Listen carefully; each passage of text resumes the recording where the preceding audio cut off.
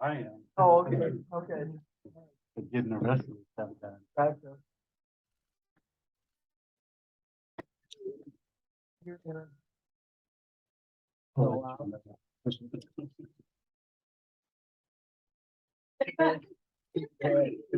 I'll teach her. You, they don't even want I to. I can help you.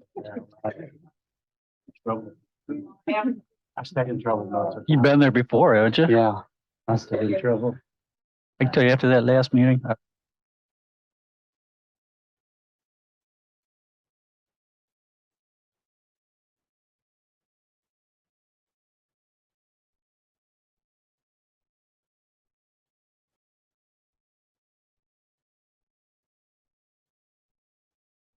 He's probably coming here to expect a lot of people. Yeah.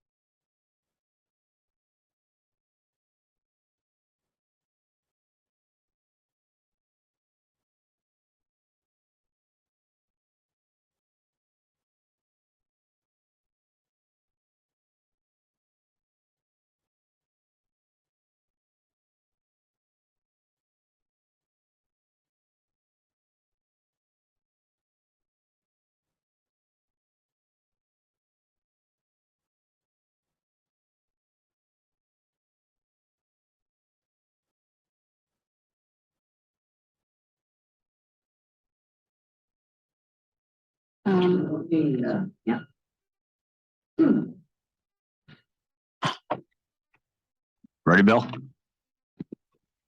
Okay, I call to order the regular board meeting of November 7th, 2022 at 9:30 here in Marks Hall. Louis, would you lead us in the invocation and pledge of allegiance, please? Heavenly Father, we thank you for this time together and this opportunity to serve our community and our residents.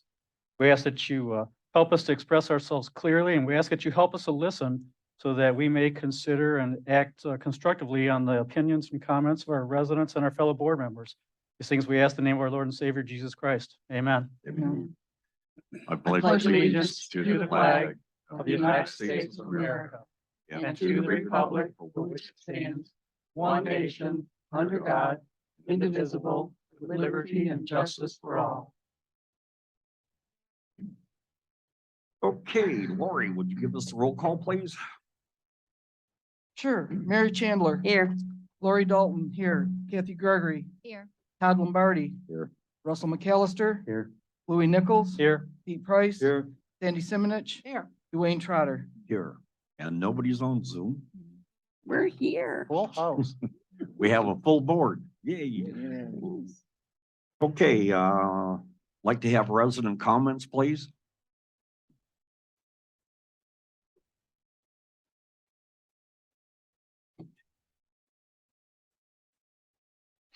I'm Rod Smith, 6522 Washington Street. I've got a couple comments. The first one is on the wearing of ID cards, requiring them. I understand what you're trying to do, and I'm in agreement with showing them why you need to have them when you come to certain functions. I think it would be a challenge to get everybody to wear them as they go around the park, but I guess we can ask them, and I don't know what the plans are to,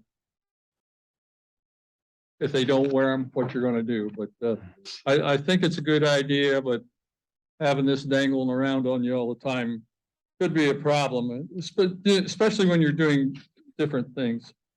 My other comment is on the late fees. I understand on the storage area that it's 6 months and 1 year leases on that.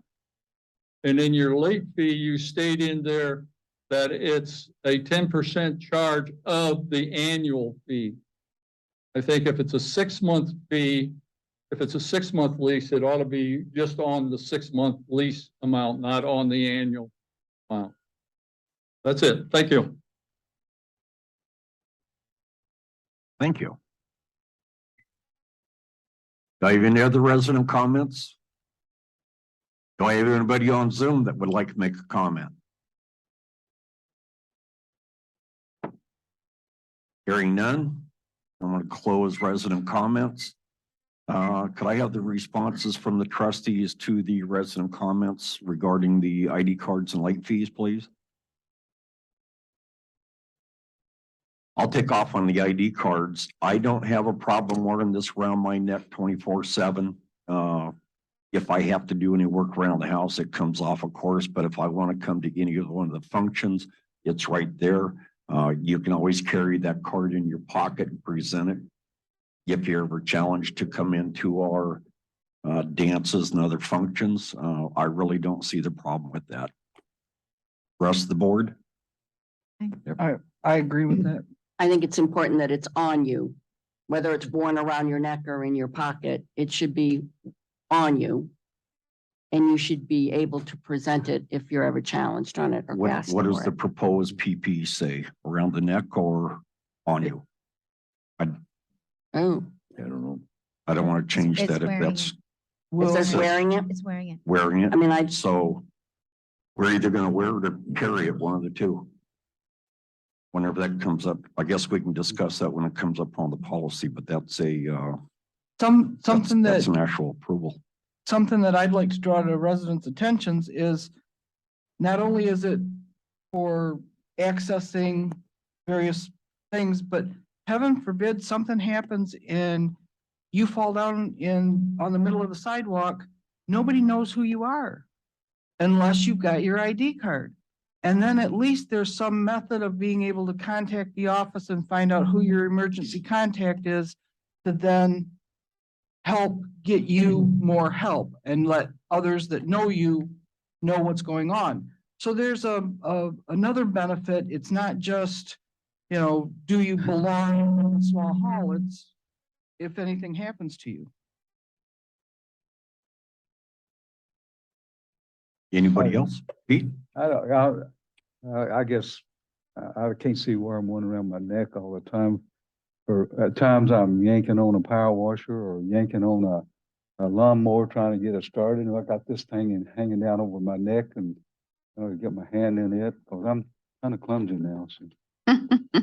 Well, like I said, I take mine off if I'm mowing the yard or working on the golf cart, whatever. But if I'm coming out throughout the park, it's around my neck. Who has them on today? You've got yours there. I was just curious if we're setting a good example. Who's got them on? Who's got them with them? Yeah. But it's not necessarily, it's not necessarily just for everybody working around their house to know who they are. It's when you're walking around the park or where you're at a function, whether you're carrying it in your wallet and you can show it at that function, that's the purpose of it.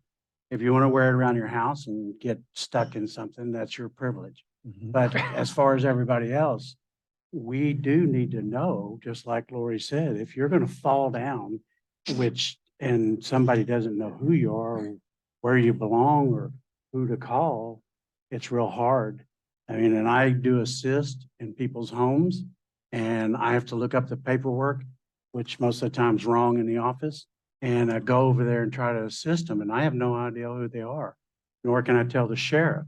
But at least if you had something like this, we have capability of getting information. So just basically about information. It's not whether you want to carry it or not. It's whether you should carry it or not. For me, it's how important it is to you that the people that are using our facilities Mhm. have been registered, they're here, they're not just, because unfortunately, we still have people that let people into the pool if they don't have their fob and let them into buildings, and they think they're being nice neighbors, but they may or may not have the rights to those facilities, and it's how much do we want to control the use of our facilities with people that may not be authorized to use them. Yeah, every owner's facility. Exactly, should- exactly. So they if should that's want it. important to us, especially when you've got that family at the pool that's running up and down and not following the rules, and you didn't see you have to have the wherewithal to ask to see their badge. If they didn't wear it coming in, you take it off when they got in the door, but still had it with them. I don't know.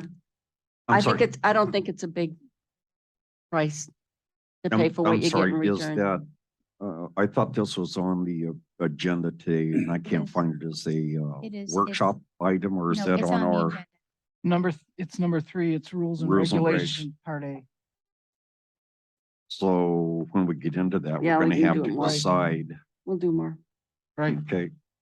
And the second item was the late fees. That again is another agenda item. I think we can kick that around when we get to it. Sounds good. And I close public comment. Good. Okay, is there a motion to approve the minutes of the October 17th, 2022 board meeting? I'll So moved. motion. Oops, sorry. Good. I'll second then. Mary and Lewis. Are there any corrections to those minutes? Hearing none, all those in favor of approving the minutes as written, please say aye. Aye. Those against, nay. Minutes are approved. Is there a motion to approve the minutes of the October 17th, 2022 board meeting workshop minutes? I will. That was Kathy. No, No, Sandy. no, Oh, Sandy. sorry. Had my head down. I'll second. Are there any corrections to those minutes? Hearing none, all those in favor of approving the minutes as written, please say aye. Aye. Those against, nay. Minutes are approved. Could we have the treasurer's report, please? Certainly, as of today, the checking account balance is $68,914.36. Can you tell me what account that is? That First Horizon checking? That is the combination of the First Horizon and the regions. Do you want the split out between them? Could you please? 'Cause that's how I've been Absolutely. Reporting it. First Horizon balance is $10,901.76. Okay. And the regions is $58,012.60. There's still 4 checks outstanding on the First Horizon one, so I'm not able to close that yet, but it will be soon. For money market funds, our district money market fund has a balance of $272,736.74. Our fund, that's the allocation, that the transfer funds from the fire department, $268,291.57. And the balance in our loan is $819,161.32. Treasure burn. Treasure barn, I didn't. Sorry. I'll get that. Okay. And just want to kind of share that, we are actually making money on our loan because it's sitting in our money market as we make the payments to the Florida structural. So, to date, we've made almost $4,000 in interest on that. So That helps. that helps a lot. Can I make a motion? We accept the treasurer's report? Yep, because just what I was getting ready to ask. Was there a motion to approve the treasurer's report? I'll second it. Is there any discussion? All those in favor of approving the treasurer's report as read, please say aye. Aye. Those against, nay. Motion is approved. Can we have a approval of bills? None today. None? Great. Okay, can I have the informational reports from the trustees? Pete, you want to start us? Yeah, our first coffee break is coming up on Saturday, the 19th. Tickets go on sale on the 9th through the following Thursday. The theme would be of the presentation will be about the disadvantaged kids. And a matter of fact, Mark Barnaby is involved with those somewhere, and said he's going to attend that coffee break too. So, and then our first potluck will be on the 15th. And for the potluck, it starts at 5 o'clock, and everyone bring their favorite dish and your own place setting and your drink. There will be coffee there. So, all right. What time Great. is it usually? 5 o'clock on the 15th. Lewis? I'd like to thank those residents that have contacted about their lawns and have complied, which is a fair amount of them. And once again, it's interesting to me that when lawns are out of control, by and large, it is a misunderstanding between them and their contractors, not an unwillingness to care for the property. And, but the biggest concern dealing with right now is unregistered renters and underage renters, and pursuing 3 or 4 of those right now, and also listed some help from the county with some angles about vehicles that don't need to be there that belong to unregistered renters.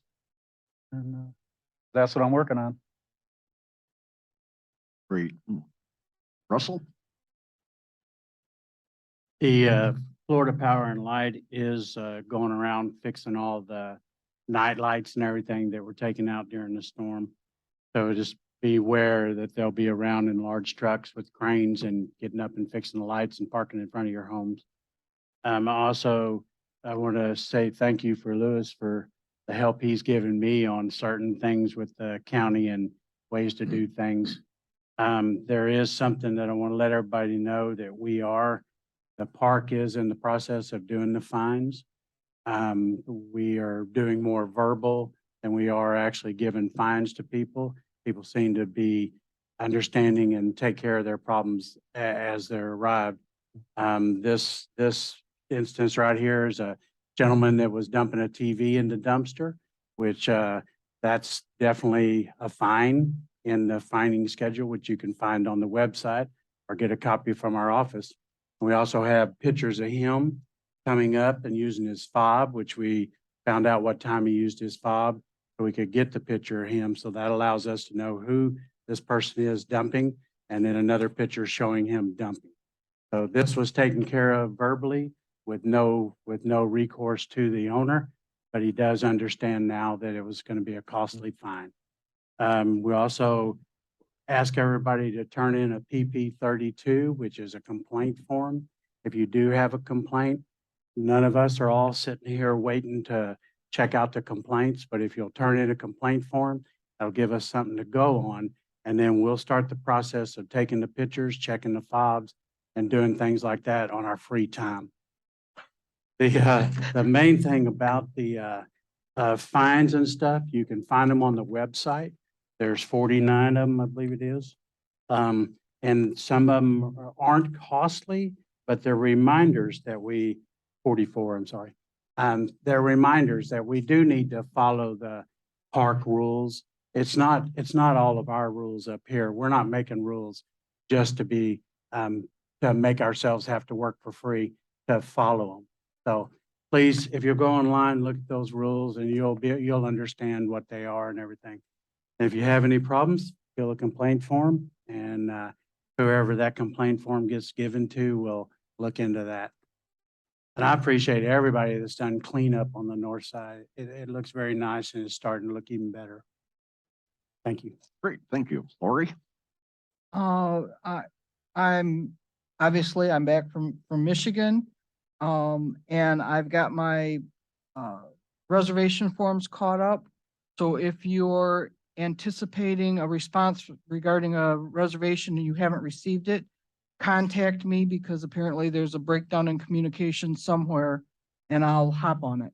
But other than that, I'm caught up with that, and it's good to be back in the warm. Great, Mary? Let's see, I have a guest speaker today, Brent Grimmel from our new insurance carrier that will be helping us understand insurance and what we're spending everybody's money on, make sure we're doing it right. So we'll get that later. Working on the Spectrum contract that's up for renewal in June. Going back and forth with them on just starting the conversation. I am asking for a second community channel. They're going to do their best to do that for us. They're actually really want our business. They really want a renewal. They're actually right out of the gate, before I've even started the negotiation, offering us a rate that's less than what we're paying today, believe it or not, and a signing bonus if we renew. So, and unfortunately, cell phones can't be part of it. It's a completely separate division. Tried that already. Going to get some more hotspots in the park though, so we can have better internet coverage when we're in our buildings, but just beginning. So there'll be more to come, and then we'll of course get the contract here to have a lot more discussion on. Almost have their file ready to go to the auditor. We'll be approving the audit contract today. So hopefully within a couple of days, I'm going to upload the file, and we're going to start that fun process of doing the audit for the last fiscal year. And I'm following up on all the claims that we put in with FMIT for Ian damage, and hopefully going to hear something on that this week. So that's it. I've heard a rumor that Comcast is now coming across University Park. Have we contacted them for a second bid? I have not. What was I don't. Comcast? Yeah, I know. I did reach out to one, and they said they couldn't compete. But I'll do Comcast. Comcast is who I have up north. So yeah. All right, I will look into that. Anything else? Nope, I'm good. Great, Todd. All right, well, let's start with the seawall. I don't know, I'm sure a lot of you guys have been down there to look at it. It's going pretty well. They're still running a little slower than I want them to, but it's getting done. They've got the north wall, all of the seawall panels have been installed, and they hit rock whenever they went down. They were supposed to go down all the way, but they went down and they hit solid rock. So now whenever they put the concrete in them and fill them. They'll be pinned basically into the rock on the bottom. So that should be happening this week. They should be down there now pumping the mud and stuff out of the inside of them. Excuse me.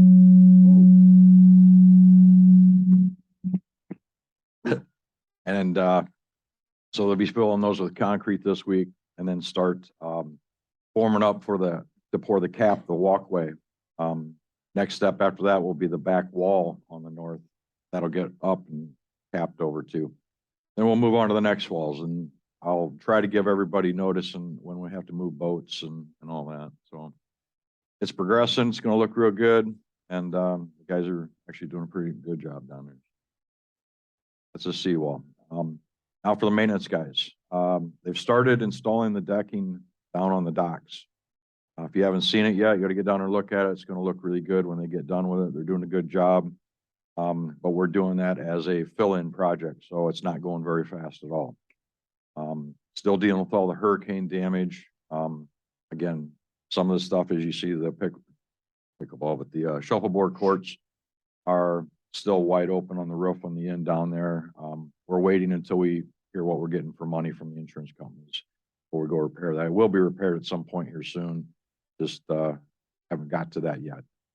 So things should start getting back to normal with the guys here soon. Great, thank you. Kathy? Good morning, everybody. Season has started, so if you haven't heard, we had a movie here last Saturday night. I'm used to having 20 people come to movie night, so this was quite a shock. Counting chairs, we had anywhere from 100 to 104 people attending the movie. So if you were there, it was a great movie. Stuart was able to register quite a few residents, which is wonderful. And we filled about a half of a barrel for the food bank. So that was wonderful. And I want to reach out to Bill and Todd for enhancing our sound. It was quite impressive. So thank you all very much. This Saturday begins our Saturday night dance schedule. We will have Bobby Stillwell. He is an entertainer that entertains over at Anna Maria Island quite often. He's really good. This is his first time coming here. Doors open at 6 o'clock. Dance starts at 7 o'clock.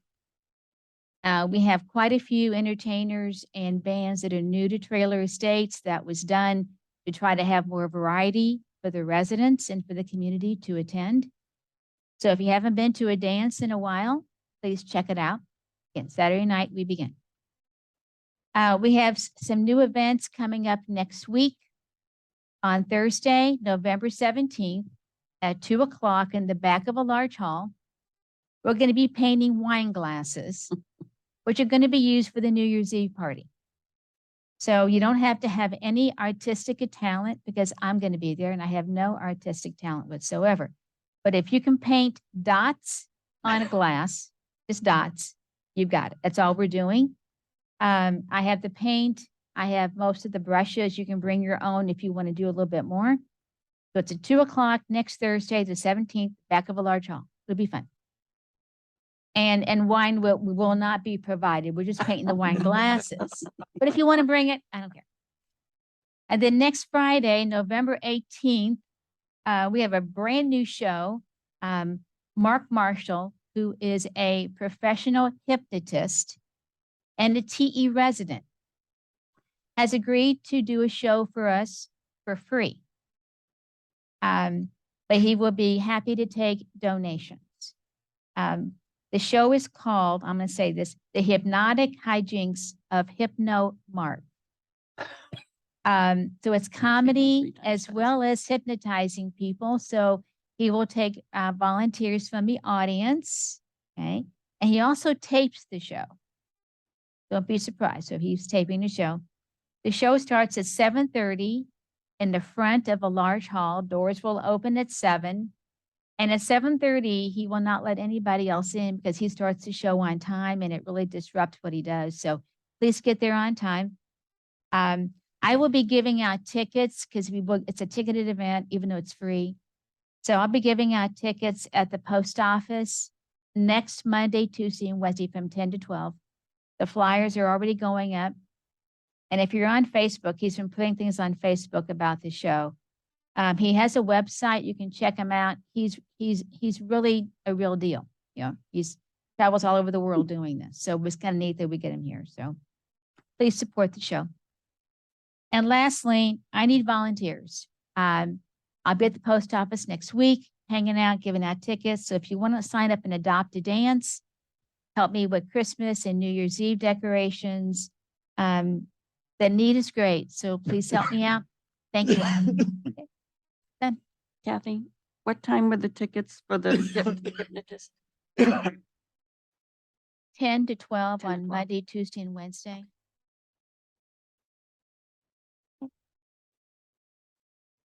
Anything else? That's all. Thank you. Great, thank you. Ready? Well, You scream. want to use mine? You want to use mine? Not on. Not Okay, on. Yeah, you're on. am I on? The other one's off. The other one's on? The other No, one's it's a off. red dot, so it's off. You just need to turn It it on. won't come It won't come on? Okay. Right. Health and welfare. I too am looking for volunteers. I will be up there when Kathy is from 10 to 12 on Monday through Wednesday. I need a volunteer to help people that do not have a ride to their doctor's appointments. I have been getting some calls on that, so if I could get some volunteers that would help out with that, with or without a donation, we don't, it doesn't matter. We just need somebody that will help do that. Also with, okay. What? Operator error. That's Tuesday. All right.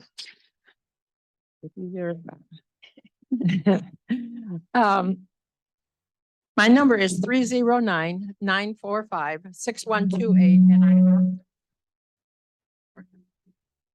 the directory, so you can call me at any time also. Another thing that we've had a problem with is people that are living alone and they fall and they do not have their phone with them. It's in another room. And we need to come up with, I'm researching ideas of ways that we can get to these people in order that they don't lay there for 10 hours like has happened in the park. And so if you have any ideas, again, come to me. We will put our heads together, see if we can come up with some. I know there used to be a group that would go around and check the windows of some people that would have a card like up in the window if soon as they get up in the morning, if they are okay, but then that doesn't help us if they fall during the day.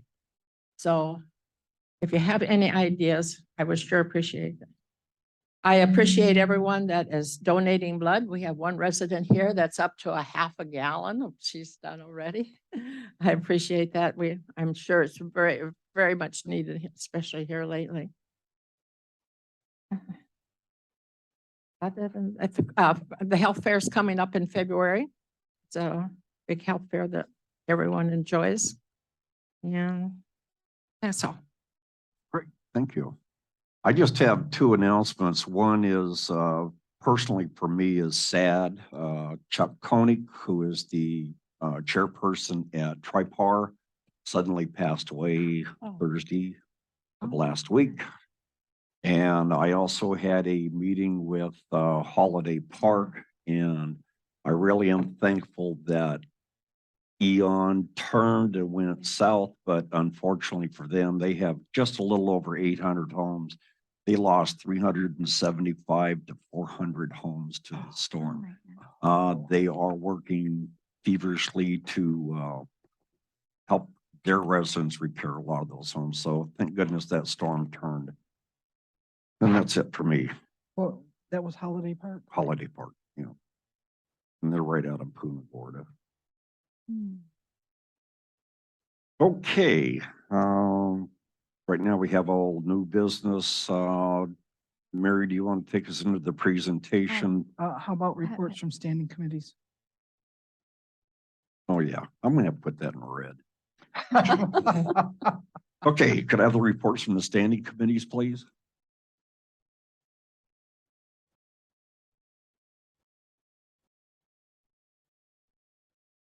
Barb Sewell, 6608 Dakota Street. From Mary's number that she was looking for was 4,024.11. And the next two you don't have yet, they're $1,157. Wow. for the two, yeah, for the two. And Mary always checks to see how we compared to the last year, and we're all above that, so we're doing What was the good. first number? Yeah, yeah. 4,000? 4,024.11. Thank you. We're just looking for clarification from our charge. It says 2 years, then we have voting for the new board. And we just don't know which date that starts. I'm sorry. Our charge says in 2 years, we have elections for our new board. And we just don't know what date it starts at. Or when does that 2-year clock start? Oh. Mhm. The 2 years. It would be the date that we appointed the standing committee, wouldn't it? Yeah, Mhm. didn't we do that in July? I can't remember. I think it was July July. 30th, wasn't it? I think it was July of 22, so my brain says July Okay. of 24. But we're doing fine. And Mary has a potential, a really good sale going on. So it should add another $400. Nice. That's about it. Thank you. Thank you. Okay, new business, the presentation from Yes. Aegis, Insurance. So I'd like to And- welcome, oh, Can you sorry. make the motion? for me? Can I ask the board to make this an interactive, to do a vote? That's part of her motion. Well, that's what I was asking. Is this Oh. really a motion or Procedural. Procedure. just a procedure? I think it's just a So procedure. all I need is a vote from the board to make this an interactive. Everybody in agreement with that? Yes. Okay, So this is an interactive. We can have the audience participate also. so, we have Brent Grimmel, and like I had said earlier, we have a new insurance relationship with Aegis Financial Advisors, I believe. Hi, good morning, everyone. Good morning. Yeah, Well, taller than some here. Yeah, just Push that and it should come up. maybe not. Here we go. There we go. All right, is that better? Yes. You guys can hear me? Okay. Good morning, everyone. My name is Brent Grimmel. I'm the Senior Vice President of Agency Operations for Aegis Insurance and Risk Advisory. Appreciate the board's time today, giving you guys a little bit of a Insurance 101 per Mary's request here. And just a brief backstory before I get started, just who I am, what our firm is. Our firm, Aegis Insurance and Risk Advisors, we're really the only firm in Florida with a core focus on special taxing districts.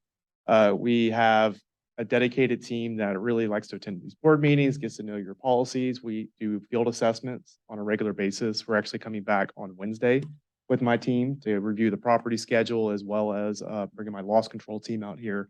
And we'll be providing any recommendations that they see fit based on the claims that we see through the other 800 special taxing districts that we currently insure in the state. So we are the leading insurance agency for special taxing districts, and kind of the running joke we say, it's kind of like the farmers commercials. We've seen a thing or two when it comes to special districts. So I'm always a resource available if you guys just have random questions. Our time is free. So anything that you ever have a question for, resources that we may have, we're always willing to share. So I'll be honest, I made the assumption that this would be more of a workshop presentation. So I did prepare quite a lengthy presentation. I'm going to give you the very abridged version and just allow more interactive Q&A, but it will be a reference document for any of you to utilize in the future as well. And I'd be happy to give more individualized training if that helps. Bill, I gave you a PowerPoint presentation. You able to pull that up? This is a different document. This isn't the PowerPoint. Give me 1 second. Let me see. I had it open. It might have got. So I basically asked Brent to come today because I'm very concerned about the amount of money it costs us for insurance.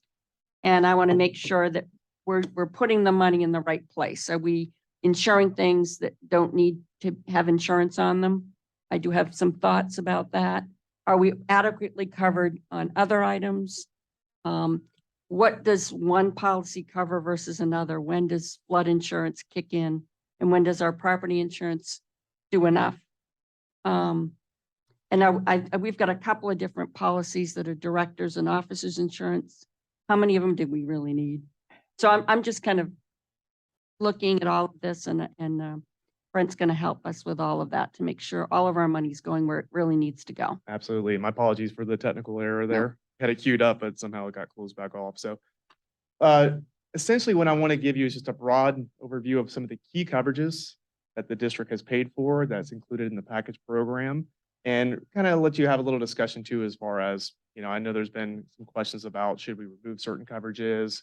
What's the value in these different coverages? So I'll kind of get into that. So right now, this is a snapshot of the district property policy. So on the binder here, it has, there's a couple of industry terms. TIV means total insured values. So that is your building and contents at $4.1 million that we have on the insurance program now. And then inland marine, which we'll get more technical if you guys want to later on that. But technically inland marine property, the difference between that and regular property is should be able to pick it up and move it. It doesn't always have the same address, and that is essentially the main reason for inland marine property. That being said, different carriers have different definitions of what really constitutes inland marine. So whenever you're looking into, is it covered or should I insure it? That's just get me involved. I look into the policy form and we'll, especially on Wednesday, we're going to go through everything with a fine tooth comb. We'll really get it cleaned up the best we can here. So the key things to understand here is it covered?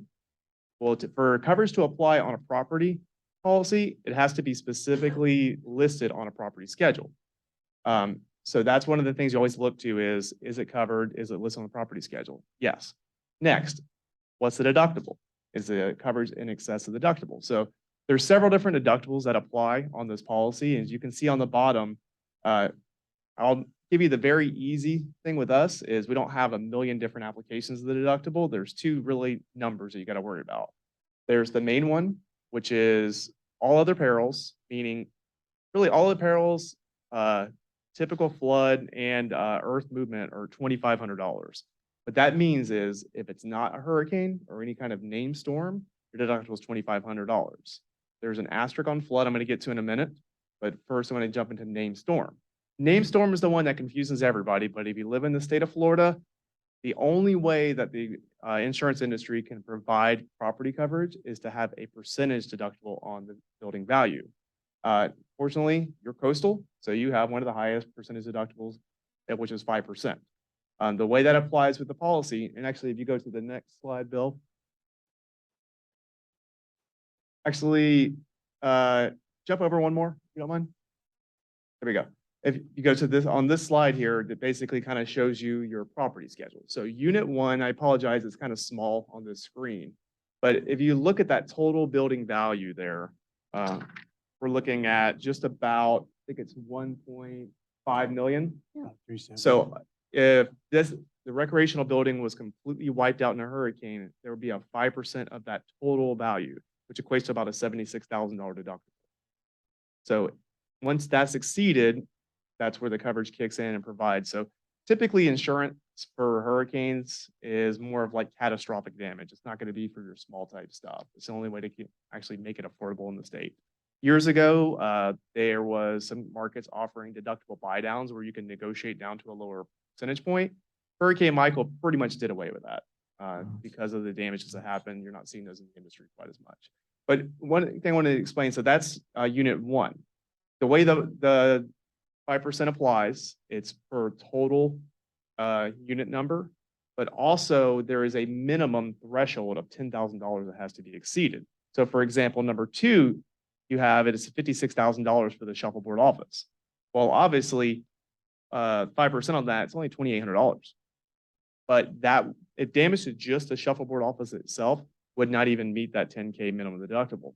However, park-wide damages, a little bit here, a little bit there. If your total damages were exceeding 10, then that one deductible would still only be at $2,800 and you would have coverage on it. So that's how that works whenever you're looking at some of the lower items too, as you're looking at the insurance appetite, if you want to continue to insure it or not. Bill, would you mind backing up just one slide to the flood deductible just briefly here?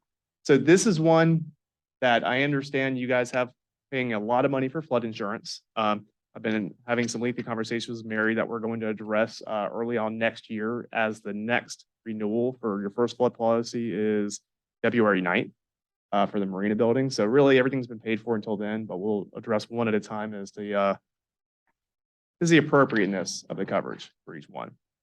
But the way your current flood deductible works now is since you are technically in a high hazard flood zone, it is excess of what is commercially available by the National Flood Insurance Market, NFIP. So what that basically means is the maximum limit's going to be the building value or up to $500,000 is the highest for the building and $500,000 for the contents. You already have everything scheduled now. So with a lot of carriers, it's just no flood. Basically meaning you have your limited coverage and then you're on your own beyond that. The way your current coverage applies with us now is that it gets picked up right after your primary flood coverage is exhausted. The coverage just extends right on with us. So you do have flood coverage, but if you were to decide to potentially remove flood coverage, then you would end up with a very high flood deductible. Any questions on that so far? On the deductibles, when you're talking about shuffleboard versus other things on the amount of the deposit or the payment for it, do you have a list of things from the park that you created that will give that deductible price for it? Or do you just kind of overall view it as one thing? Well, it's per unit. So everything on your property schedule, do it's schedule. 5% applied to each total line item. Okay, so you do break it down. It is broken down that finite, yes. So one of the questions I have with flood insurance is we have flood insurance on the shuffleboard building there. And it's expensive. Mhm. And, my question is that the only time that's going to kick in is if we have probably a named storm that's, catastrophic enough. So it wipes out that building. Well, it's going to get through all of these buildings before it gets to that building. And it houses equipment to pay shuffleboard to play the game.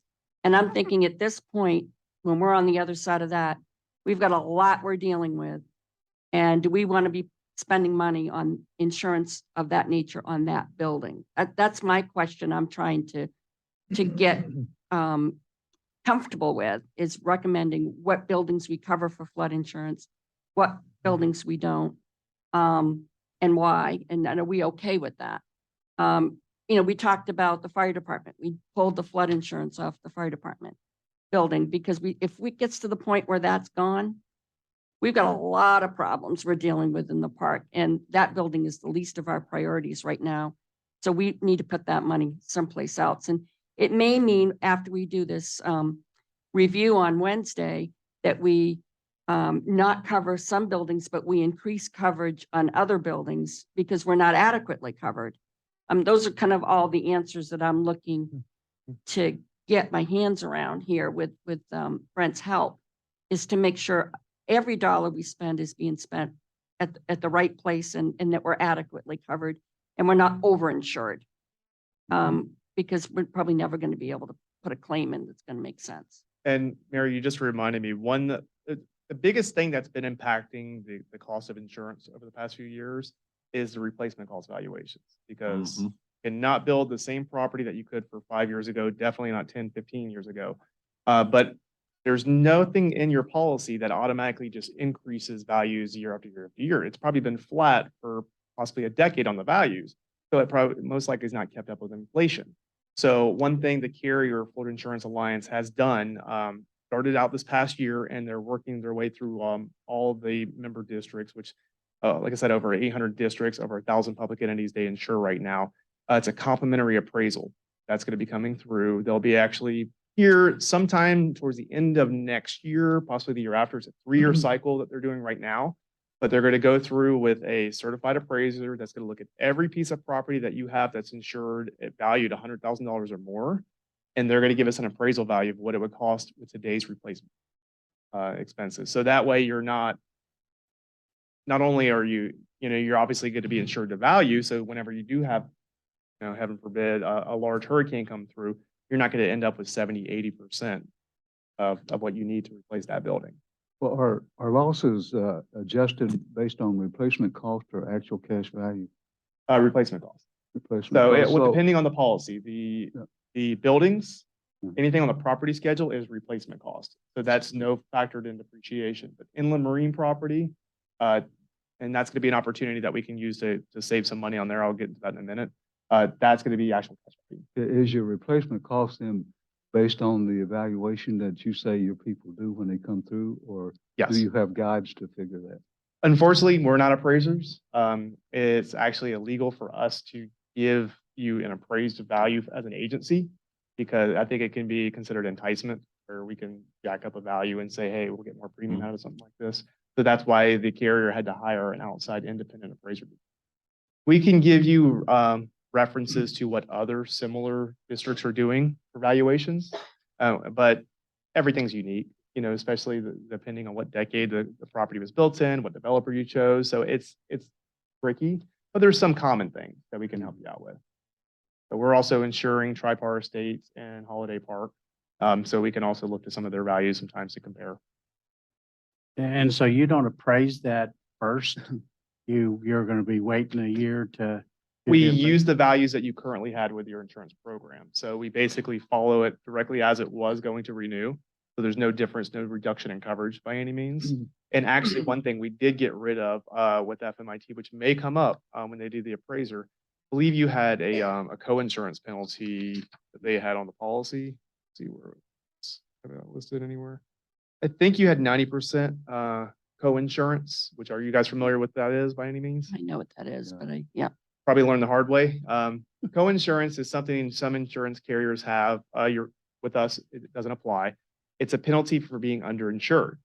So I think FMIT, I believe they have it at it's either 80 or 90%. But let's say if the building was valued less than 80 or 90% of what you have it at, or the insurance was less than 80 to 90% of the actual value, then they take that gap of what your shortfall is, and they further penalize the claim payout by that same percentage. man.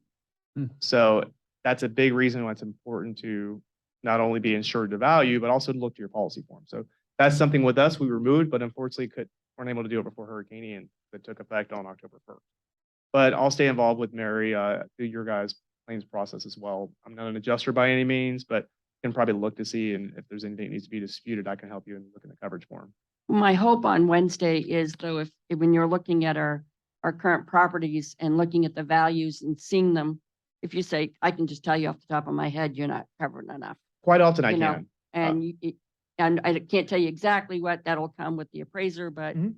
I would recommend you increase the value by X, or something like that. And one thing the carrier, Florida Insurance Alliance, did this year, first time in history they've ever done it, is they applied an inflationary adjustment to property values whenever they looked at the cost per square foot. Really, what they do, if it's just way below industry norms or other like kind property in the area, then they would recommend a higher. But they still tried to limit to not impact districts' budgets.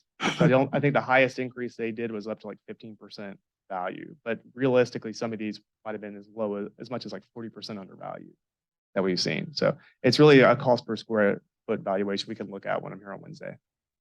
I mean, my goal is always going to be not to increase the expense, but maybe find some opportunities where we don't need to cover certain things. Exactly. And then use that money to get us more adequate coverage for some buildings that we may be short on. So that's kind of what I'm hoping to get out of all of this. Yeah, and the way like I said, we'll get into the granular aspect of that a lot more on Wednesday. But the key thing to think about is understanding those deductibles will help to look at it. Okay, should I be insuring $1,200 in benches when the minimum deductible is $2,500? Exactly. To apply. And then I have to have $10,000 in park damage before that coverage applies. So stuff like that, a lot of districts may decide, let's go ahead and self-insure these items and put that money aside for others. What's the definition of a flood? And specifically what I'm asking is, if the hurricane comes and you get the 12-foot storm surge and it washes in here, is it hurricane damage or is it flood damage? Actually in the presentation. Okay. I'll get to that. Actually, Bill, could you go to the next slide for me here? I think it's going to be one more over. There you go. Oh. So these are your current policy definitions to kind of break it out. Here's the interesting thing about named storm versus flood that I kind of like. So if you flood is basically the easy definition for people for flood is an excess of water on land that's normally dry. A lot of times flood insurance programs will say it has to cover 2 or more acres or affect 2 or more properties or something like that. So it's not just like a localized flooding, but it is typically going to be affiliated with like a storm surge, rise in water levels, something like that. It's not going to be from a water, like a pipe bursting or something like that. That doesn't meet the definition of flood, which is a good thing because there's coverage elsewhere for something. So with named storm, it's going to be anything that's attributed within a 72-hour window that has been named by a nationally recognized source, such as the National Hurricane Center or NOAA, something like that. So if it doesn't have a name attributed to it, then it's not a named storm. So if you have a tornado whip through and cause catastrophic damage, it's the all of the perils deductible that would apply, that 2,500, not named storm, which is why you see a lot of the people that are out there kind of knocking on doors trying to do roof claims for you. They're like, oh, let's see when your last hail damage was. And they're kind of looking on the weather radar because they know if they do named storm, you're going to have a very large deductible. But if it was hail, it's kind of a shady thing that a lot of adjusters have caught on to, though. So with the flood, the good, interesting thing is, if you look at the 2 bullet points, within the current carrier's FIA definition, it's not considered to be a loss by flood if it's caused by bullet point 2, wind-driven water and or storm surge associated with a named storm. So the great thing with FIA is if your only concern is flood damage from a hurricane, and that's the only chance you think it's ever going to happen, it's actually covered within the named storm coverage with FIA. You don't necessarily have to have flood coverage. But that being said, you can have a bad storm come through on king tide and it can cause flooding. That's really where you're going to need the flood coverage, other items like that. And then these other ones, earth movement, catastrophic ground collapse, I just do those definitions in there briefly for you. I'm going to try to wrap this up a little bit faster here. But basically, it's earth movements, mostly like earthquake. It's a throw-in. You're not paying anything extra for it. But the catastrophic ground collapse is for things like sinkholes, which there is coverage in the policy for you for that. Now, if it's an open depression in the middle of nowhere, it's not going to really have any coverage for that. It's basically covering the property that was on top of that sinkhole if it's scheduled, the cost to rebuild that property. Bill, could you go to the next slide? I'm going to bang through some of these here. So the 2 things I'm going to look at here that your current policy has that might give us opportunities to save the district some money are the definition of property in the open. I believe you currently have $100,000 on that with the policy. The way the league does their policies with FMIT, they have 2 throw-ins. It appears to be throw-ins, but they're charging you for it. So we had to follow that, but a lot of times after I do an assessment, we itemize it and remove it and save money. So property in the open, they're charging for basically insuring $100,000 on property, but there's no definition. It's a throw-in on there. So we go through and say, okay, do you have anything that's not on the schedule?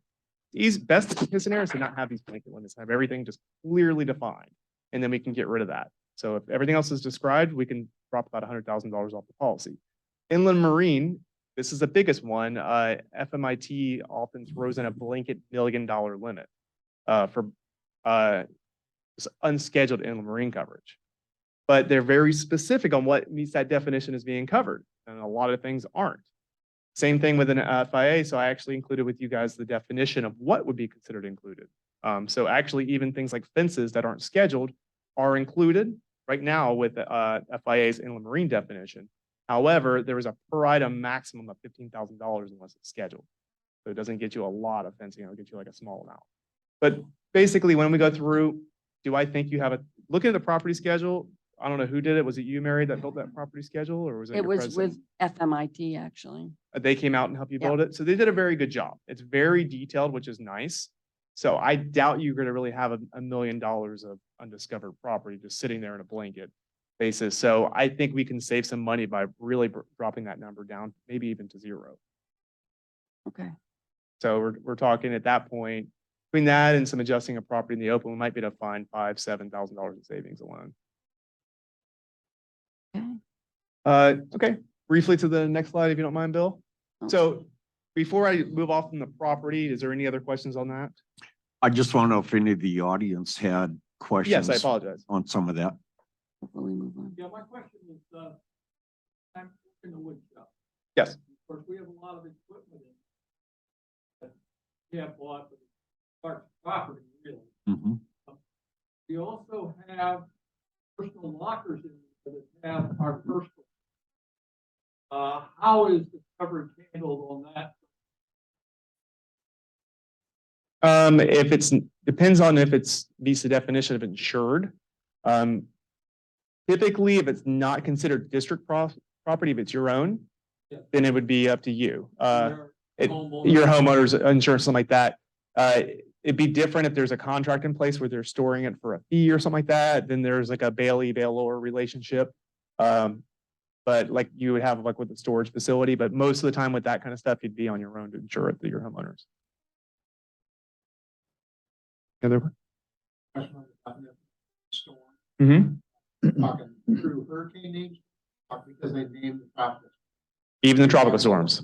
If it's got a name, it's a name storm. Go ahead. Okay, the rest of this is gonna be a lot faster, so I promise. So general liability coverage, this is a third-party coverage where someone sues the district, typically alleging negligence.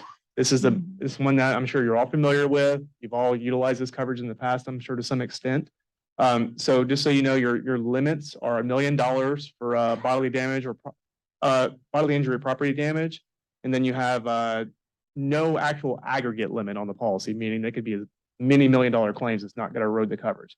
The only reason I have this one up here, just wanted to let you know there's no deductible for that coverage.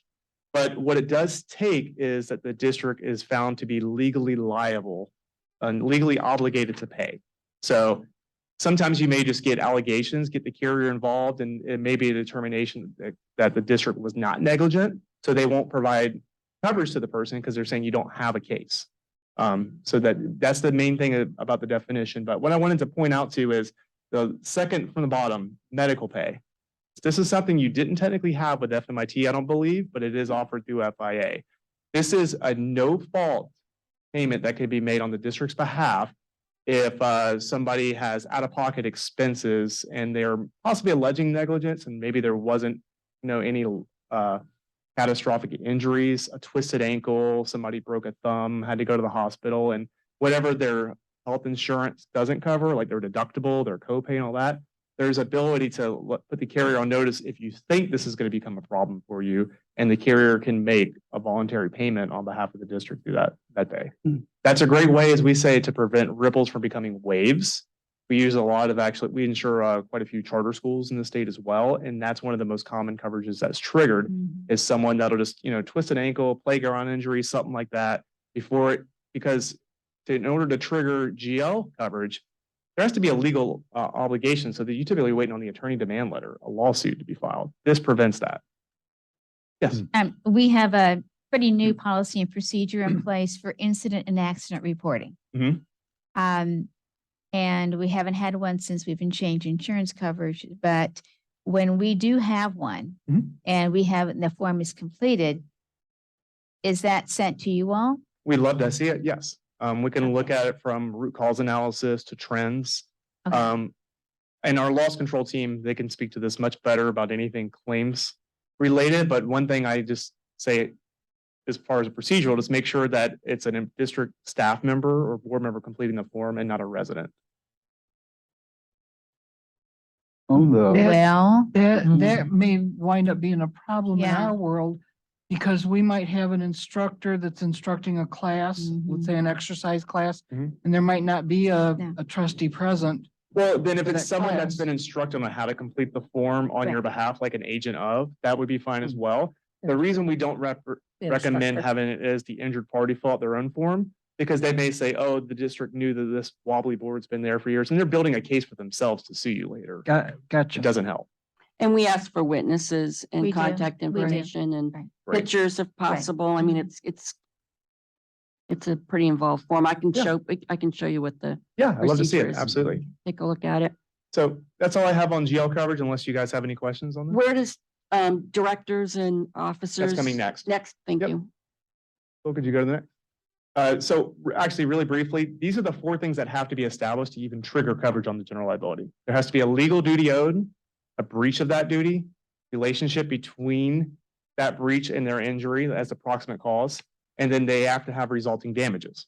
So if there's no bodily injury actually occurred, but some of these claims can actually get a little nasty too, where there's a loss of a consortium. So maybe you're the primary person that maintains the property, and now you have to hire somebody to take care of the lawn during the injury. That's a compensable injury. Sorry, next slide, Bill.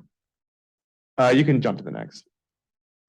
And briefly, these are the most common ones we see for claims that our loss control team is going to address. Basically, mostly slip and fall claims.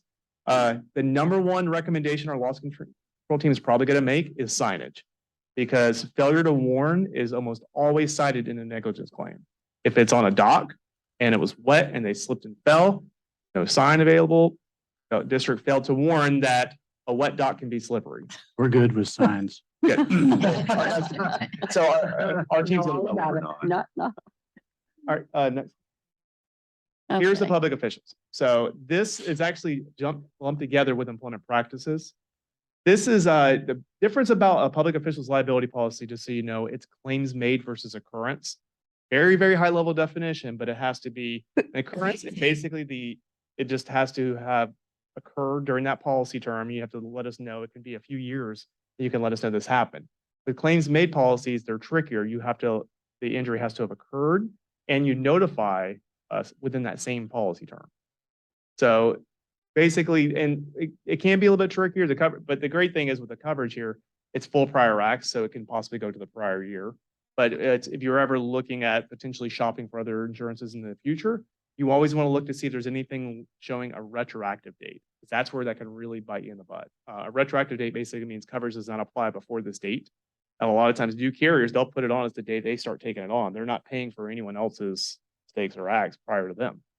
Well, if you have that, and let's say a claim is filed from 2 years ago, no coverage. So it's important to make sure you have full prior acts coverage, which you do with FIA. One of the ones I just wanted to throw out here, that this coverage is basically for you, the board, employees, even volunteers on the district's behalf are covered through your public officials. The most common thing it's going to be is for a alleged wrongful act. And Bill, could you go to the next slide? Include. If I have it on the right thing. So here you go. Here's a kind of a definition or what it is for. So it's basically any act, error, or omission of failure to perform in your duties as a trustee or employee or something like that on behalf of the district. It will actually even cover, as mentioned, your volunteers and your employees. Typically, this is going to be a mismanagement of public funds or alleged sunshine law violation. That's by and large the most of the public officials. So that is covered for the defense on that policy. What's not covered, just want to make sure you understand, is anything relating to bond financing or something like that, or breach of contract is typically excluded. So it'll provide defense if there's something that triggers coverage as far as a mismanagement of funds. But if you just don't want to pay a vendor because you're in a dispute with them and they sue, there may not be coverage in your policy for failure to perform on your own contract. One question I have is the volunteers of the board. We have an architect review committee that volunteer. Would they be covered under this policy if a civil suit is filed against them? I can't speak 100% for the claims department because it depends on the counts that are alleged, but technically they do meet the definition of a covered party if they're acting as an agent of the district. So if they're following the bylaws and they're following the ARC guidelines when they're making a recommendation, it should trigger coverage. Because, I mean, really, any good attorney is not going to name just an ARC board that has no budget, no income, or anything like that. They're going to name anyone and everyone they can, including the district. So that would trigger coverage right there. So we're covered for you now. So the board that's sitting here is in the policy. In December, we have elections for the next term. So some of us won't be back next year. But if there's suit brought against the board for actions that were taken while they were a member of the board, are they covered? They are. Okay, It is included because it's full prior acts. So they would Okay. continue on with that. okay. Thank you. And another thing that is also lumped in with this policy, but it has its own separate dedicated limits, is employment practices coverage. This is going to be where it's a wrongful employment practice. Traditionally, an employee is suing the district. Usually it's going to be for discrimination, harassment, failure to promote is becoming a new hot topic one. And this day and age, sadly to see that we've even seen failure to hire employment discrimination and lawsuits. So the only reason I'm mentioning this one is it is included with your coverage. One One of the ones that we do recommend if you're ever going to be making a challenging or tricky termination, the coverage actually does include in the policy 2,500 per employee up to 5,000 per year in pre-termination coverage, where you can actually have a professional labor attorney come and review the employee's file, what you've documented to date, and then see and make recommendations on how to proceed with that termination if you see fit, and can help you through that process. This is one of our favorite coverages because what happens is more than half of the time an insured selects to utilize that coverage, they decide to postpone the termination because what they'll find is the record keeping is not where they want it to be quite yet. And this could easily open up a floodgate to claims and lawsuit. So but it's one of the ones we do recommend you look into. Florida is an at-will. It is. That's an easy to sue state as well. So we actually, Oh, boy. as I mentioned, we insure charter schools, and with them, it's even worse because they're contract employees. And a non-renewal of a contract is one of the most common ways they let an employee go. They still get sued for that, even though it's a contract-based employee. So there is a need to have the district provide defense on that. Once again, this extends covers to your board members as well as your employees, your managers, and all that involved. The one thing that I have seen a trend in is retaliation claims since COVID. And what that basically means is, let's say you have a wrongful termination, or sorry, sexual harassment or discrimination claim. A lot of times the counts will be amended to add on retaliation based on the district's response to that claim and how they treated that employee after. And so keep that in mind. Anytime you're dealing with a tricky, employee termination, or if you've already been sued, how you react in the eyes of that employee could be viewed as retaliation. Okay. I can see a human resource officer. And we also do have HR resources available. With your policy, there is now an HR hotline that you can call and get free complimentary advice from a labor attorney. Doesn't erode from that coverage, that pre-termination coverage, but it is and they can even help with updating employee manuals and things like that.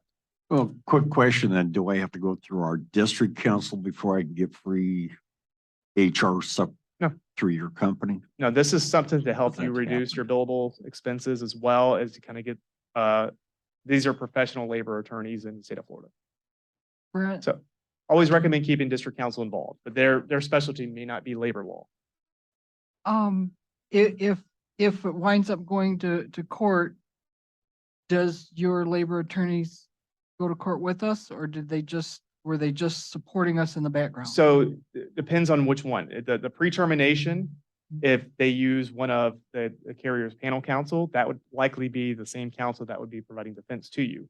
If you're using the hotline, it's a different company that would be coming in. It's something that's just basically it's an attorney firm in the state of Florida that is kind of offers this service a la carte for different agencies that we picked up. But FIA as a carrier has very select panel counsel based on the venue and the type of claim that it is throughout the state of Florida, and they're very successful. They actually just defended a school claim that was in litigation for over 7 years and won after it had been appealed on back and forth, where it was someone was challenging the sovereign immunity of a public entity. They're saying that it didn't apply, and then it was just a drag out fight. But it was one of the most difficult venues to win, and it's a landmark case now that they can benchmark. Next slide. I think we're almost done here, to be honest with you guys here. I kind of already talked about the retro, so we can skip over that, the retroactive dates. Other coverages, I don't even need to go to the slides. I can just tell you about briefly is workers' compensation. That's included with your policy. Yeah. It's a separate policy. Yeah. That gives you the benefits of always utilizing the workers' compensation when there's even a smallest little injury or something like that. If an employee receives workers' compensation benefits, they now cannot sue the employer. Workers' compensation was created to provide a protection to the employer, as it's the employee's only recourse if they seek those benefits. So making sure you're getting your incident reports filed, you're getting them medical treatment as soon as possible. As soon as they're receiving that treatment, you now have a shield protecting your district, which is great. And plus, it's going to make sure that they're taken care of quickly, efficiently, and not kind of drug out through the process. Crime coverage, that's something that's been included in your policy this year as well. Previously, FMIT whatever reason had a throw in, it was like $5,000, which is kind of worthless, to be honest with you. We bumped it up to 100,000, which is the minimum that's available with FIA. This coverage is mostly for employee theft. I'll be honest with you. If you hire an employee and then they somehow get into the bank account, take out funds, they steal money, they steal things of value from the district. That's the most common coverage that's triggered on crime for a special district. Even if they were fraudulent instruction where they were to get into your bank account and wire funds out, that's considered crime. So the deductible on us $1,000. Yeah, there's a quick little highlight of the different coverages you have for that. Cyber is the last one I wanted to touch on. Obviously, in the world today, this is a new trend, and it's actually becoming quite an expensive coverage. There's third party and first party. Third party is basically going to be if you have a data breach and it leaks personally identifiable information of an employee, of a resident, so security numbers, anything like that out to the public. You now have to provide security monitoring. You have to notify. It can get quite costly. That's not going to be your most likely thing that's going to happen. For a district, small to mid-sized public entities, it's going to be the first party coverages. Network extortion, not likely. Social engineering is your most common one we see. Now you have $250,000 of coverage with this. This would be if somebody does the phishing, smishing campaign, sends you an email pretending to be, let's say, a vendor. Hey, we've changed our banking account. Here's the new information. They send it from, it looks like the same email, and then you pay those funds and it goes out, and that wasn't the vendor. They've hacked into your email address. You had no idea, and they changed the vendor. We've seen it happen, and suddenly funds go out. We've seen this happen time and time again. Actually, one district was thought well enough whenever they see a substantial change to pick up the phone and call. That's their verification. Always do that. It saved them almost $2 million. They're going to wire out. I think that's all I have. Could you go one or two more slides? Yep. That's all I have. So do you guys have any questions now? So I reached out to you when we were, we're currently looking at renting this space out Yes. commercially. And you had a division that could help us with that, with making sure that we've got coverage and contracts, which is great. And thank you. What else do you have that might be a benefit to us that? So you're going to meet Ryan, who's our head of our risk management team on Wednesday. Yep. He is the person that has all the resources available. He actually can even do training the staff on incident reporting procedures, HR guidelines, a lot of your basic stuff like that. And just as a resource, we offer complimentary contract reviews if you're doing anything, especially with vendors. The biggest exposure a district has when it comes to vendors is that they could be jeopardizing their sovereign immunity if that district is not properly adding them on as an additional insured. And if not only does that say it on the cert, but also on the contract that's in place with that vendor. Are you guys familiar with sovereign immunity protection? Okay, sorry, I've said it a couple of times, so I'll explain it. Public entities in the state of Florida, especially governmental entities in the state of Florida, are protected by a tort cap on their liability per Florida statute 76828, which limits your liability owed to a plaintiff a maximum of $200,000 per plaintiff, $300,000 for all parties. So yes, you have these limits of $1 million if it were to be pierced, like by a vendor, but you should never have on a typical GL claim anything that goes over $200,000 to $300,000. The great thing to have for your district to protect you. Perfect example. It's a sad story, but the Marjorie Stoneman Douglas Act, that was actually found in court to be within the sovereign immunity shield. So the maximum payout for all people injured from the Marjorie Stoneman and killed was $300,000. So it is a great way to protect. The only way it could be pierced is if the district is so negligent, they got to get a claims bill, which has to go through the legislative system, signed by the governor. Happens once every 4 or 5 year cycle. You'll see them kind of come out, but they're pretty rare. But vendors do not have sovereign. Any private entity does not have sovereign immunity protection. So whenever you are adding them on as additional insured or just assuming their operations as part of your own and not making them add you on as a party to their insurance, you could be jeopardizing that. But that's the biggest thing our loss control teams go look at is the risk transfer of protecting you and your interest. Should we have them look at the Florida structural? That was the first one Yeah. off. I was gonna But ask whether they'll Yep. look at current contracts. but Yeah. I just Yeah. heard the incident reporting the Florida Structural and a couple others, how do we have a meeting without breaking the sunshine law? Yeah. Or one at a time. It would have to be one at a time. I Well- hope he has time Wednesday. Well, and these are things you can, a lot of districts, they'll just email it to our loss control team. Can you review this and give us an email of your thoughts? Yeah. And then you can discuss it in a board Okay. meeting, if that's easier. Mhm. Not everything has to be a meeting nowadays, obviously, with the efficiency. So if there's any way we can make best use of your time, be happy to. Yeah, some things are definitely coming to mind that, Yeah, we'll have lots to talk Wednesday. yeah, Mhm. And one last thing I do want to say is, as far as the savings, this year with Mary was able to kind of share with me what FMIT was offering for you guys for the renewal after we'd already kind of given you our competitive bid.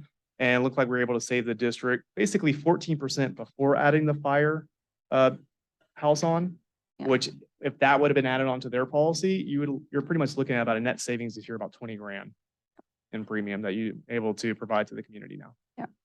and we're hoping to get a little bit more. And then when Mhm. we start looking at flood insurance renewals, We can go I'm from there. hoping to save some more there too. Yep, and there was some definitely broadening of coverage. I provided that policy comparison before Yep. that showed there was a lot of carve outs of coverage like that co-insurance clause. Hmm. They weren't providing name storm coverage for the piers, which Hmm. hopefully there was no damage from Ian on that one, but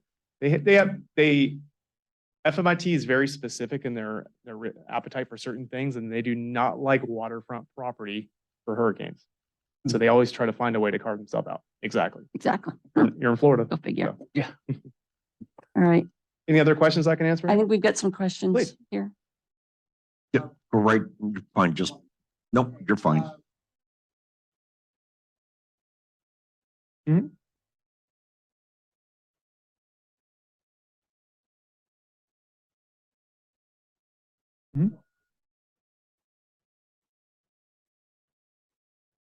For injury or negligence or all?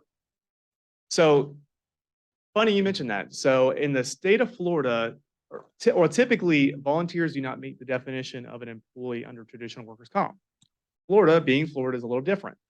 If you are a volunteer for a governmental entity, as a cardback, you technically do now meet the definition of a employee. So your volunteers actually can be covered under your workers' compensation policies now. So it is something to always report and seek coverage for that. For a general liability or something like that, if you are an authorized agent of the district following some specific guidelines and you have some authority in conducting that and the district is sued on behalf of your actions, there would be coverage for you and the district. But it definitely depends on the level of authority that's been conveyed to that volunteer, as well as while they were acting within that authority level. Brent, I think there needs to be a little bit of clarity on this though. Yes, What's an because- authorized agent? Well, we have volunteers that are used on board sponsored events. You know, Kathy has her dances, she gets volunteers at the door. We have our subcommittee of the board, the treasure barn, and volunteers work the sales for that. But we also have some social clubs who use volunteers from the park. Mhm. Now, I'm thinking those are not, If it's not a district sponsored Right. okay. function, then they would Okay. not be covered as a Okay, district. that's what I employee. wanted clarity on. So, Yep. bingo, if somebody's working bingo and they get injured or there's any, Mhm. issue with that, that's a board sponsored event. Yeah. So that would be covered. I don't think Veterans Club and Computer Club No. and Hobby No. Club would be. Yep, Yeah. yep, Yeah. Yep, well, and it's signage is key when it comes to a pool monitor, making sure that there's no lifeguard on duty. Sign is still present because a lot of people get the perception that a pool monitor is actually a qualified lifeguard. We've had some drowning claims in the past, and that was key. Make sure the signage and something like that was adequate within the district. So for a volunteer to be covered, does it require any additional verification or sign in or anything that they're truly a volunteer for that event? In other words, if you have 6 volunteers at the dance, they can just sign in as a volunteer for that event? and Is that- so if they're injured, they're covered. Recommend having a registration process and a vetting process as well Oh. for your volunteers, depending on the Oh. environment they're going to be within. Perfect example, I know there was a mention of volunteer drivers to take people to like Yeah. appointments or something like that. if the district is not reviewing their motor vehicle records to some extent, there could be negligence proceed on the district. Because let's say you have somebody that has a suspended driver's license that takes someone to the doctor's office, they get in an accident. Didn't even thought Now, about that. their Wow. insurance technically is primary, but whoever does file suit probably eventually is going to say that the district negligently entrusted this person to take someone to the doctor's office or something like that. So So if- vetting is key when it comes to, and then obviously in this world of unfortunately abuse and molestation, if it's anything dealing with children, which you probably don't have a lot of, Right, but if you the do, elder. making sure that they've had like a level 2 background check. So if we're gonna ask for volunteers to coordinate meeting the needs of some of our residents to take them to doctor's appointments and things, we probably need to have those people sign a release form before they, I mean, I wouldn't recommend it be something that the district is promoting. It more of Okay. the social club can be promoting as a side for them, but let them know, obviously, that their personal auto policy is primary. There's okay, no coverage anywhere else for them for the physical damage to their vehicle. So if that vehicle is destroyed, it's only their insurance that's going to kick in. So you probably don't want to have a driver that has liability only coverage, providing the service. When, once again, it's recommended to have someone vet the motor vehicle records. Or at least have a statement My or something like goodness. that. It can get expensive, I know, but We have that. it's more prevalent with our schools. Mhm. Because you're dealing with people that potentially be transporting children. And we actually had one where they were like, oh yeah, we have a field trip, we have a backup driver, we needed to check it. They looked and the person had a suspended driver's license and was getting ready to get on a bus full of kids. wow. And they weren't even they weren't disclosing it. If it's a sponsored, district sponsored event, Mhm. and I have the volunteers there and they are considered an employee, can I cover that all under the E-Verify system to release that claim? Like if I have people setting up tables for a sponsored event and they Mhm. injured themselves, would the E-Verify take care of all of that? Or All the 'cause that's just E-Verify a does, I think so. believe. federal, is- it's yeah. just a federal to It's say a- that you can work in the United States. It's actually a Florida Florida. thing, Yeah. not even a it's- federal, it's a I don't Florida think thing. that would be a federal. substitute for anything Oh, really? on that. Okay. But that's more, I think, serves a singular purpose for that. I don't know if it could be applied to different applications.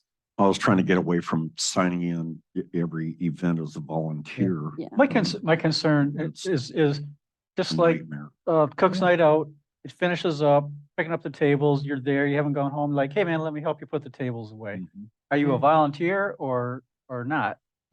I think it could be still met the definition of volunteer. And Okay. to be honest, I think it'd be very difficult for a carrier to exclude coverage under like workers' comp if that person that just chipped in Yeah, was helping out because there's a Yeah. witness there that can say, yes, Okay. they were helping.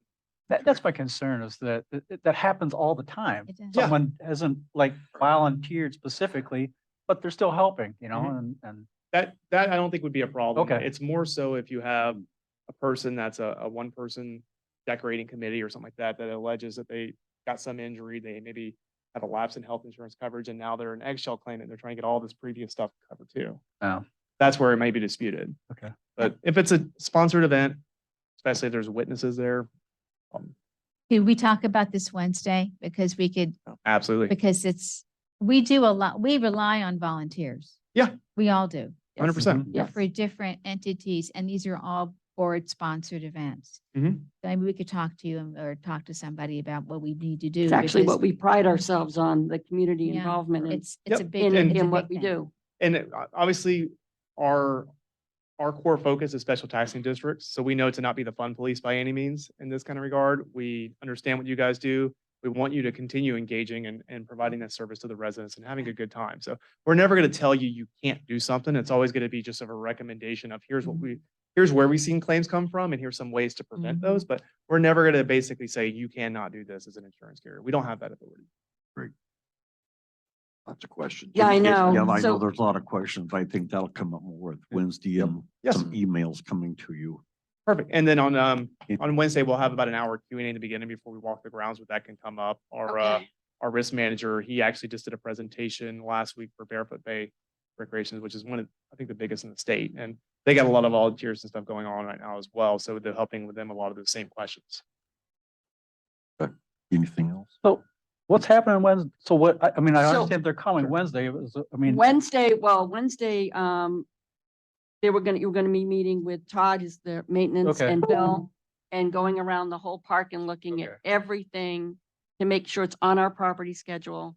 And any obvious, like, I see that on your property schedule for 5,000. Yeah. I'm looking at it right now and I know Yeah, that's so- worth at I least get that, but 100. when you said you know, Q and A, you're not talking about having a Well, that's special what I meeting was or just something. gonna like that. say. So for this, typically it's our loss control with somebody that just kind of is knowledgeable of the Okay. district. They don't necessarily have, Okay. it's not by any means meant to create a sunshine law violation or anything like that. Okay. It's basically a person that's going to say, okay, what are your guidelines for rental of clubhouses? What are your guidelines? This kind of events do you do? Basic stuff.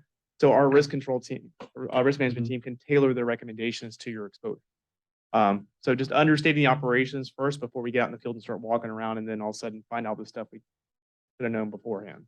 So maybe what we want to do is schedule And- and 10 minutes, 10 to 15 minutes with anybody here who has a specific question That would for be great. you. Yeah. So it's no sunshine law violation. It's just Yeah. a one-on-one, and then you can walk the grounds. Okay. And then at the next board meeting, people can bring back what they found from the conversation so the board can make decisions going Yeah, forward. and then, so it can possibly take us a couple of weeks post visit, but we'll have 2 reports for you. One will be my recommendations from a property standpoint. It's gonna, my goal is to where what the district believes is insured is currently reflect on the property schedule. And if it's missing, let you know.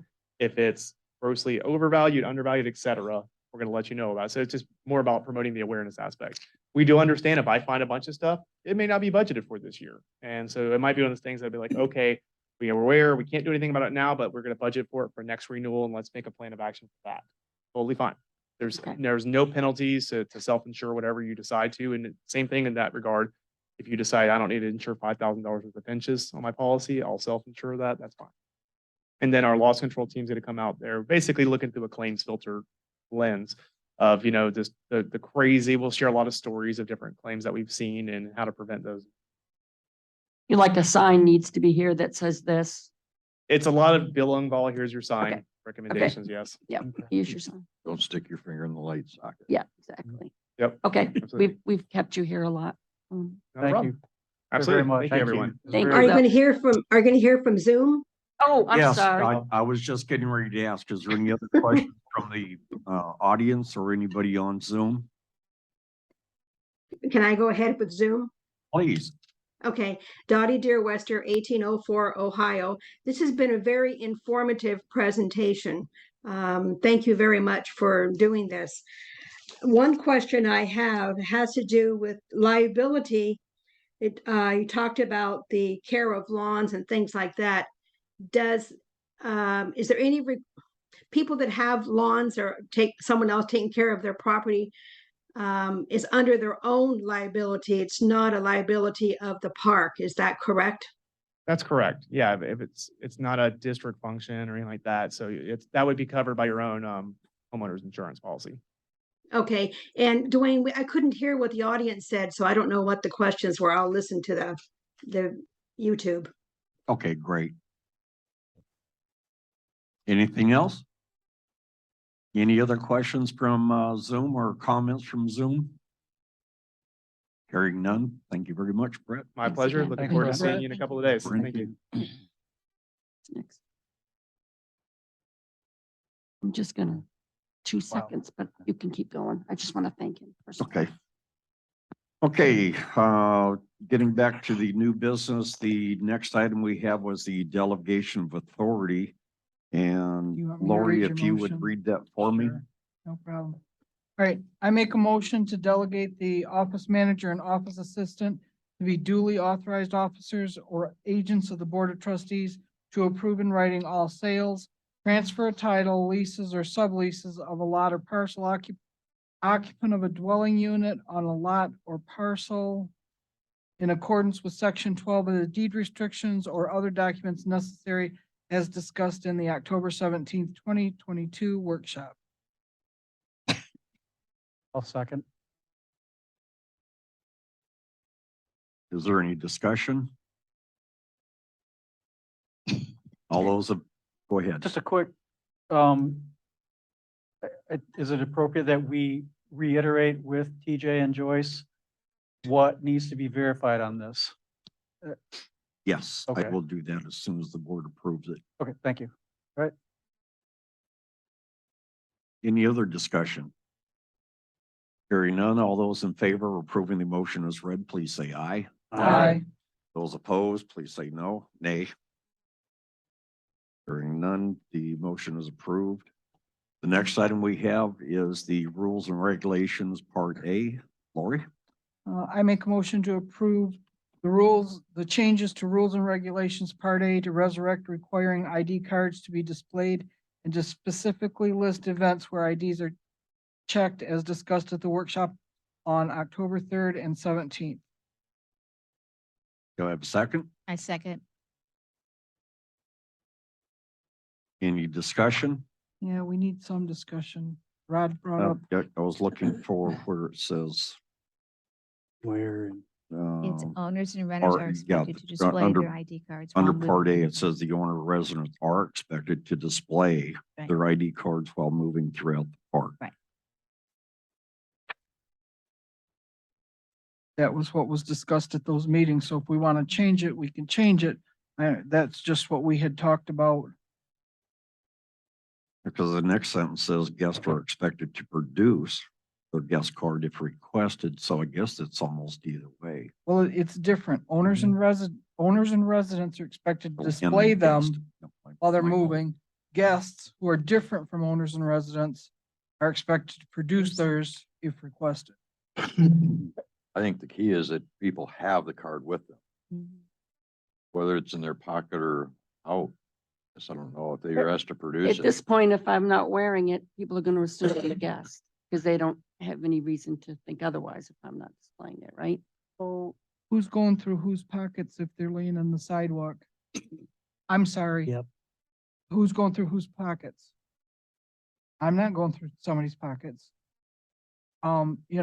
So one of our residents winds up in an ambulance off, gone somewhere, and there's nobody, we don't know who to notify to tell anybody because we don't know who they were. So my opinion is to have them display their ID card. It's not that difficult. I can't wear the necklace, the lanyard. That's just me. So I've got the clip on. I don't know. Please. Go ahead. No, that's fine. I just, Yeah. I I don't, just think it's gonna be relatively hard to enforce this. I think it's Well- unenforceable basically, but. I don't disagree with that. I have a comment. So when we had this discussion, what we were trying to accomplish was that had events we wanted to limit to residents and guests. And now we've got, I don't see anybody's gonna stop someone riding their bike down Canada Boulevard and say, hey, where's your card? Right. And I think it's incumbent on the resident, if you want to be ID'd when you have a accident, I mean, you can carry your wallet too, Yeah, I wonder if we're off course what we were first trying to accomplish, and that's we were trying to have a method for events we wanted to limit to registered guests and owners. When we did the meetings, one of the meetings, I couldn't tell you which one, we said it was dual purpose. One was to do what you said, to have the IDs for particular events. And the other one was to resurrect the ID requirement. And this was a requirement that we had a while ago. And it just kind of slowly faded away. And one of the reasons that, in my opinion, it faded away was because the trustees didn't support it. We came to meetings and nobody had their ID badges on. And if we're not going to show up at a meeting with our ID badge, how do I dare stand there and say, I expect you to have yours on? And so it kind of fell through the cracks and went away. And one of the things that we said in the meeting was we want to resurrect that. And so it was something that we had supported before, and we're bringing it back and we're trying to support it again. Seems like we're mandating a lot of things on the people that takes away freedom. If I choose not to wear one, but now I've got to. or I'm gonna be fined or whatever. I don't think Fine, that's, do the- the I don't think fine. that's the intent. I think the intent is to have a mechanism that if you're at the pool and someone is not following the rules, that you can request them to verify that they're supposed to be there. You know, Well, or the dance or well, the bingo or well, whatever. Well, carry your card in your pocket or wherever. Yeah. You don't have to be looking at somebody all the time. Well, one of the general points was to really readily identify a guest or a resident. And it's too late for this year, but I thought we were going to go back to one card for owners and one card for Color. guests Color. We yeah. will, yeah. next year. Yeah. But Yep. it's too late for this year. But Right. that was one of the main purposes of this policy also. I think we're kind of picking the, allow you know what out of the pepper, whether you have it in your pocket or display it. I really do. I understand what you're talking about, going through someone's pockets. But if you're in a car accident, I hope someone's gonna go pull my wallet out, call my wife anyway, you know? Yeah, not gonna be me though. Yeah, well, it's okay. So do we wanna, change the word display to have?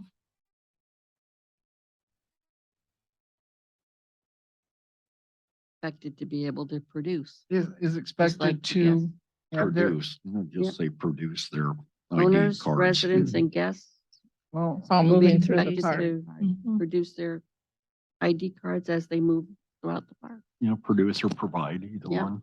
And maybe have. Don't we just make that all office one issued- sentence? The office issued ID cards. Yes. owners, comma, residents and guests are expected to produce their Office issued. We want Oh, is there expected another or one? required. card if requested. If they're expected, they'll say, We're gonna cross out, we're gonna get rid of the rest of that sentence, owners, residents, and then are expected all Or the are way through the required. end of that sentence is gone. I like Sandy's, are I'm sorry. required to produce if, Come on, one at a Does- time, please. Oh, I see what you're saying. That under the word owners, the next line down, expected, you want to change expected to required? So this still says that they have to have it just walking through the park rather than at park functions. I was taking it that we were heading towards just park functions. So that's what maybe I misunderstood that. There was twofold, but yeah. So now the new sentence, because if we approve this, this is how it's gonna go out. The new sentence now reads, owners, residents, and guests are required to produce their office issued card if requested. as And they then- move among the park.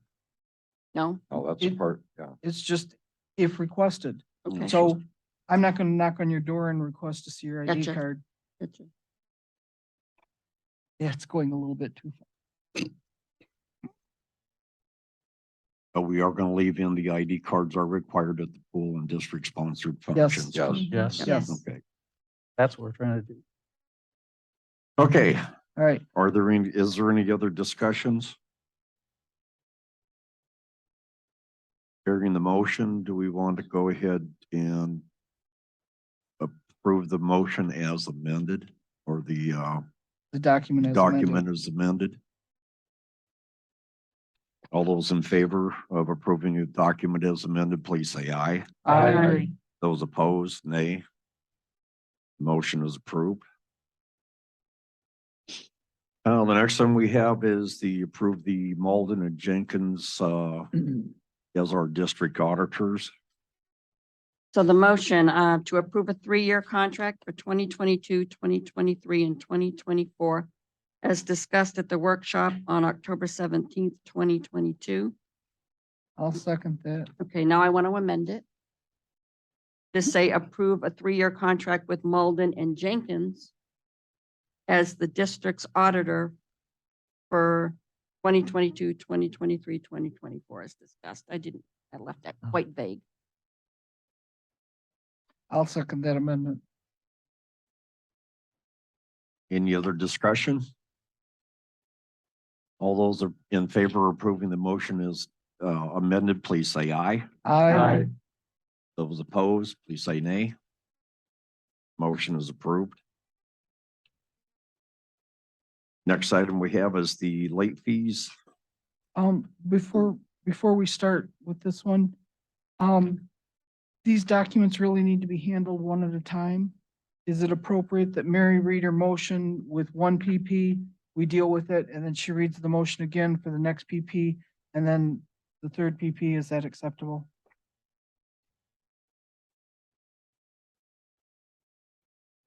So you're indicating that we can't approve all three PPs or at one We time? don't generally do that because we can beat up one and decide, somebody can decide they don't like one, but they like the others. And we don't want one to go down because, we don't want them all to go All down go because of down one at time. document. Okay.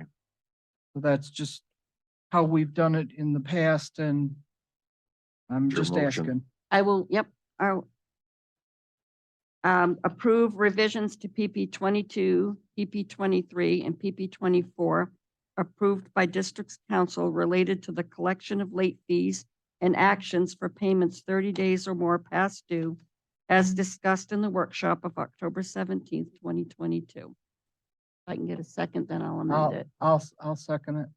And I'd like to amend that motion to be approved revisions to PP 22 approved by district's council related to the collection of late fees and actions for payments 30 days or more past due, as discussed at the workshop of October 17th, 2022.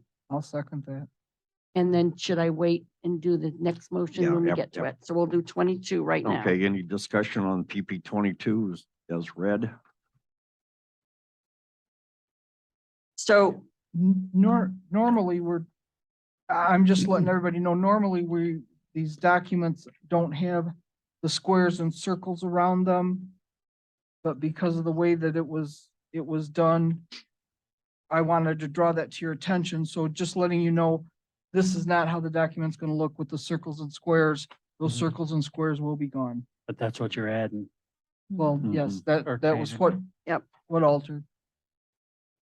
So, I mean, we've put this, the 10% penalty was always in the agreement. Now we're taking it a little bit of a step further and saying if it's 30 days past due, there's another 10% penalty, but then what happens when it's 45 days late and they still haven't paid?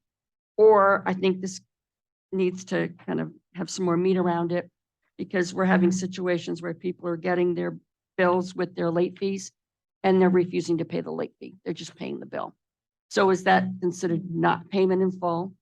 So now we're at the 30-day mark. They technically are not paid in full because they chose not to pay the full invoice. Now they only paid the actual rental cost, lease cost. This is getting kind of messy. So we need to decide. We Well, may the- need to make more changes to this. The first side of it is, I brought a copy of my personal one for my storage lot. Can you tell me on there when it's due?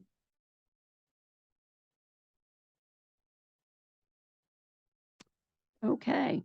It was invoiced on 10/1, But it doesn't say when it's due. but it doesn't say it's for the 11/1. I think that's a lot of our problem right there. That's why we're getting some late fees. It doesn't tell me when it's due. Nothing on there does. Okay. And then the way it is actually due, after talking to TJ about the billing, basically it's due on the date that the contract's up. Well, it gives us no time to know if somebody's gonna take it or not take it. So I'm recommending that we have them due 15 days prior to the end of the contract. That gives us 2 weeks roughly to find out if they're going to, renew their spot or not, because we've had several people now that have said, I'm just not gonna renew it, so I didn't pay it. Then they get sent a late fee, but Yeah. yet they haven't paid. So it's very, it's, So this is your 10/1 invoice, because your renewal is a 10/1. It was mailed out going forward, it will be mailed out 1 month prior. Yep. So on November 1st, we mailed out the December 1st invoices on November 1st. Right. So you have 30 days to pay it. Actually, we're giving you 45 days to pay it because we're not going to charge a late fee until it's 15 days beyond. But I do agree with you that if I'm not going to renew this and I don't happen to have my boat in there, I've already pulled it out. Right, and they just think they're done and they I, don't have to pay. you know, and they it's don't all- feel any all done. obligation to let anybody know, and therefore we've got a slip that we could have been renting. Right, and we lose a So, whole month of I rental that agree. way. So how do we, what Put- do you Like, recommend? what I'm saying is you put a due date on this. It says Okay. it's due 15 days prior to the end of the contract or end of the month or whatever, due on the 15th. Just say that. So we're gonna mail out on November first, the December first renewals and say they're due by, by November 15th. Correct. That way you've got a 2-week period there that you can get the boat, or the slip or the spot released again. Good for the month. If they're not going to take it, then fine. And you can ask them to declare if they're not gonna Exactly. take it on the I invoice. think- mean, I'd make calls. They're I not think going we to do it. almost need to move it back further than that because now I'm mailing it out and the 2 weeks for it to get through the mail and get to you and you to make the payment and get it back to me. Well, maybe we mail it out, So that's what I'm saying. on I the think we- 15th yeah, of the, month prior. yeah. Give them from the date the invoice is mailed to the date when the payment's due, 30 days. So 45 days before they're going And to mail then, it so out. now they're getting their October, let's say December 1st. They're getting their December 1st invoice on November 1st. Because we're gonna mail it on October 15th if we do that, Right. okay?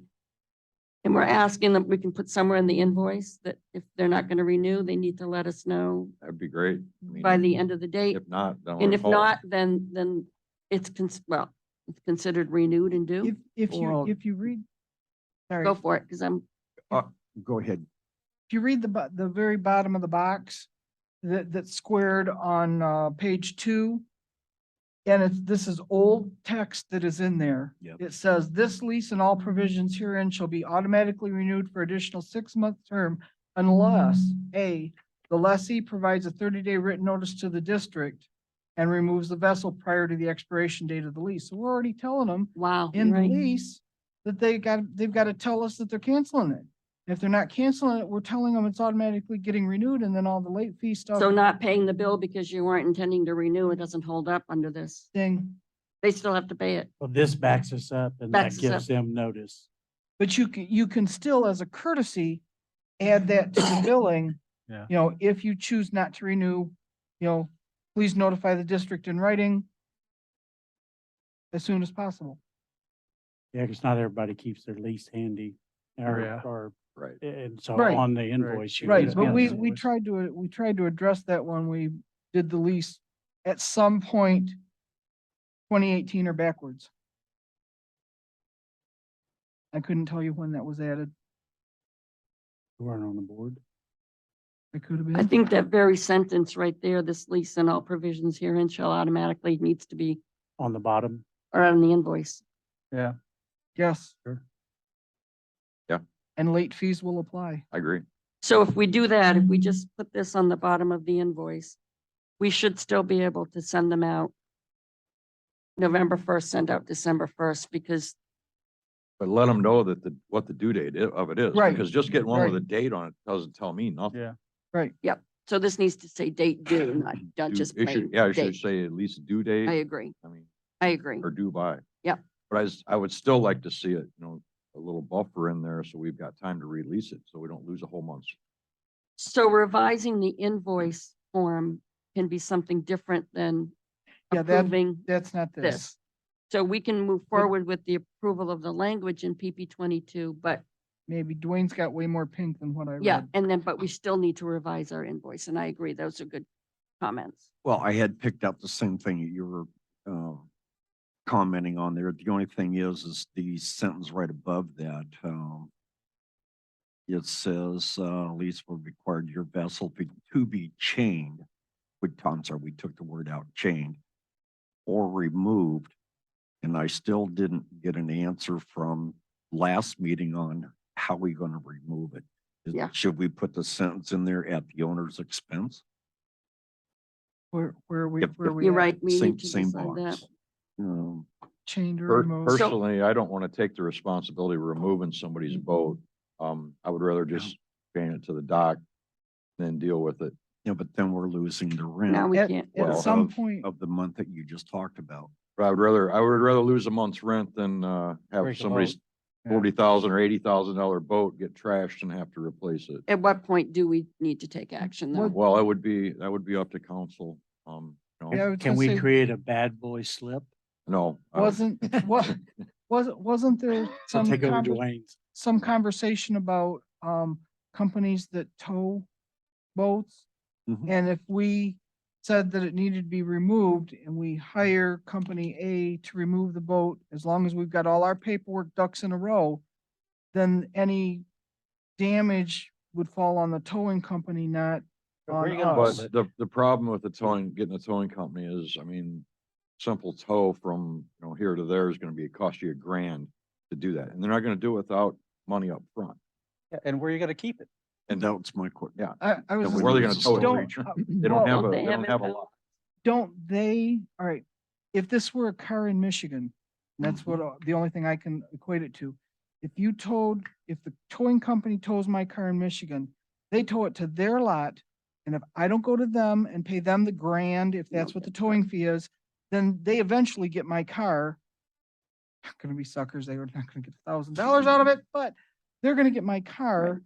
And then it becomes theirs and then they recoup their losses that way. And wherever I had my car parked that it got towed, doesn't care. They're not involved. I Isn't don't that know, here? I don't know of any boat towing company that has a Impound lot. lot. Yeah.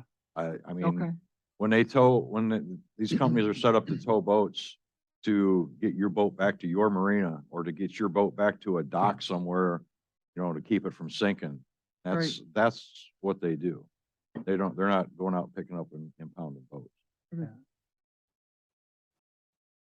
God, I hope we never have to go down this road, So- you so know? how are It's we like gonna- that wasn't what how do this we was- fix the text here? Do we need to change the text or we're just discussing that we're really not gonna remove it? Do we need to put chained or back in the text? I think you can leave it in there, but I don't see us removing a boat. We'd be chained to a dock most likely.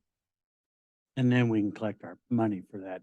boat Well, being in that dock. would be, you'd have And to go late to fees and all council and that. probably to Yeah, collect. like the boat is We had a collateral for boat that one spot. time that we, That was a derelict boat. The guy he passed away, never paid anything, no relatives. So we actually went through the Florida statutes and sold the boat. That's a whole different procedure than what we're talking Right. here. right, Yeah. okay. So if we're gonna get to the point where we're gonna chain the boat, and the owner won't be able to use it until they've paid all amounts due, then I'm thinking this language about storing the storage fee, what does that need to be there? What are we gonna charge? As this boat sits there for a couple of months? Yeah, I was gonna say, aren't we charging for them to be in the slip? That's the storage fee. Right. They're storing it Well, I in was our, thinking if we removed the boat Yeah. and put it somewhere, but charge them to it, store it, but if we leave it it- there, either scenario doesn't matter. Whether you leave it in the marina or you pull my boat out and you park it over next to the dumpster, okay?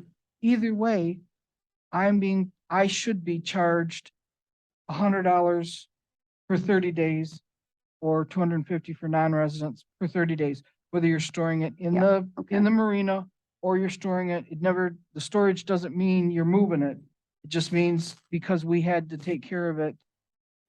So I go back to the line to be chained or removed. Chained or is stricken out right now. Yep. Do you want it back in there? Is this gonna be an over and above the losses for the slips? Also? That's what I thought we said that So that- $100 per 30 days would cover the loss. so they still have to pay Okay, the that's what slip I'm fee. that's what I'm asking. Is that the one instead of the slip fee? They're paying this, or they're paying the slip fee on top of this? On top of, Because it should say on top of the, And then in addition to In- the in- $250 In addition per to 30 lot. days, Do in we need addition to this- the, This may need to come back I for think another it needs to workshop. come back. Because I also have a question on the whole, Yeah. below that block, just exactly what does that mean? I've read it 3, 4, 5 times and I still don't quite understand what it's trying to tell me. So we'll move PP 22 to the workshop. Yep. And we'll beat this up some more then, and we'll Sure. move on to, Sounds good. Because I also had something here on the additions and alterations. all right, We hadn't that Good. today.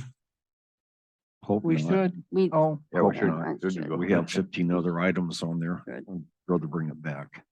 So there's a lot of similarities between these PPs, so I'm gonna read the motion for PP 23, but we may want to do the same thing with that. Well, let's deal what am with I each doing one with PP separately. 22? We're bringing it back to today's or bring it back to the next workshop? I don't think we have any problems with bringing it back next time, do we? Do we have issues that we need to address immediately? Is it an emergency? I mean, The only thing that I want clarity on is how we're enforcing the late fees, because right now, like I said, we're sending out revised invoices that say you still owe the $200, but now you owe a $20 late fee. And they're saying, I'm just gonna give you the 200, you're not getting my $20 late fee. Is that now considered not payment in full? So in another, when 30 days comes up, do they get another $20 late fee because they didn't pay it in full? Do they get, this is, because this is what we're running into. We have a In lot of reality, change. people are getting their revised invoices that include a late fee, and they're not paying the late fee. They're just paying what the amount is for the rental of the slip. but So even they if, still have an amount due. but even if I approve that today, we're gonna make that retroactive on the stuff that we're already sending out and saying, hey, this is what No, I we- approved today, but you No, guys are but late from but if I last wait month. until the 17th to workshop it, and then we're waiting to, so now we're losing, it's just delaying. Now, people are gonna say, well, they haven't made their decision yet. I'm not gonna pay my late fee. Kind of like wearing an ID. It's like, ooh, okay, How- I how don't many have of to those- pay, I don't there have to pay that bill anymore. There was only 2 or 3 of those, right? That we Right had that. now, but how about the people that now are gonna say? I understand, but has TJ called those people? 'Cause she Yes. was gonna call them, and Yes. is it I hope so. resolved now or Yes. not? I don't know if they're kind of coming around or. 'Cause if I they're haven't asked still- her that question. haven't whether it either. was resolved, so. I haven't either. If Because it's I resolved, guess, it's a moot point. so are we doing it So today what are or? we doing? You Yeah, asked, you are asked we the doing it question. today? Are we doing it workshop? I just next? worry because there's so much time in between these meetings that, oh, I'm hearing Mary say she wants. I'm to do it saying I want to today. talk about it today because I want to That's know. fine. I want to make a decision on what we're doing with this before the first of the year. What's the rest of the board think? Add it to I that. agree. Get it I done. agree. Fresh in our I'm heads. sorry, I know Okay. we have a big workshop, but. Okay. Let's get it done. All right, let's hit 23. So I make a motion that we approve revisions to PP 23, approved by district council related to the collection of late fees and actions for payments 30 days or more past due as discussed in the workshop of October 17th, 2022. I'll second it. Now, 23 has got a lot more than just the late fees in it because we're trying to get consistent with lease versus rent. And there's a lot of terms that are being flipped back and forth. And so I want consistency. Is this a lease or is this a rental agreement? And let's call it what it is and not use different terms as we move about the agreement. So a lot of that is just getting that straightened out. Invoices will be mailed 30 days prior to the effective date of the lease. This was, I don't believe in this originally. I think it's so confusing with the circles What? and the What's wrong? invoices will be mailed 30 days prior to the effective date of the lease term. Paragraph 7, I don't think Paragraph I 7. remember. That was, I don't think that's it was new in there. text. Yeah. So we're, It's underlined. yeah, Okay. so we're making sure that they're getting as much advance notice of when the payments due as possible. Again, the Yeah, invoice correction will go right. with all of our invoices. Mhm. And this talks about 15 days beyond, 10% of the annual lot rent. This is the one, this is the storage lot where Right. it says annual and it might be a 6-month rental agreement, lease agreement, but it says 10% of the annual. So do you want it to stay slash 6 So, month rental will be 10% assessed? of the, Penalties a penalty. Annual or Yeah. 6 month? And there is lot rental? there is no incentive with the way our rates are set up to, Do a 6 month or a well, year. it's the same price whether you do it 6 months or a year. That's what I was they saying. just take the annual and cut it in half. Yeah, when we start talking about what increases we're gonna do, I mean, that's one of the increases, I think. Give them as, give them, because it's less office work. I mean, you, So, Yeah. right, are we, so, sorry, broken record. Are we changing the text there at all? Or are we leaving at 10% of the annual lot rental? Or do we just say You don't 10% of need the to lot lot rental? rental. Just a lot rental. You Yeah, don't. take need out 6 annual. months. Take out annual. Yeah, That's what I thought. that solves it.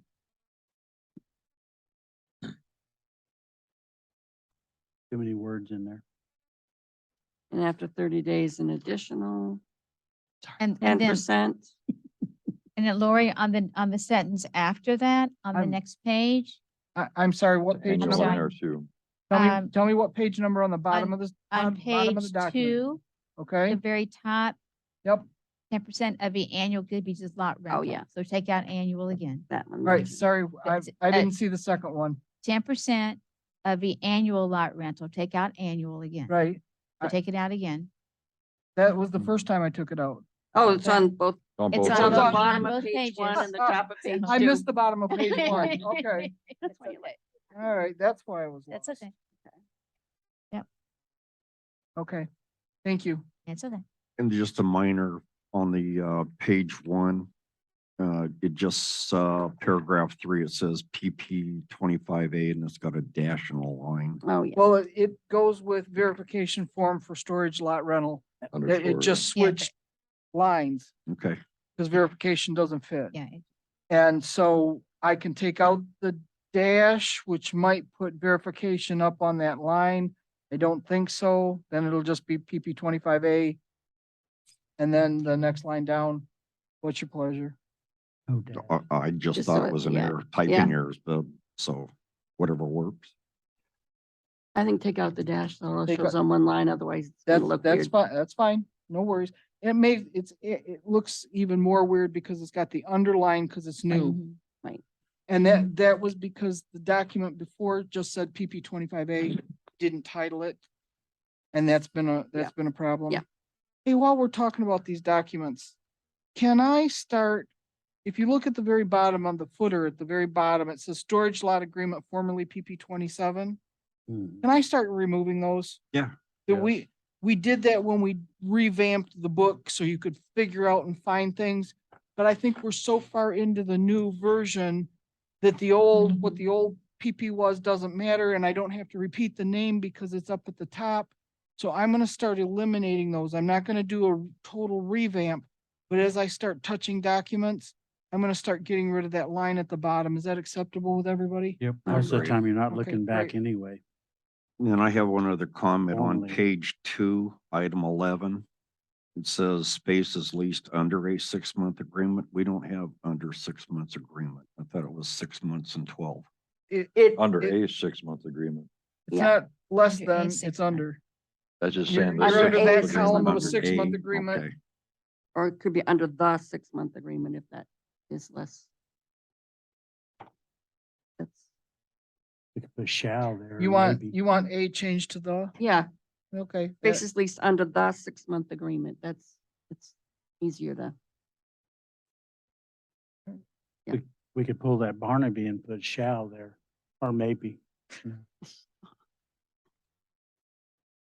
Okay, any other discussion?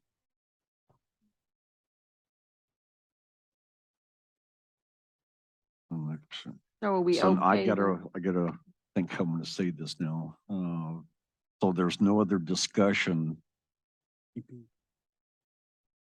All those in favor of approving PP 23 as amended, please say aye.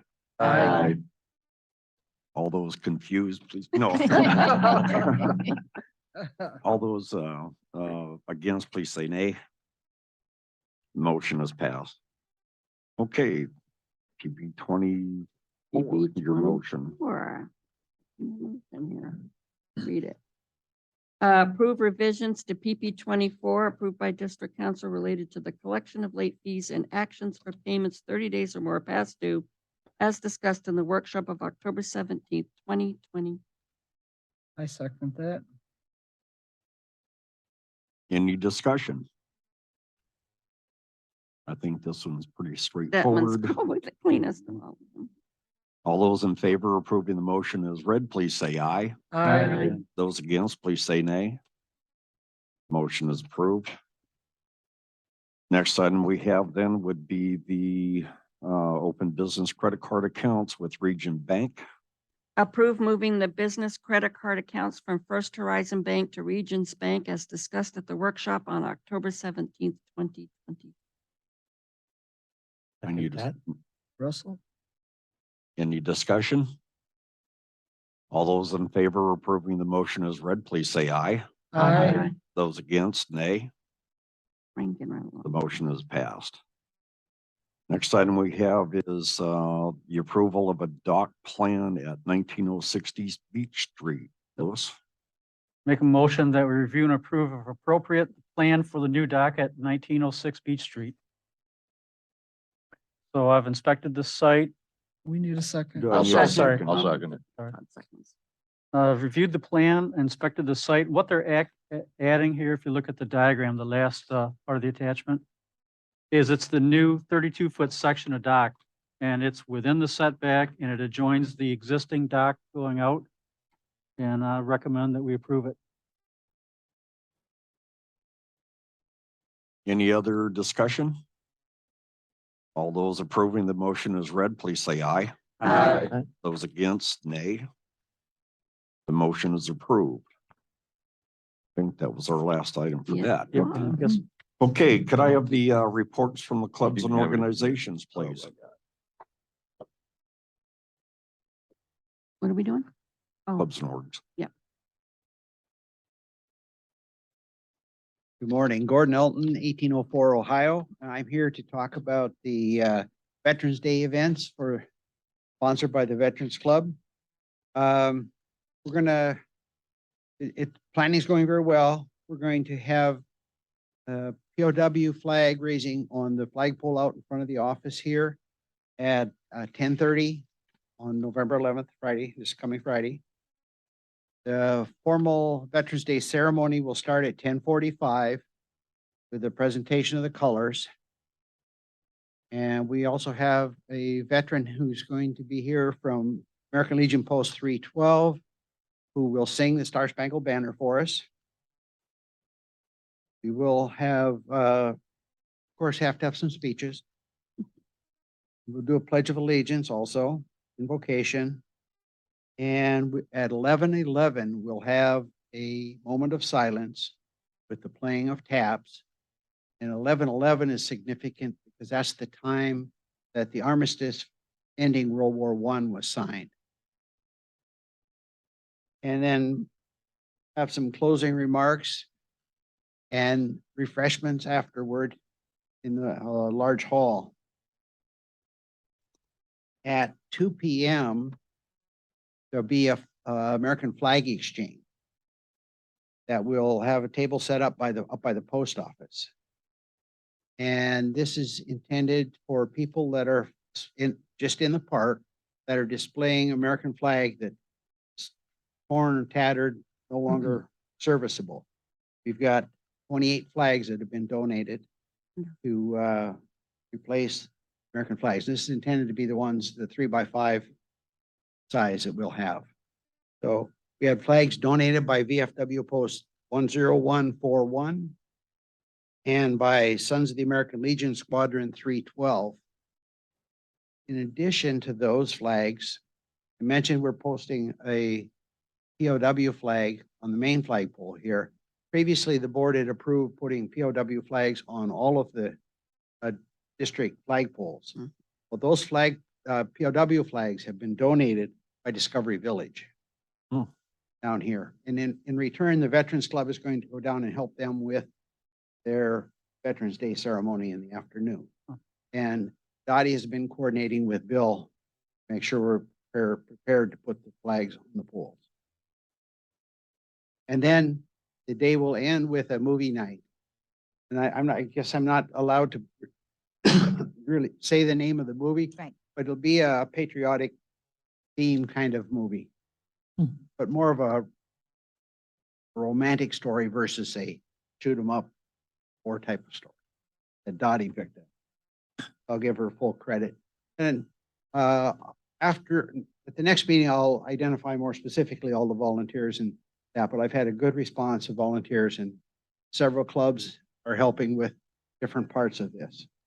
Appreciate that. So anything that I missed that you need to know about or want to know about?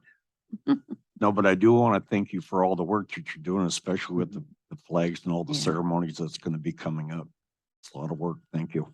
Thank you. You're welcome. Yeah.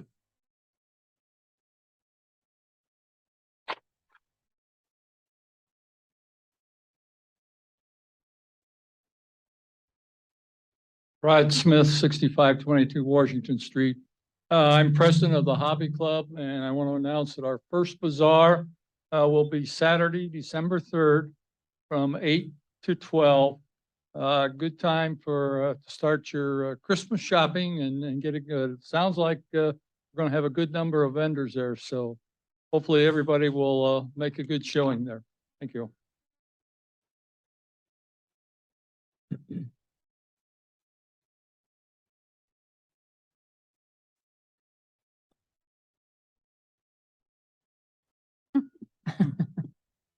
You bring any food? Terry Ellenberger, 6810 Massachusetts. What a season. This was my actual first year to be, that we did it, the entire 7 months that we do it, because last year was still that C word. So I did some numbers, just curious as to what we did. In the months that we did, we served meals. We actually served about 800 meals. And remember, we had to take that little break for Ian. But then Kathy came up with the great idea of having a park. I'm calling it hot dogs for heroes and homeowners. And we actually fed about 160 people at that one. You know, because we still had people in the park that didn't have power then. So it was a great idea. Cooks night out, girls, we all love to volunteer and get involved in all that stuff. Our biggest surprise was this last breakfast was 90 people, and that's the biggest number that they've ever had, according to the people from the past. We got about 15 people that are our base volunteer group. Everybody loves what they're doing. It doesn't matter how big or how small the task is that they do. But when I crunch the rest of the numbers, it takes about 115 hours of volunteer time to do a single meal, and that includes selling the tickets the week before and all that. So there's a lot of love that goes into this meal, and everybody enjoys it. We got a couple of things off of our bucket list that we wanted. You know, our greatest accomplishment this year was getting the uniforms for the staff, and we all love seeing them in their uniforms. Of course, we bought that boat. Guess I'll have to go see it in action.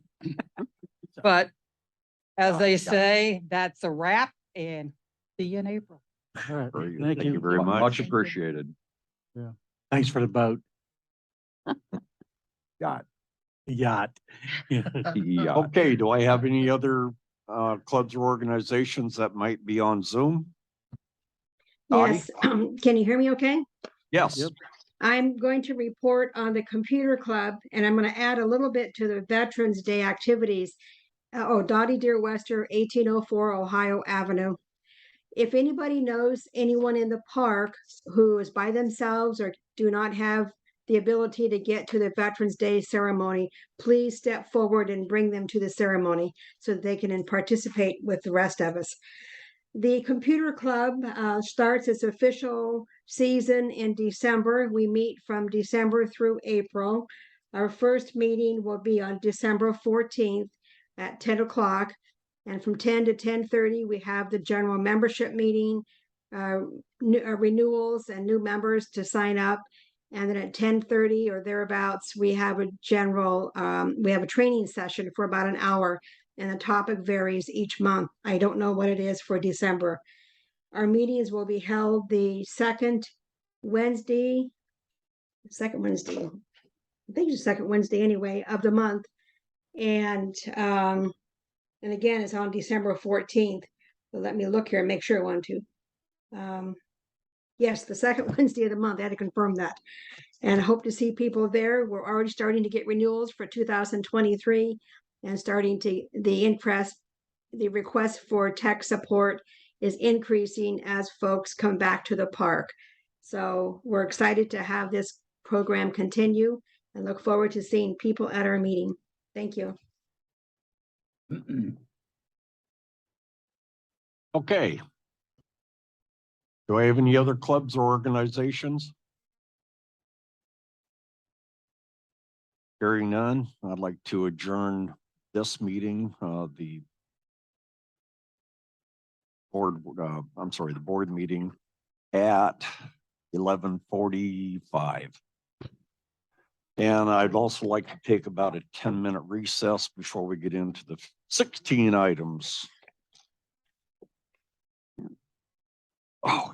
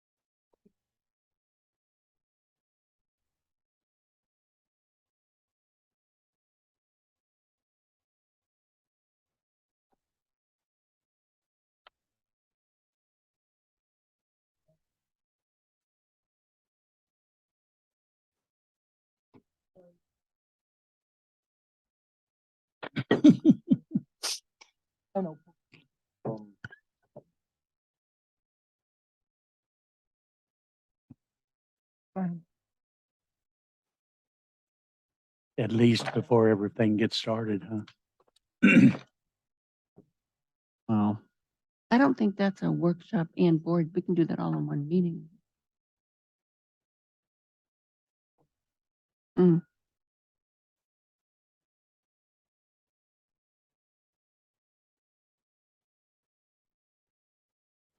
We're all ready.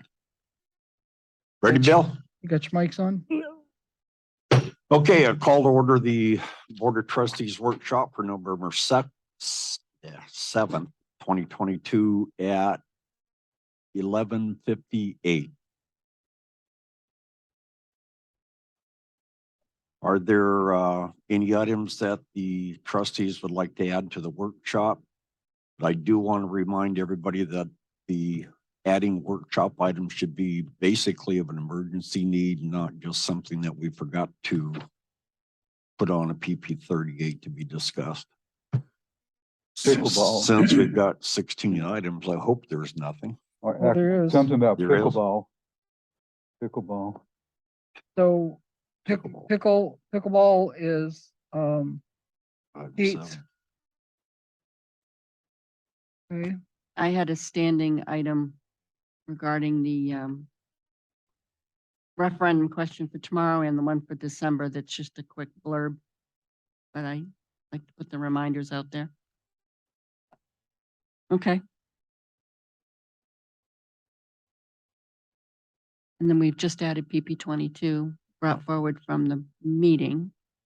And I did have another one, but it's not an emergency.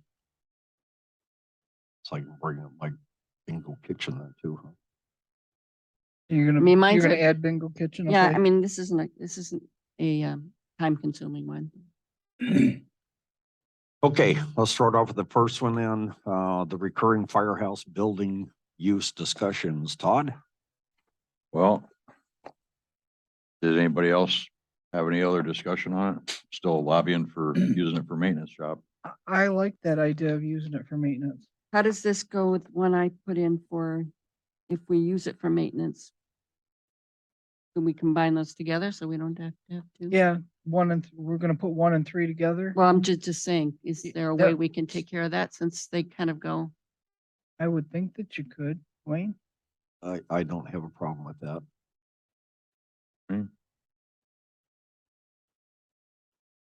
All right, so if we take that over as a maintenance shop, can you put a proposal on there for, Well, I like the idea of using it for the maintenance shop because we're limited on other things we can use it for. So then I thought, now what do we do with the building that's currently being used by the maintenance shop?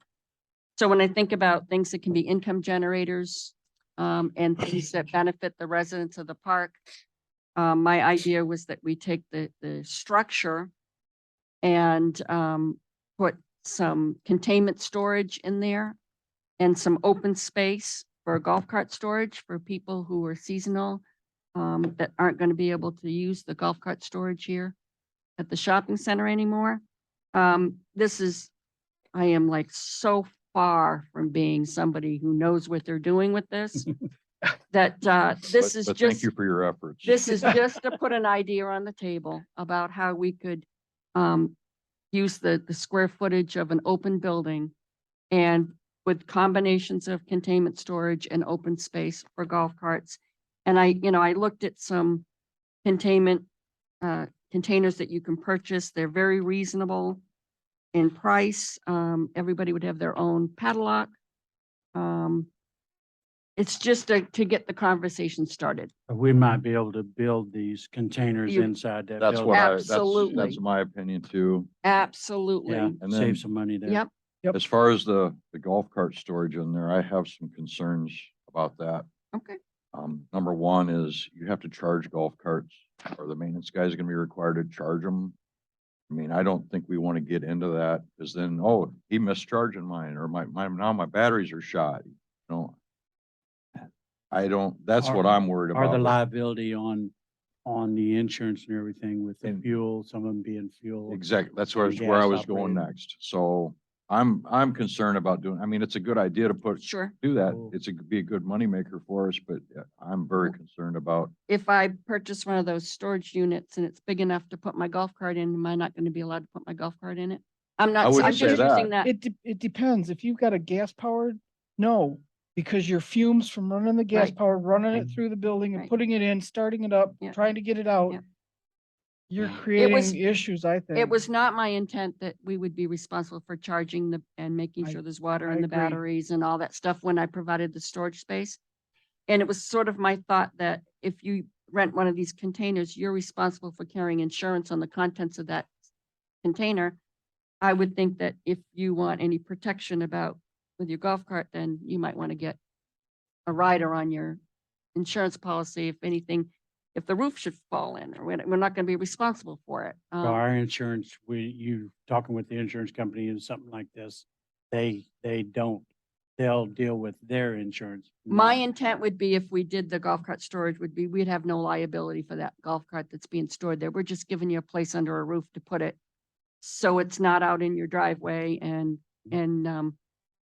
but we don't accept any responsibility for it if, Can we restrict them to the electric golf carts? and we only can do whatever because- we want. Because And the I haven't, fumes and stuff are Yeah. an issue to me. and we cannot do the golf carts. I mean, like I said, this was just an idea. If we decide to move forward, we'd want to get all those questions answered. Can we get a release that would release us from this? What happens if the roof falls in? How, Well, I mean, it's the same thing as the storage units. Exactly. They're gonna be required if they want their stuff insured to have renter's insurance or Right. whatever to cover it. Right. I don't think we want to be liable for any of Yeah. that, and any contract should state that. What's the and- square footage on the actual building itself? 40 by 60. 40 by 80, I think, actually. oh, 40 Bill, by 80. Bill I've sent me a got here text that 40 said by 40 by 60. 60. Looks like 40 by 60. Oh, I asked him to measure it for me. He said 40 by I'll have to 60. double Oh, check okay, that. so that's what It's- you were doing here was measuring it? Because I thought it was 40 by 80. So, That's 40 by this, 60.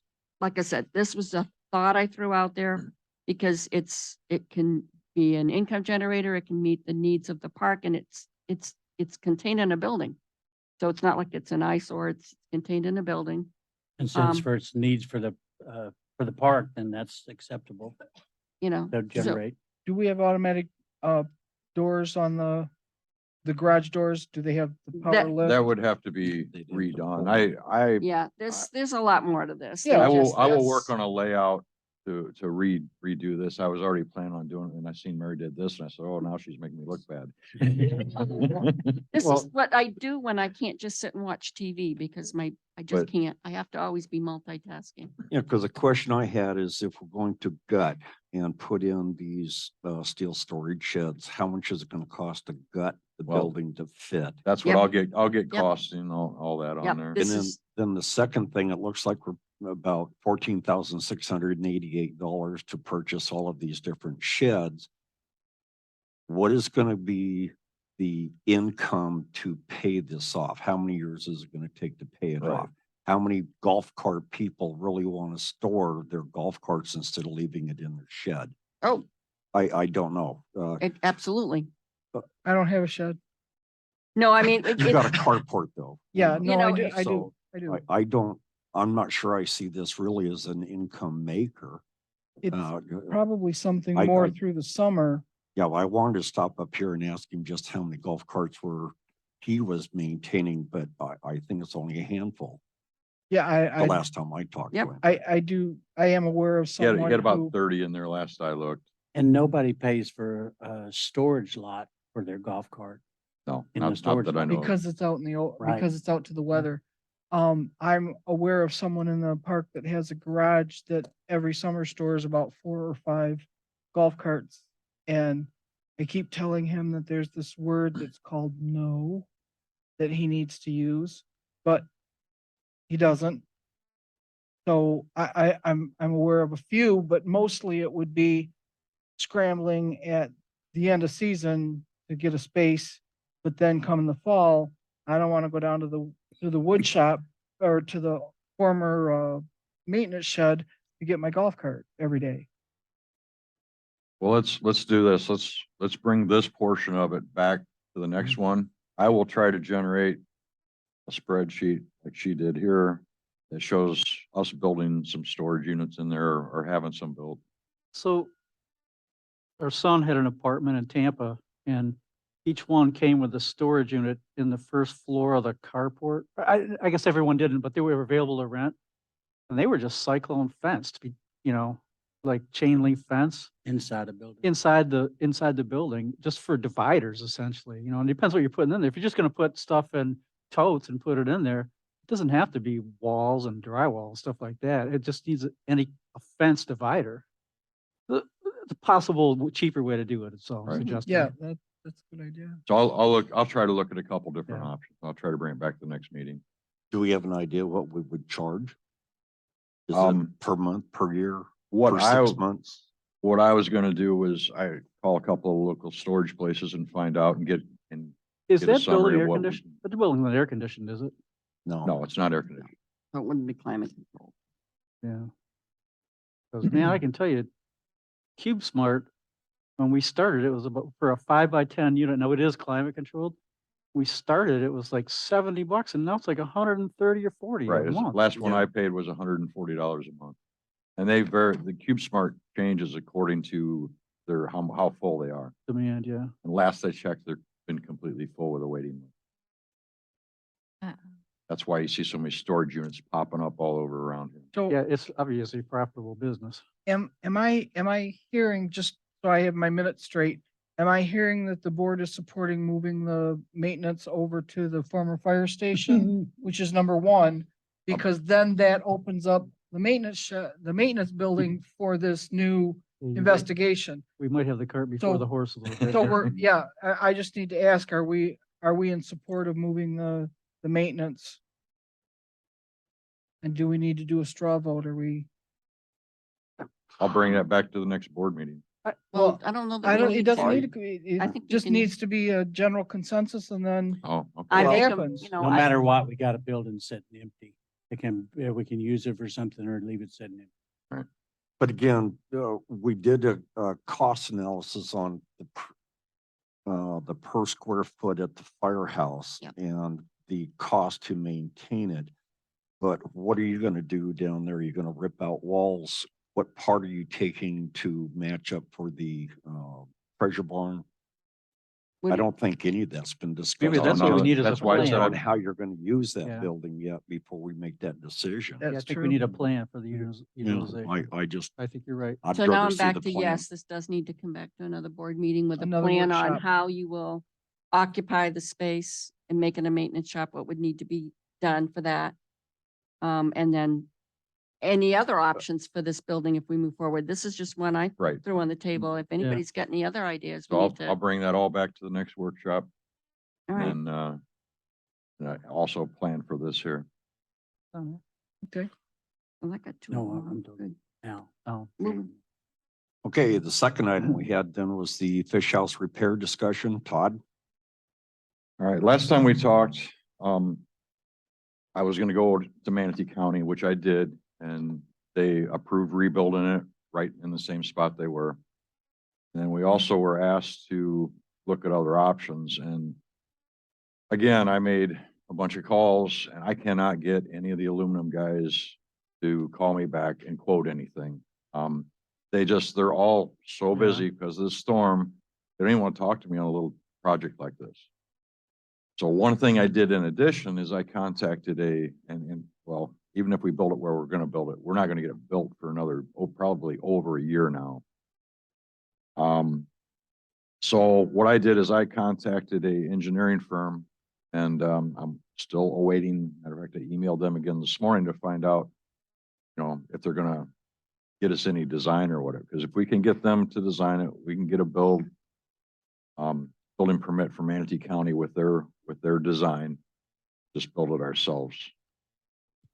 That way we can get it done. can you do that? Can we do that? Do you have to be a For licensed? ourselves, we can, Okay. as long as we have a professional engineering stamp design. And you don't And- contract it out. And we don't contract it out and we build it to the Manatee County standards, then. So how utilized is the fish house? I mean, I never go in there either and see A lot, 4 guys. a lot. Okay. During season a lot. Okay. I use it a lot. And matter of fact, that's the other part of this is I'm gonna set up the fish cleaning table. I'm gonna set up somewhere over there as a temporary. Yeah. Um, So this is a point of interest kind of. I was curious how the fish house came about. My wife said her grandfather was involved and they said it was because guys got tired of having seagulls flocking around when they were cleaning their fish and and that's why flies. they had and- this yeah. structure built. And then, I mean, you're out on the boat all day fishing Yeah. and you come back and it's really nice to have some place Some that's shade. screened in Yeah. and at least in the shade Yeah. to clean your fish. I mean, cause you're fishing for 5-6 hours, then you're cleaning fish for another hour and a half or so, you Mhm. know, and it can, Once we get the seawall done and the decking done and we've got this nice Mhm. fish house, I think that amenity is just going to yeah.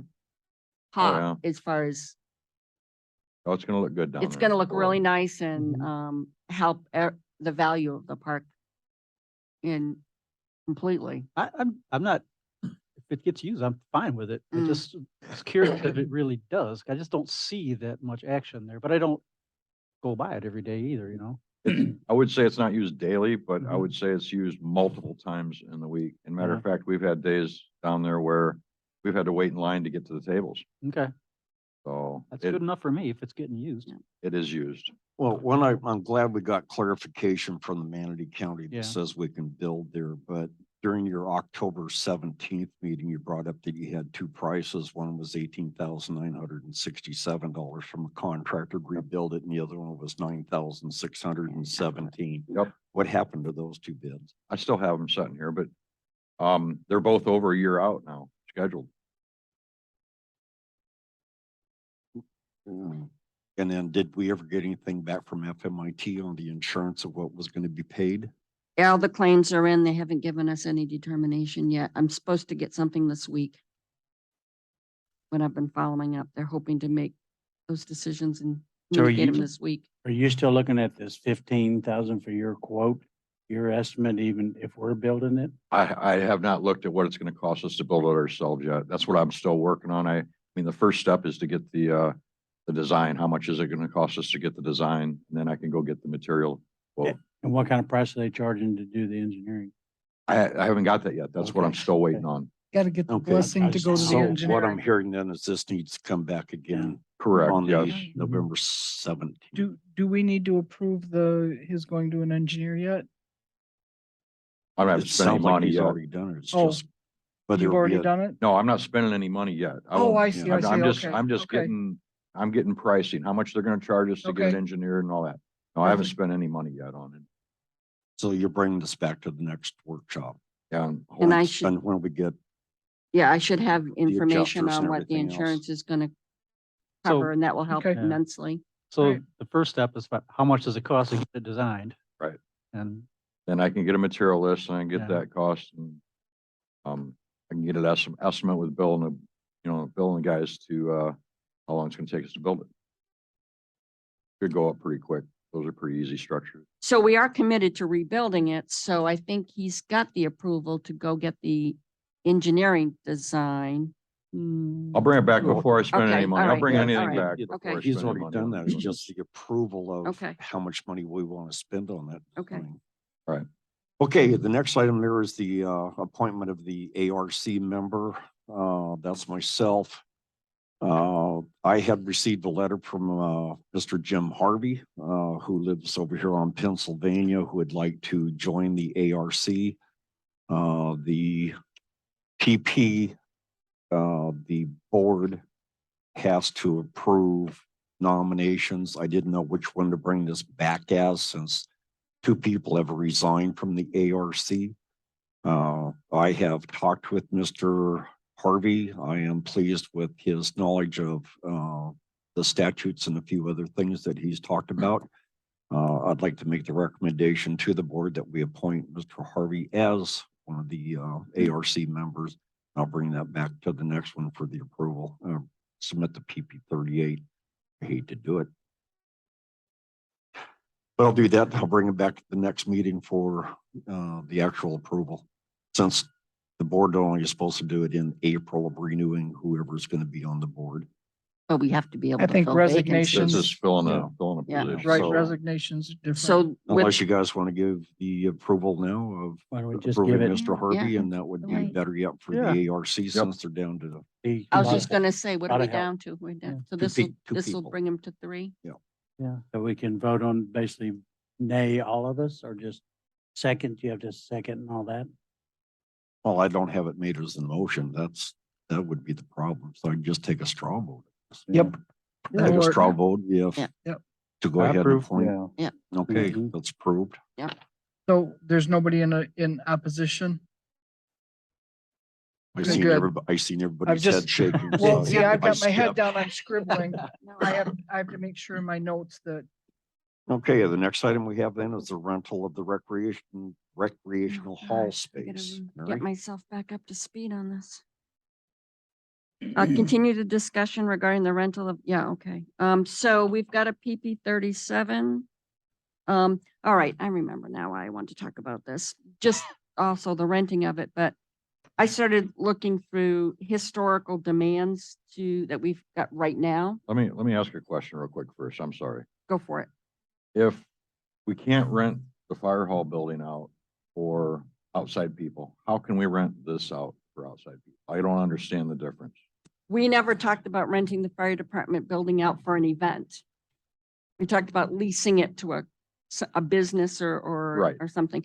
This, we're talking about if I want to, if I'm a company and I want to rent this out for a business meeting or a small corporate Christmas party, or if I want to rent it out for a wedding, renting this space for event. I understand. Yeah. Well, my question is still, we're bringing outside people in and rental to do this. So, I mean, I'm not against doing this. I just don't see the difference between the two. To me, it's two different things. The firehouse is zoned as residential. This is more zoned for, geez, I'm gonna step out here and say commercial, to where we can actually rent different venues in accordance with our other policies. So I see it as two different things. Event space is something that we're allowed to do according to our attorney, so. Okay. I'm going to ask a question, and this came up a while back. If I have a business, I want to rent the large home for Mark's home. And I'm going to charge tickets for something. Is that permissible? So I'm renting this to do a function that's Right. gonna have an admission to attend. Exactly. Because, yes, is that permissible Right. under our current policies and procedures? Let's say that. Well, under our current And under our current policies, under current policies, when we don't, current policy, we don't allow the use of the hall by anyone other than a resident. Okay, so that said, a resident requests to use the hall. All they have to do is say, they can put whatever they want, or they can put private party. And I don't question what I need to make sure that they're aware that if they're preparing food or serving food, they have to have the proper licenses, that sort of stuff. But I don't ask what you're using it for, or are you charging admission? Okay. That's out of my realm of questioning Okay. yesterday. Subject to change today. Right. And I get that, okay? So, yeah. So I'm going to add to that. So I'm a TE resident. I work in the medical field. I'm going to rent Mark's Hall. I'm going to pay the price of it, but I'm going to be giving out, I'm going to do something. New. I'm going to give, I don't know, pedicures, manicures. I'm going to check. Is that okay? They're basically charging for somebody to come and they're gonna work out of here and make money out of this building. That's kind of a commercial. It is. Yeah. And so Commercial- what I'm that's- saying, if we're gonna, I mean, I see the need to make money. I get that. And no problem at all. But if we do this, then what control do we have on what happens here? We can control it however we want. When we Right. talk, when we advertise it, Right. what the uses are, we can get specific about acceptable uses of the space. There are several different contracts that would cover us on that, that it can't be to operate a business. It has to be for an event. Okay, I think the issue is going to be, I mean, it's like, I'm going to give an instructional lecture about financial planning Ooh. with the hopes that you're going to then hire me to be your financial planner. Okay, Or I'm going to have an insurance, a lecture, but you know, whatever it Yep, is, yep. pre-planning, all of those things. It's free, then it's okay. but what the issue is that Still, because of it, I hope that you hire me. Yes. but doesn't our jazzercise and things like that, they're getting paid, they're getting money for coming in here and doing something for people. But Providing then they're service. also asking them to come to their other events, Mm-mm. to pay to come to They're their other. not. No, they're not. They're No, not. No. So they only do one event and the money they collect here is all they get. And they don't, you don't go to any other their Mm-mm. function. No, because the classes are offered here. But No. if the classes were offered somewhere else and you wanted to go there, they would charge you to go, right? You'd have to sign up for those, but it's Right. not the same thing. no, I'm but I not- think, I Yeah. think if a financial Uh-huh. planner wants to rent this building for a couple of hours and advertise that, you know, come hear about our services, if you don't have to pay to get in, I don't see, and these venues are rented for business meetings all the time. It's very common for a business that wants to have an off-site Right. meeting, get everybody out of the office, get them Mhm. to a location to do planning, or, you know, Right. that they rent space to do that all the time. You know, that was kind of the incentive to get people open their minds and think outside, was to get them out of the offices and getting them to another event. And it's all a business meeting. I mean, that's perfectly acceptable. Something like a small convention venue. My challenge is, as the person who schedules these rooms, is, oh my God, where am I gonna find the time? Yes, I do know that there's certain days, Saturday or Sunday, the small hall is generally available, not first thing on Saturday, but it's generally available. But I've got it for the large hall, I've got groups that 3 years ago, maybe 4, definitely at least 3 years ago, the then chair put a freeze on my expanding hours for any group club that wants to use the halls. And so I have not given more time to a group because of that. And I know that there's at least one group that pops into my head right off the bat that is growing leaps and bounds and would like more time, but I don't give it to them because I've had that freeze that was put on about 3 years ago and we haven't taken that off. And so at that point, who am I serving? Am I serving the club Mhm. or am I serving the guy with the checkbook? And how do I make that work in our tight schedule right now? And so I have challenges there. Personally, I never intended for the use of this building to be, to take away from anybody in the park who has the right to use it. Because they have a club or organization that's approved. That was, in my mind, that was never what we were looking for here. There's an opportunity when it's sitting here vacant for us to utilize the space and make some money on it. Because if you go out on any of these sites where if you're looking for a venue to hold a business meeting or anything, it's hard to find them in Bradenton. If you want to go to, you know, Venice or Sarasota, or that's not too bad, but I didn't see a lot. Well, I looked at the size of this hall and the capacity that it has. And I looked for, where can I rent space where I can have 80 or fewer people? And there was nothing around here.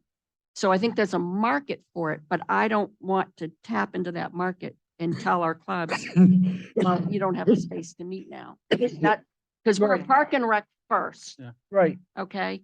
And we always have to be a park and rec first. So as we proceed through this process, is that limit being lifted and growing clubs, can they expand their hall usage times? Or am I still frozen in that, but now I can, the small hall isn't the issue. It's only when we're leasing the big hall that it becomes, because yeah, I don't know. I just need to know Well, this is something to think Nope, about. We don't have nope. to answer it right now today. No. But something to think about is how are we moving forward with Yeah, that and what are yeah. my rules? What are my Hey, new rules? I want to like blow this right up here. I'll be the big troublemaker today. When I looked at the uses of this hall in the last couple of years, the majority of time that this hall is being used, basically for free, because you give them the $100 deposit and you get them back. Yeah, it is free. It wasn't being used by owners in the park. It was being used by renters in the park. And right now, that kind of threw up a thing for me is to really, if you look at everything that we offer here, renters get everything an owner gets, except they can't vote for the Board of Trustees, right? Right. So what's your incentive to own here? You're not going to give up any of your amenities. You're going to get all the same amenities an owner gets. And I'm thinking this kind of begs another question of, is there any room for having an activities fee for renters to be able to enjoy the amenities that an owner enjoys? We already charge them for the fob. $25. Well, but if I was so lucky as to own a home beyond the one I live in, and therefore I'm renting, I as the owner of the property am paying for the amenities that I'm offering my renter, and that is an incentive for them to come and rent here, and that's my incentive to buy here I as think- an owner. I think you're double pay. If you charge the renters and the owners are already paying their assessment, you think you're kind of double dipping a little bit. I just wanted to throw it out for Yeah. No, conversation. There's a lot of places that charge activity fees for renters, even though the owner's paying their fee. That's not uncommon. Because it just kind of makes more of a division between what you get as being an owner and the fact that you have a little bit more afforded to you as an owner than you do as a renter. I told you it was going to be a troublemaker. I'm just saying, I don't necessarily disagree. I just, I'm the same place. I don't really disagree, but yet at the same time, I don't want to hurt somebody neither that's loves his park and lives in it. I mean, this Just can't afford to own it, you know? I just a comment, 2 years, Kathy, just reading FIA's rental or best practices on renting halls.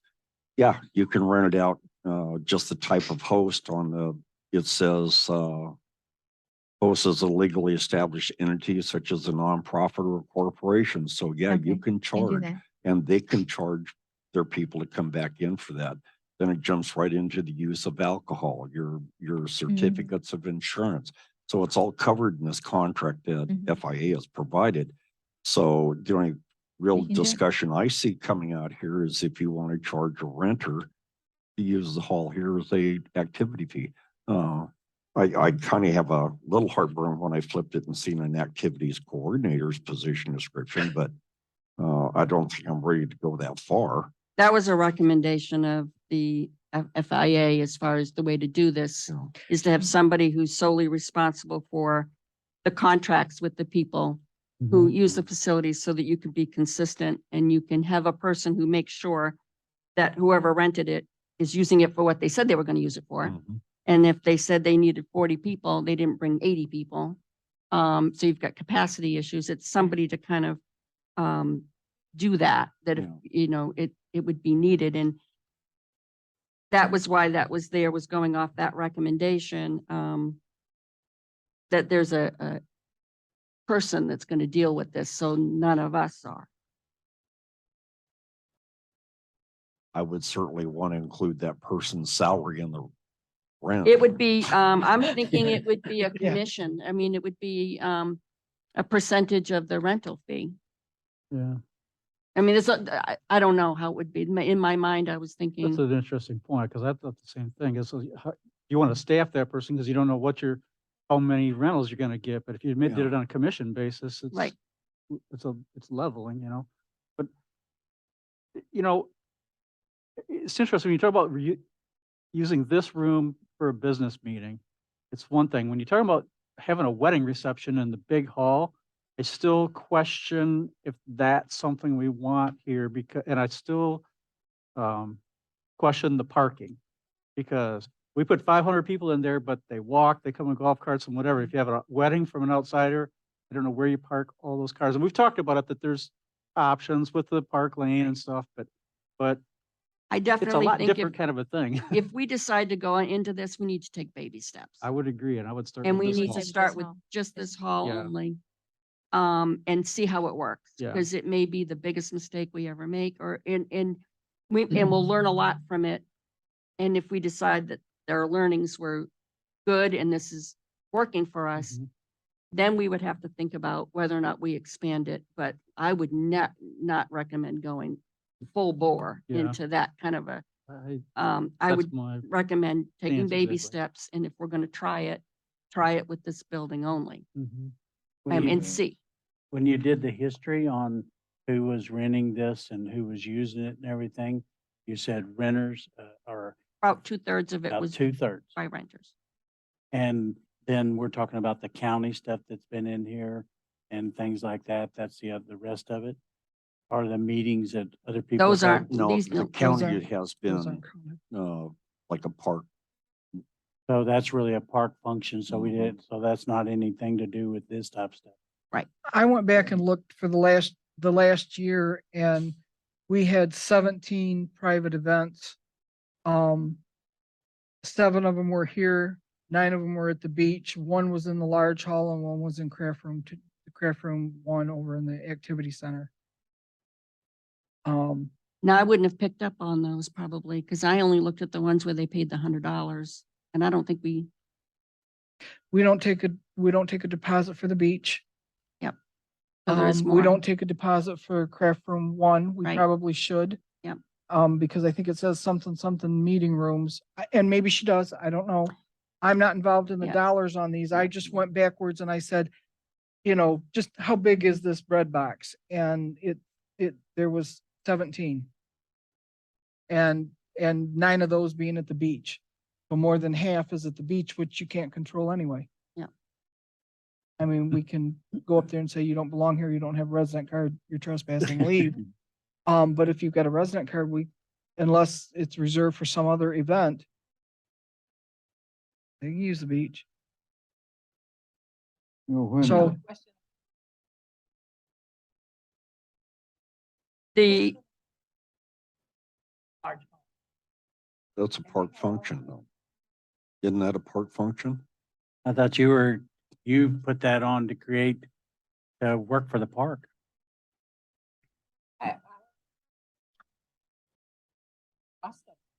who, let who's the me tell somebody? you what happens with the health fair, and I don't know, this is what I've been told. The company that comes in, all of the vendors that have booths, except for the ones that we invite, like I know we invited the fire department and we invited CERT probably, but all those other vendors that have booths, they pay the company that organizes it for the privilege of having a booth that they can put here.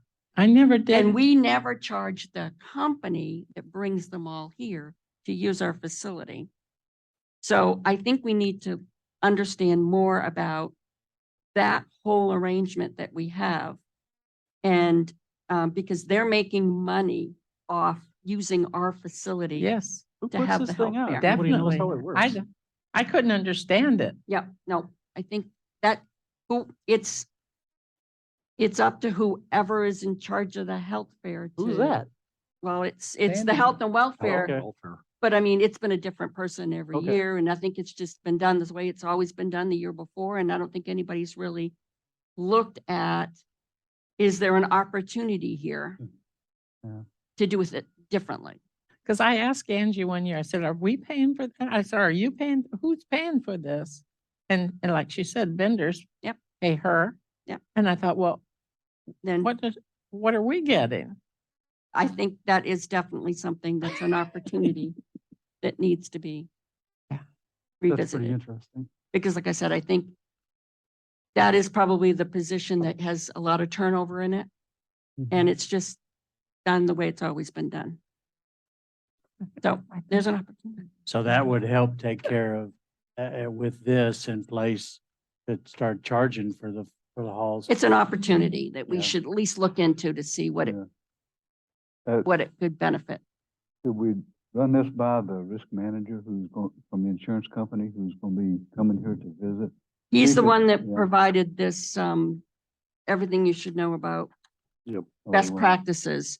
But I have not spoken with him personally. This was something that I was, asking Brent about for liability, and he says, oh, we have a whole division that can take care of that for you, and he got this Yeah. for me. So we definitely can use that person. Yeah, there to could be some understand more. increase in exposure for Yeah. liability and. There's a whole, Okay. release form Yeah, that there's they, a lot we in can- there. Yep, It's interesting. yep. The Well- contract would release us from things. It's, I This- don't want to limit the discussion on this one, but I think we've got a whole lot more than what we need to do. So this is going to have to come back Oh, for another absolutely. meeting. The only thing is Sandy, I'd like to have you get with whoever the past health and welfare was, because I remember they charged and then the tables had to pay that person, but I thought a portion of it came back to us. Somewhere in there, I remember that somehow. gotta be an old. There was I a- don't know. somewhere. There Who was was a ever- fee for doing that, but I'd like to have you look into that. Talk to Gail. Yeah, Some that- reason, that I would think be she was my- involved in it. She was. Yeah, I think so. For some reason, that just popped into my head. Well, part of this said to review PP 37 and 37A, so I've got drafts prepared. And that was my discussion about, do we want any differentiation between an owner and a renter? And I'm hearing that nobody is any interest in that. And that's fine. I'm just throwing things out for discussion, so you can That's- think about it, because it's that's- like, I that- never thought about that. That's fine, but you ask, you get. Pass those, take one, pass it down. What is, Take one, pass it down. This is revisions to PP 37 and 37A that I've been working on. And I had said over the summer, wait till I get back to be able to Isn't do this. interesting? And so, because we brought it up, I'm gonna pass these out. Guys, start looking at them, because we're gonna be talking about PP 37 and 37A again soon. Whether it involves residents, non-residents, we're still gonna be looking at those documents. Take a look, see at it, and we'll be better prepared to talk about it at the next workshop. Fair enough? Okay. And because I was slamming trying to get this done quickly, I don't have all the little circle changes on the original PP 37. I didn't One- have the brain power to do that. Too much changed. One question. I think I know, but I want to verify the V's on your diagram are those chairs, I take it? Yes. Okay. This is good, Lauren. Yeah, if you look at way down at the bottom, right-hand corner, it says chair row seating, and it's got the little Oh, I got V's. it. I see it now. Sorry. Yep, nope, you're fine. Nothing like hiding it at the bottom. This is good. Well, that's just something I was working on before I left and then turned it over.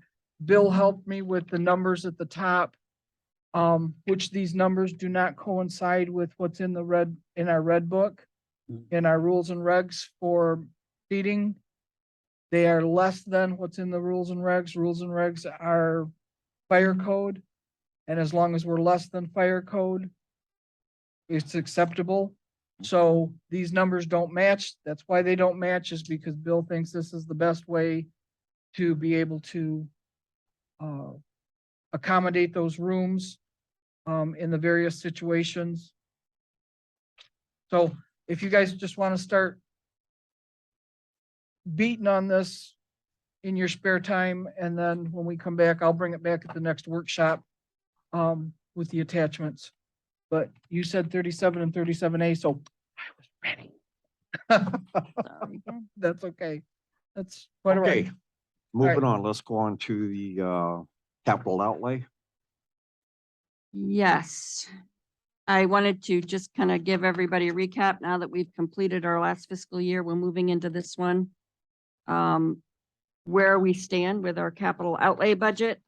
Right now, the bottom part are the open projects that we have, and the amount of money we've set aside for them. And I want everyone that's got any input into these items to tell me that's more than I need based on current information. I can release some of it. That's not even going to come close to cover it. We need to talk about that. I'm not doing this project anymore. It can be removed, all of the above. So we can make sure that we're counting this money. But the top part tells you is what we've set aside and approved in a budget versus what we've spent to date, and then what's open. I can speak for Shuffle Courts. That's an ongoing. Yes, That continues to year after year build cash, and then they spend Yes. a large chunk of it to do courts. Yep. And then it starts rebuilding, and in 3 years or whatever. Yep. So that. so we needs to made the stay. decision to put $3,000 a year aside for that, and if Mhm. that still holds, then that amount stays. If we're going to continue to support that, I Okay. mean, Well, I see 3,000, but where's the 55? that's left over from last year. There's They didn't spend it couple, all. They there's- accumulate they it accumulated. till it gets It's not to if how you much they don't, if you need. don't spend it, you lose it. It accumulates. Like Lori said, it builds up. Because every couple of years when they do the major work, it costs more So than we're that. putting 3,000 in. No, this is what's here right now, and it's enough. That's just It what's doesn't sitting need to there. have any more added to it. Correct. If we're still making that commitment that we're going to set this aside, and they will have that much money when they need it, then that's what they have today. They've spent some of that already since I did this exhibit. 18 units on. That's how many units we have, I Okay. think is what it is. It's That's two- an well, old, Basically 2 per year. That's, as I said, that's about 2 small ones or one of the major ones. Yep. Which is probably acceptable. and we have a certain amount that we But- typically budget every year, and we've overspent going into this year, so that's why it's only 14,000. I think we set aside 18,000, but we've already spent more than what had been accumulated in that account. So now we're left with 14 remaining in order to stay within that budget. So if you need to borrow some money from something else to put more into air conditioning, because we don't think that's going to cover it, I think we wait and see if we have. I think some that we're have good right issues. now, but boy, there's sure some older ones getting Yeah. there, and we're gonna get hit here in the next few years with probably 4 or 5 that are gonna have to be And replaced. Do we need to so. start thinking about our air conditioning systems, period? Because we're replacing these, a couple of them every year, and is there any other better answer? I Does don't our know. insurance cover anything like that? Age, no. Mm-mm. Age and Normal wear and overuse? tear. No, Normal wear and tear normal thing? wear and tear. But So we don't anyway, insure any of our major things that we use all the time. You're talking about like extended warranty Oh, or like an insure- old- yeah. or no, insurance? no. Most of the Yeah. ones we're replacing are 20 to 30 years old Wow. Yeah, already, it's, so. Nobody's gonna warn you. Yeah. Hopefully we're No. gonna, and then the newer ones just don't I would say last. leave it like that, and then I'll get with Bill and we will discuss the air conditioners Okay. and come up with a plan. Maybe we need to start budgeting more. Yeah. We revisited the new decking, and I think I've got that down to the price that is closer to what we think it's. I wanted to understand what was And in the your, fish house. well, I wanted to understand, that is the fish house money basically, because the money for the decking has already been. Right, that's what's spent left and- as of today. That's Okay. what's left. But we haven't approved anything for doing the fish house itself, right? No. That's why I'm questioning why there's $15,000. The fish house has been in the budget for a couple of years now. Okay, so there already Okay. was that in So there. there was already money in there. We put money in there for the decking. We lumped them together into one because it's all a kind of a marina thing. And then you've spent quite a bit already in getting the decking. So that's what's basically left. It can cover the fish house if we don't get money from insurance. I'm thinking if I get 15,000 from insurance, we can release the 15,000 I that's set thought our aside. for the- initial deal for the fish house was like 30,000 or something. Mm-hmm, it was. Well, that was for the decking, just to replace the decking underneath it and everything. We were just jacking the fish house up Oh. and putting it right back down. No the major same decking. repair. And then they So decided the- to do the decking yourself. Correct. which The saved money. 32,000 that we decided to do or spent and approved was the rate, just replace the decking. That's where I'm confused in this because the fish house wasn't ever part of that. So it should have a separate line. It always did have a separate line and then we merged it together. So this is what we've got for money. Let's talk about where we want to put it. Okay. Okay, and but that's what we've got. Well, that entrance, the 10 property is. gonna be So, way I mean, over we, that. we don't know Well, what we're let- gonna get for let- insurance money on the fish house entrance- Can we damage. stay on the new decking? So to me, the new decking was 15,000 to do just the new decking on the slips. That didn't include the repair of the fish station. Because that's where we were gonna jack it up, and that price was $30,000 at the time. Then it was revised. What, This has been a moving target. Yeah. Yep. And that's one of the biggest reasons why I've got this on then the it- discussion today, because And I then feel the like, third thing was the actual building or the Right. construction of the fish Right. aluminum fish house itself. right, which I haven't asked So for what do anything we on that. have? so, and that's what I'm hoping we can figure out You today. said, you What- said the what do we decking's have already for been taken projects out and of what do that. we need? I Because- asked for, let me back up because I asked for $32,000 to replace the decking under the fish house, the support structure, and replace the decking on top of it and replace the decking on the docks. That was all done and approved. That's all the money that I know that we had. So have you spent all 32,000? No. How much have you 20, spent? I don't even know what it is, 20, I'd have to go look at it, 28,000 or something, No, what's it's been spent so 28,000. far. And some change. I don't know exact number. That's fine. So that money's what I asked for and requested to do, and that's what the guys have started doing now.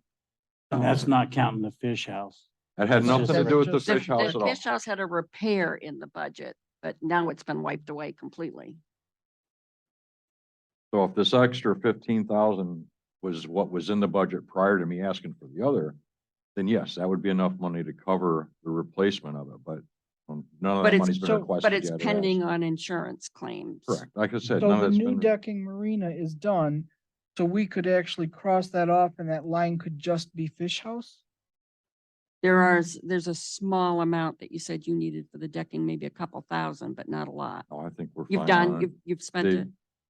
You know, yeah, I think that's fine. So if we use the remainder of that 15 for the fish house, then that'd be fine, right? Right. And that's contingent on whether we get any money from the Insurance. insurance claim. Right. How much, so if it's gonna take 15 and I get 10 from the insurance, we only need 5, 10's released. If the, Right. if they give us the full 15 and we can do it we can remove the whole 15. It's, right now, that's a placeholder because we weren't expecting the storm to wipe out our fish house and be able to put an insurance claim in for Right. replacing it. So I'm kind of looking at that as a placeholder until we know what we get from the insurance claim. But tell me what you want. But it's real money. It's real money right now, yeah. Okay. Until we get the, Real money plus the insurance. well, it's, If, Yeah. right. All right. So do we have any idea what their adjuster gave us for the fish house, if don't any know. at all? He said it's a total loss and it was insured for 14.5. Yeah, I think we're roughly. intending to get Close to real that. close to. real close to the 15 from the claim. Why don't we wait till we get it and decide from there what we're That's- gonna do? Yeah. That's what, I was saying, this is a placeholder. Once I Mhm. know for sure, that can be released. So just leave that there and move on. What's the entrance to the town property? I don't get it. So this is We have to all widen the drive. open projects from prior years that this money is sitting here. Yes. Right. So- And the 2022, 2023 So budget. what was originally submitted for the 22-23 budget? For capital outlay? I did not bring that with me. I And don't know it then- off the top of my head. This is, To me, okay, just my thoughts. Yep. So you have capital outlay, and I think we've talked about this before. You should have capital outlay for equipment and capital outlay for structures. So if I'm buying computers and cameras and that stuff, it would come out of one account. But if I'm actually repairing a fish deck or a capital outlay to replace a roof that got blown off of there, you would have two different accounts. this And is, then they would be itemized on a, I would like to see a daily basis. If Todd spends money for the maintenance equipment or maintenance supplies, then it comes off on a daily basis and I actually have a total of what is actually available. Instead of, I Yep. get so confused, okay, we're well- gonna take 10,000 here, and we're gonna put that over because I didn't spend 52,000 for the shuffleboard court. I have no idea where we're okay, at this, with the the- budget. and it's because of the way we handle it. And Yeah, that doesn't mean we handle it right, okay? What we do, our capital outlay budget is basically a project cost budget. Yeah. It's not really, it's projects that we're doing, that the cost for doing them rises to a certain level that we want to look at them. And so we call that our capital outlay budget. Yeah. Okay? Yeah. What is a capital budget? It's not this, okay? We had to replace the heaters and the pool, and that was a very expensive venture. That's now a new piece of equipment that we have. Yeah. We have new heaters. We paid for that out of the maintenance budget. But when we close the books at the end of the year, we're going to capitalize the cost of that heater. And we're going to depreciate it over time. It's going to become an asset on our books and it's going to be capitalized, okay? Versus some of these things like the shuffleboard, some of these things are categorized into grounds improvement or whatever. Because we're a park and rec, we can capitalize the cost for them, but anything that you purchase that's over a certain value that now is it's been put in service, Mhm. like those heaters can be capitalized. Okay? Yep. So there's a lot of room for opportunity on how we manage that bucket of money, to be honest with you. Auto flush toilets, $3,200. That should be in the maintenance budget. That's not Yeah. a capital Kind of outlay. a pain in the thing. hall, I think. But it's a project. It's a decision we made that we were going to Yeah. do that because there's money savings so we're going to make that a project to do that. So we threw it in this budget. And so it's not taken out of maintenance, but yet it is, anything that's left over, where does that go? For the capital outlay budget, I've been, if we put 3,200 in it and we paid 3,000, I'm considering we saved $200 goes to the bottom line. If we put $10,000 in there and we've had a change of heart, we don't want to do that project anymore. But we have another project that now is a real need to have. We've done that with the ADA doors.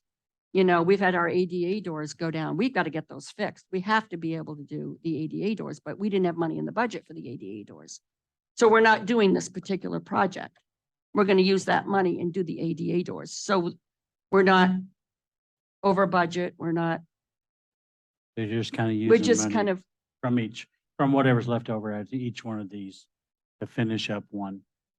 Or to finish. that's a the new way one. we've been doing it because we're not taking this pot of funds and making it a dedicated, I can't remember the actual term, but there's when you categorize it at the end of the year, you can say it's restricted funds. And it can only be used for the project that it was intended to Right, be used right. for. We have not been recording these items in that manner because stuff happens.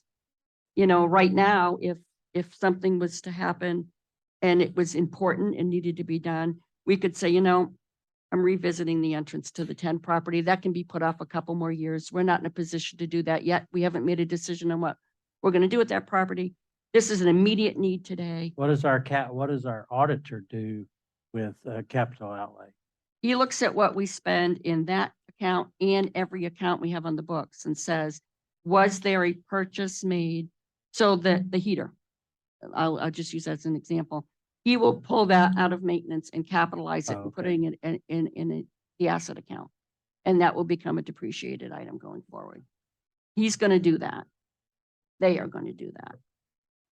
And there are things that we typically posted in the capital outlay budget that he flips back into maintenance because they're not of a nature Mhm. of being a capitalized Right. item. Right. So we reclass them back. When we close the books at the end of the year, we'll reclass it back into maintenance because it's a maintenance.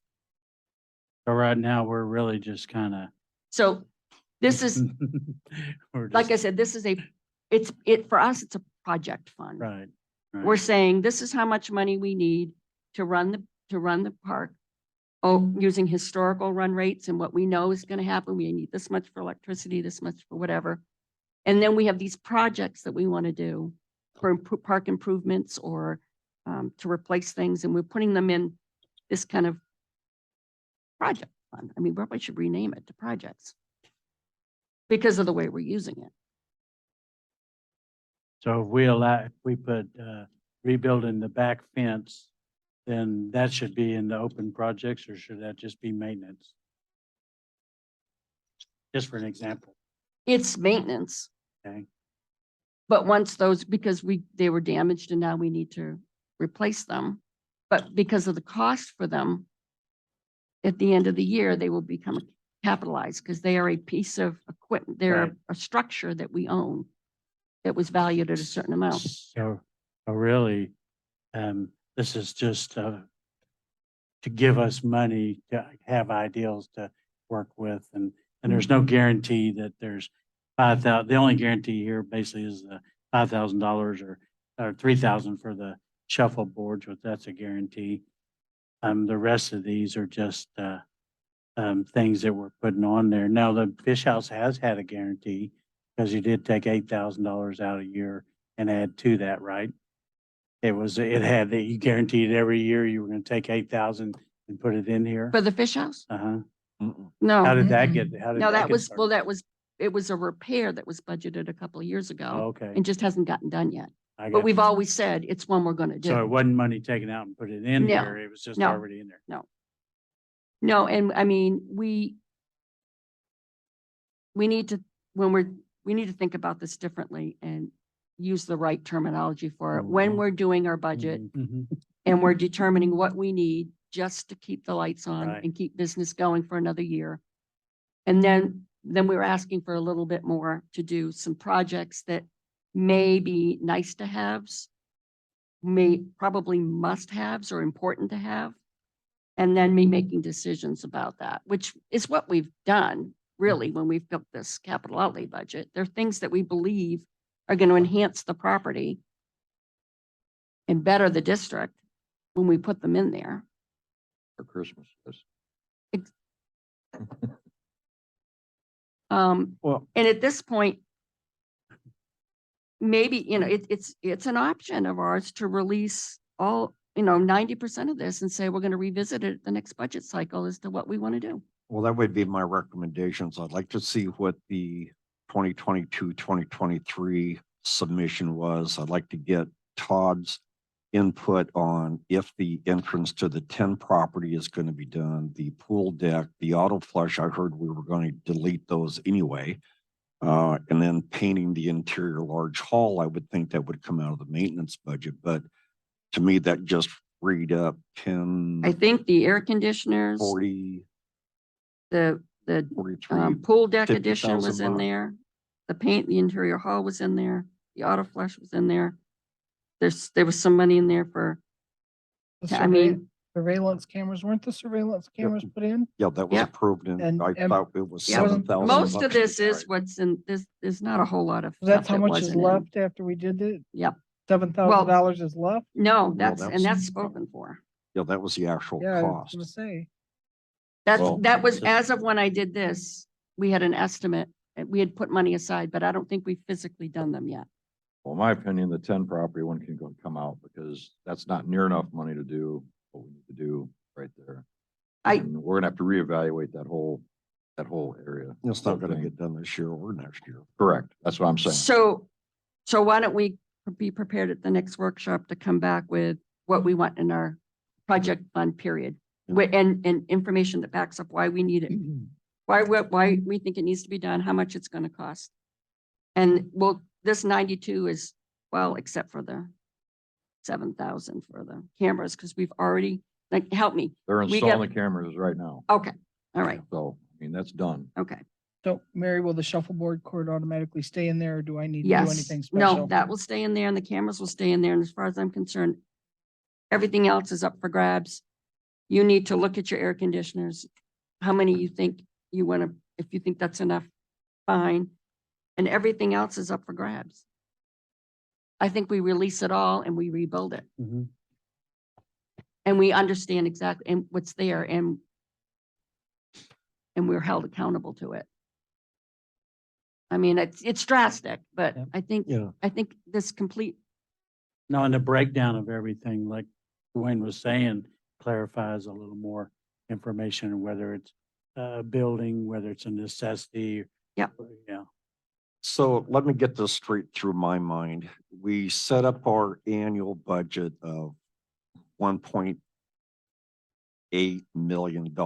That's what it's gonna cost to run the park. Then we do the assessments that brings that out.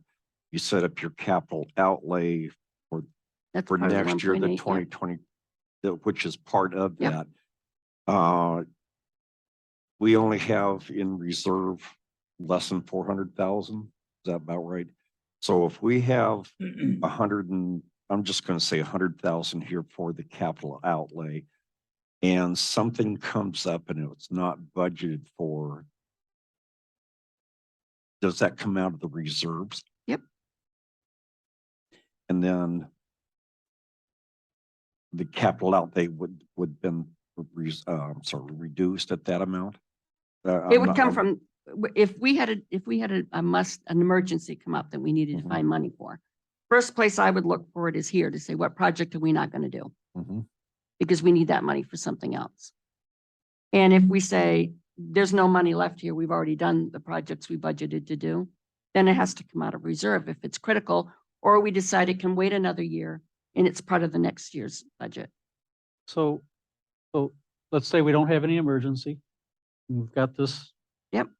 Money. Yep. So does it stay there and then we don't have to fund it the next year if we're still gonna do that project? Or does it go to reserve?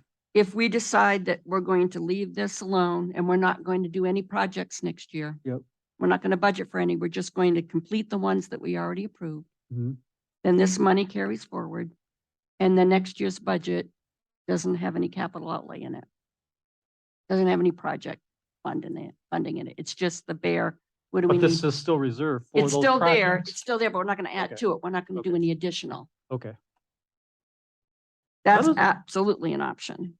How does money get into the reserve fund?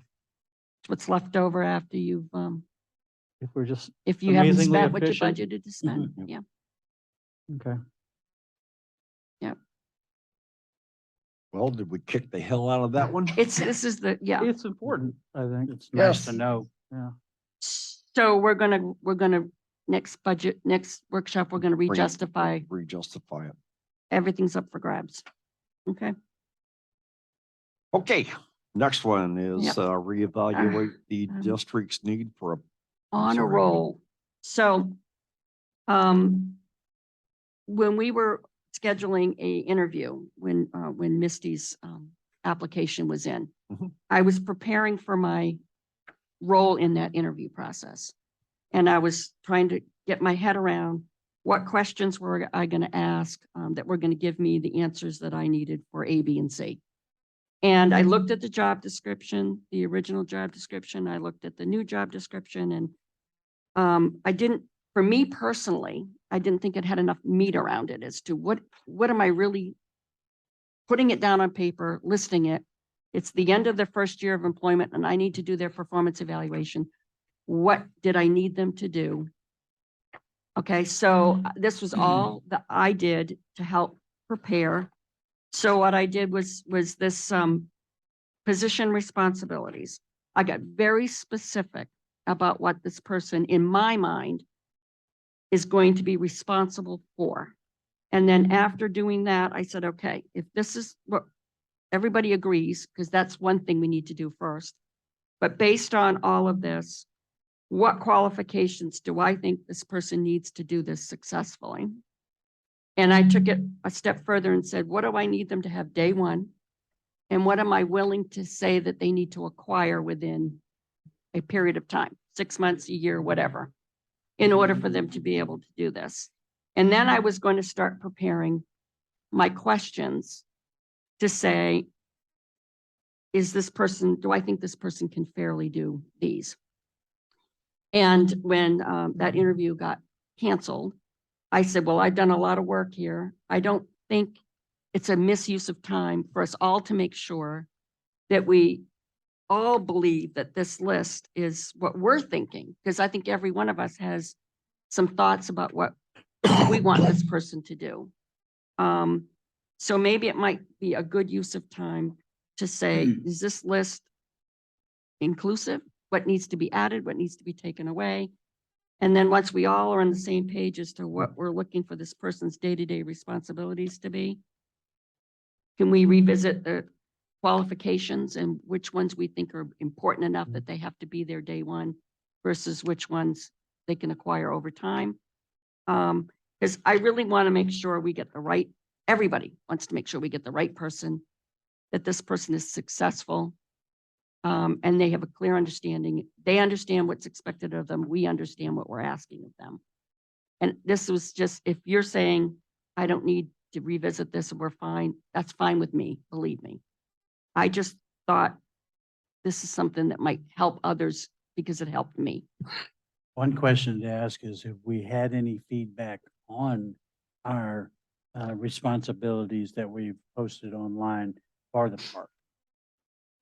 Have you had any responsibility, anybody responded back to you? As far as I heard response? responsibility. Yeah, Sorry, I yeah, I was reading responsibility at the same time. Yeah.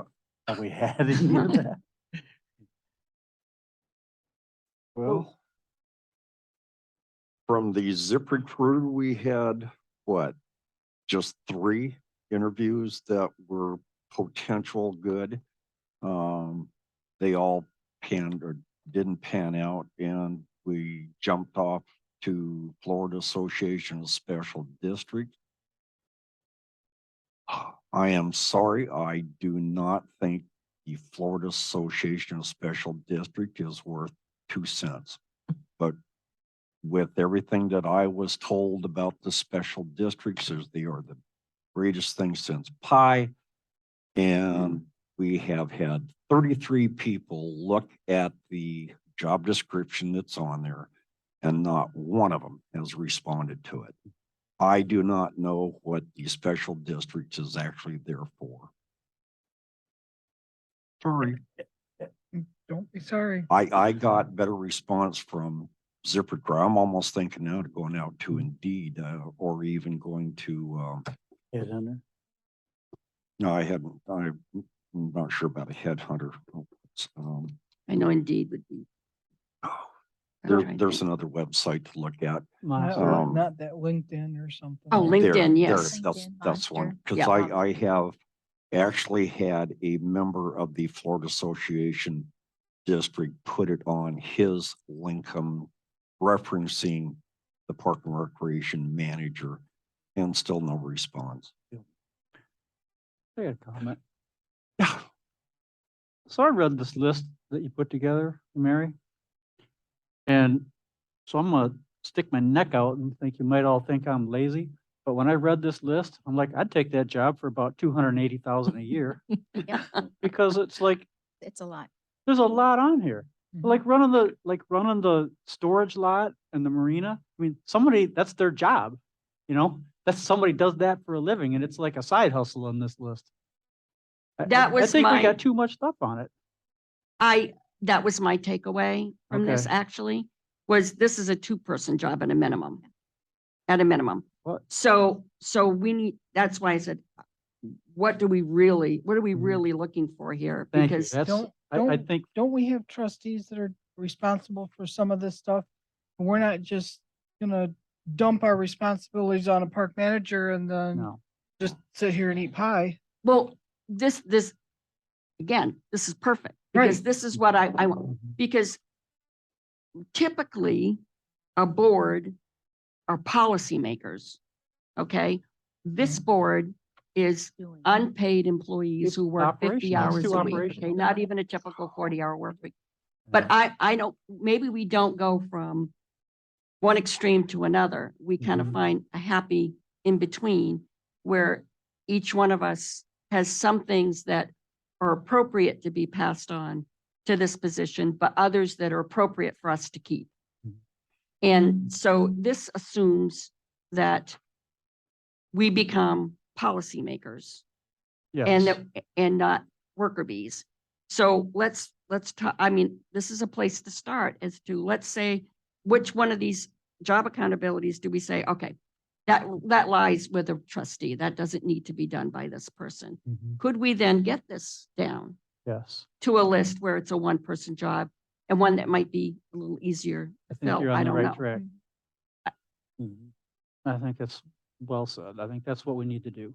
I do have a suggestion, and this maybe the idea, and Mary talked about this and Louis did too, is to look at, because all 9 of us have a 2-year term. And I look at all that we do. And there are certain jobs that we take on that if that person wasn't here, or God forbid something were to happen to that person, which we went through with our chairman, who's going to pick up the slack? And one of the greatest things that we do is the fiscal responsibility for this district. I mean, we've talked nonstop today about bills and budgeting and all this stuff. And I look at it, maybe what we look at, instead of a park manager, so don't hit me when I say this, is to look at hiring a fiscal person. Well, And I mean, I'm not saying yeah. it correctly, and I'm not, I'm just Mhm. opening up discussion to handle all of this that typically one person's doing as a volunteer. Mhm. It's a huge responsibility. I see how much TJ does Mhm. and the many hats that she has. Sending out notices and bills and writing the checks and everything, plus everything else that she does. Mhm. To take some of this away from one volunteer trustee. Because I think it's almost too much. Yeah. Now, this is my idea. Yeah. I thought it before, but I know we want a park manager role and that's fine. And you may disagree with me, but of all the jobs that we do, Mhm. Yeah. this to me is the biggest job that one person has. That's all I'm saying. So I read this and here's what I saw. I saw 2 people here. I see a controller and a code Yeah. enforcement officer. Yeah, I Yes, agree. That's what I yes, see. Yeah. I was thinking a business manager and I don't know what you want to call it, a park manager that would take care of An operations an manager. operations manager. There you go. And then a business manager. Because there's the running of the business, the making sure that things are paid on time, that we get their money in, that we filed the right documents, that we've abided by the statutes. And then there's the operations, which is all the other, you know. Mhm. I'm sorry. I see one person doing this. Okay. If you look at the first item up there, complete and understand the compliance with the district. It doesn't take that much to look at the statutes of Florida and decide which ones are gonna be directed right for a park and recreation. That's, to me, is a simple job. That's like me or you guys knowing what's in our little Bible back here that says, here's the deed restrictions, the charter, the enabling act, all that stuff. Resource management is nothing more than supervising the maintenance foreman and the office staff in there. So that's looking at their position description, rewriting a position description, and once a year, writing a performance evaluation. Then you jump down to the contracts. Most of that is going to be handled through the trustee with the office manager. It's already in place. That's, again, it's not going to be a big deal. When you get over to the finance reporting, to me, I think that's one of the top jobs, and they would have to have the specialized knowledge of what Mary's drawn up in there. But again, if that's knowledge that they already have, it's just correcting and improving the procedures that we have, and it's done. The rest of it is just the bachelor's degree, and I don't know, I just see as one person. I had more responsibilities of this with being the contracting administrator for 3 facilities. You had the federal procurement regulations and the VA's regulations, and you just knew, you just got out and did it. I don't see 2 people in there at all. Yeah, but, okay, so we'll take your example. What was your job title? Director of Acquisition Material Management. So I had all of the supplies, chairs, any damn thing that was inside that hospital, we controlled. But it was, you were over a huge purchasing department, it sounds like. All 3, well, I had 80 employees. But, Okay. yeah, at 3 But facilities. it was kind of one function, it sounds like. It wasn't taxes, code enforcement. No. I had to know all the construction contracts and all that. And I'm not downplaying what you did, but this was not my Hiring intent. nurses, the whole bit. Yeah. I don't see any difference from my position to what this position here is of taking over to me, a small office. Sounds like we found our district manager. I'm too damn old. What?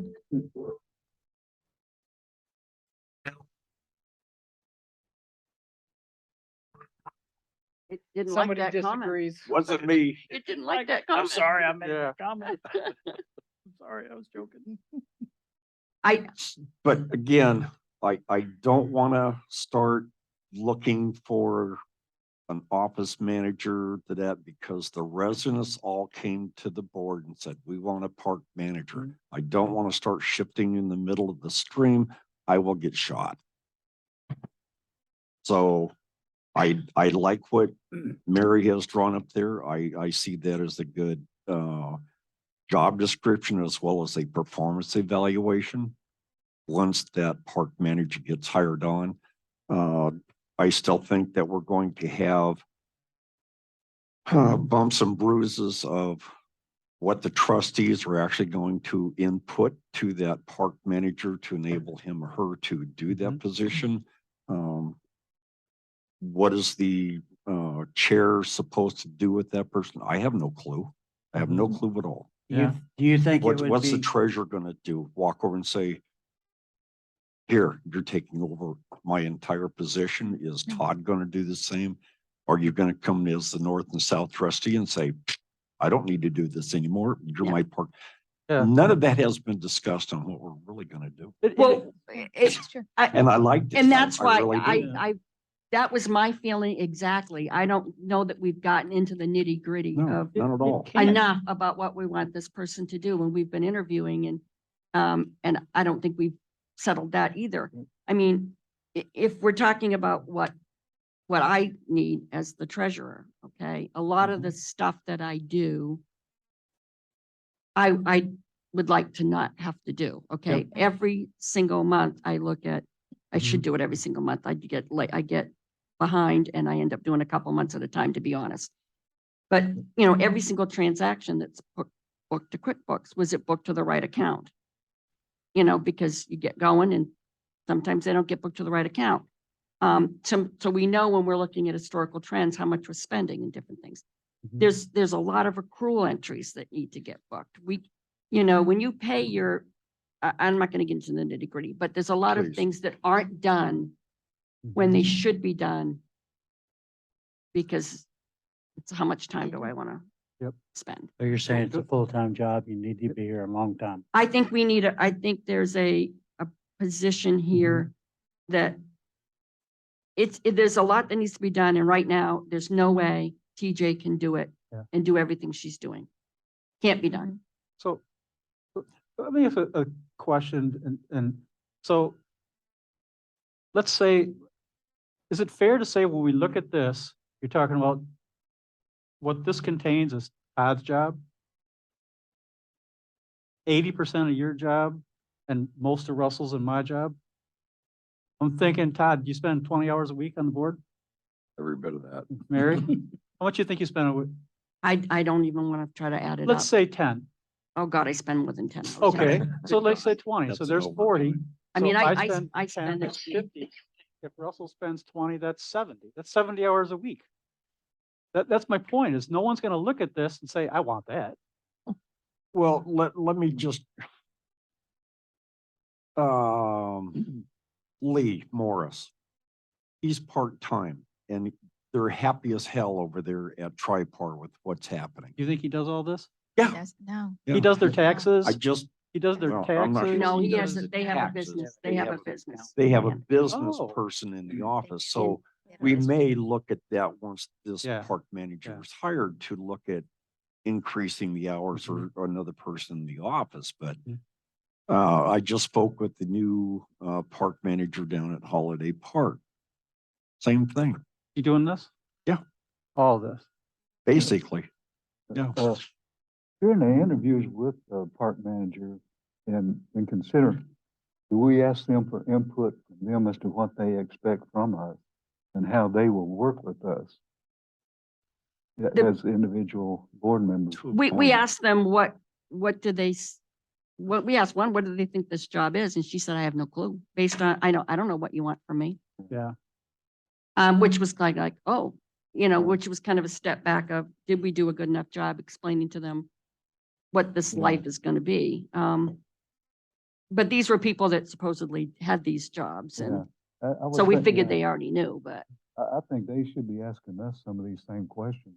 What can they expect from us to assist them in their, and what type of responsibilities do they see us having and working with them? Okay, where are we going with this? really, Man, I don't know. I don't know either. It's- Like I said, I wanted us to take an opportunity to, before we interview the next person and we decide what we're going to ask for questions and what kind of person we're looking for, are we at least okay? Is this a good representation of what we're asking this person to do? And I'm thinking, based on what I'm hearing, either yes, it's inclusive and there doesn't need to be anything added or removed, or there may be a few things that can be removed and put on the trustees. But we have to look at what we've got out there right now. And I mean, compare it, right, to find out, because we Yeah. already have something out there. Well, I went through the job description that's on the websites. A lot of that was included, the supervision, the knowledge of the statutes, the Mhm. policies of the Mhm. park, Mhm. a lot of the Yep, I financials in moved, there. I pulled and So tugged. I see this document here of me sitting down and saying, okay, this is what I do as chair. How is this going to work? And can I develop my own questions to see if I've got the right applicant to applying Yep. for the position? Yep. The first thing I'd like to see is an applicant to ask I the know. questions I too. know. Yeah. The, So, we had started out with wanting a certified district manager. Yep. And then I know you said you didn't think Florida Association of Special Districts was worth a dime, but there is a program that they offer where you become certified. Yeah. And it is, when I looked at everything it goes through, I think it's definitely something that, because it's going to teach them Education. a little bit about all of this. It's gonna be, there's a section on this, there's a Yeah. section on resources, there's a section on contracts, there's a section on finance, and you have to go through all of them Yep. to get the certification. Yep, no challenge So- there at all. So if we have a person that doesn't have that, that would be one Yeah. of those. It doesn't Yeah. mean you can't get the job, but I'm gonna want you to take it. But if you take a look at a CAM and a special district program manager, there's not a whole lot of difference other than what the knowledge is that Florida Association of Special Districts provide you. That's specific to a special district. Specific, Yes, and so yes. there's not a difference. No, The guy at Holiday Park is nothing more than a CAM. The guy that had left, he was nothing more than a CAM. Lee is a special district, so and both of them are doing great jobs, so Mhm. we just need the right person to walk in the door and say, right. here.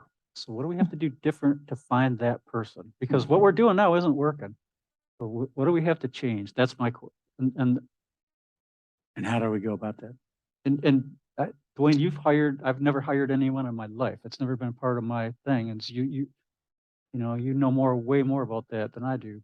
But I'm just saying, I looked at this as an applicant and I'm like, kidding me. Who knows all that? Yeah. If you want the job, you're coming for it. Yep, If you want it. okay. You want to work at McDonald's for 15. But You you're can't right. e- you How do can't we, even how do get we people tap there. into that Yeah. network out there so we can get some applicants? Maybe Indeed is a place to. But again, I'd have to bring that for the next board meeting and say, okay, I need to spend X amount of dollars to go on to Indeed. Well, Which I'll do. I'm more than happy to do. I'll much give it is- to you how out of the much 10 is- property entry. How much are you thinking of, 500. What I spend for isn't that below Zip your office was budget? 500. Aren't you allowed to I always spend thought I that? had to come for, but I think we've all agreed that we're trying to get a park manager and we've Mhm. all agreeing right here that we've exhausted what we've tried so far and we Yeah. need to try something else. And Mhm. as long as it's not a ridiculous amount of money, I say, And we can always use the Florida That- district for training if that's. the way right, it but I Oh, yeah. think, I don't think you need to get special approval okay. for that, I'll- Dwayne. I'll do I mean, that. am I like, No, you're. no. I'll We've do got a that bigger this week. spending budget, but he Dwayne, said have that you the reached cost out is gonna to be the area universities to see if they have, most area universities have job boards and they give leads to their graduates. I know that we went and experienced, and I'm not saying that, Yeah. but they also have business management degrees. They have master's programs. Have we done anything as far as seeing if they would post this in their information? I have not. University of South Florida? I've just been following what the residents wanted. They wanted a certified association Yep, yep. management and a park I know. manager I'm just through the saying, FAST, and Yep. I If- wasn't if deviating all from that at else- all. I'm just saying to me to broaden a little bit, because Yeah. if we can't get somebody, Right. we're in no better shape than what we are now. Right. To look at what other resources can we tap into, and these are going to be free resources. I'm a little bit leery about that, but I'll try it. I mean, all it's a phone call to find out if they would post it. I do have a couple of other things in the fire, but I'm not sure about them yet. But I will, if you give me the permission, I'll go in there and I'll put stuff on the Indeed, and I'll even look at another website that I've looked at. I mean, I even have this with some condos association that recruits the same thing, park managers, certified God. how does acquisition it manager. work if we hire somebody to do our recruiting for us? Do they get it? Well, I've I'd have had to look- limited experience, but I Yeah. thought it was a percentage of the first year's The salary, headhunters I've dealt A with, headhunter. They're very 25 expensive. to 30%. of their their first salary. year's salary. Correct. Ouch. Yeah. That's a lot. But then So they're it's doing, 2 years' you know, salary. you're, They're doing the legwork you're for me. trying, you know, Yeah. like, again, there's only so much Yeah. Hey, that you should be expected to take on. At this point, you've spent a lot of time trying to do this. Out of respect for all of that time you've already spent, I'm okay with No not return. asking you to spend any more. And if there's somebody that we can, Well, the way I see it, we're saving $100,000 a year. well, We're doing the work. I know. Okay, I think we Headhunters last killed that resort. one too. Well, All right, so the action So on this the is action gonna go to- on this is I'm going Indeed. to, the board has authorized me to put the advertisement out on what do you call it, an Indeed? Indeed, yeah. Or do you want to include other, Anything you can find as long How as. how about if I put et cetera? that'll work. Okay, Okay, where am I at? Movie license. Movie license. we're on license. number Movie 8. license. Please be easy. Okay, I'll be quick. I called MPLC, who holds the movie license that we're using, and asking for the invoice, and they told me that the license fee will be going up 9% due to inflation, which I'm not going there. But they said that, this is, right now we're paying $2,215. It's been the rate that we paid for the last 2 years. So with a 9% increase, it's going to be $2,415 minus a few pennies. They did say that I could call them to negotiate a lower rate once we get the invoice. So I'm here today just to get the board's approval to negotiate with them. This is a substantial rate increase. I know how popular the movies were this summer. I know what happened this past Saturday, but this really stumped me. I'm sorry, you said 2214? Right now, it's $22.15. We paid that for the last 2 years. And with the 9% increase, it's just going to be under, I'll just say $2,400. So about a $200 It increase. is. And that's a lot. And it is a lot. That's why I thought, nope, I'm going to come back here and bring this up. How many movies did we do this year?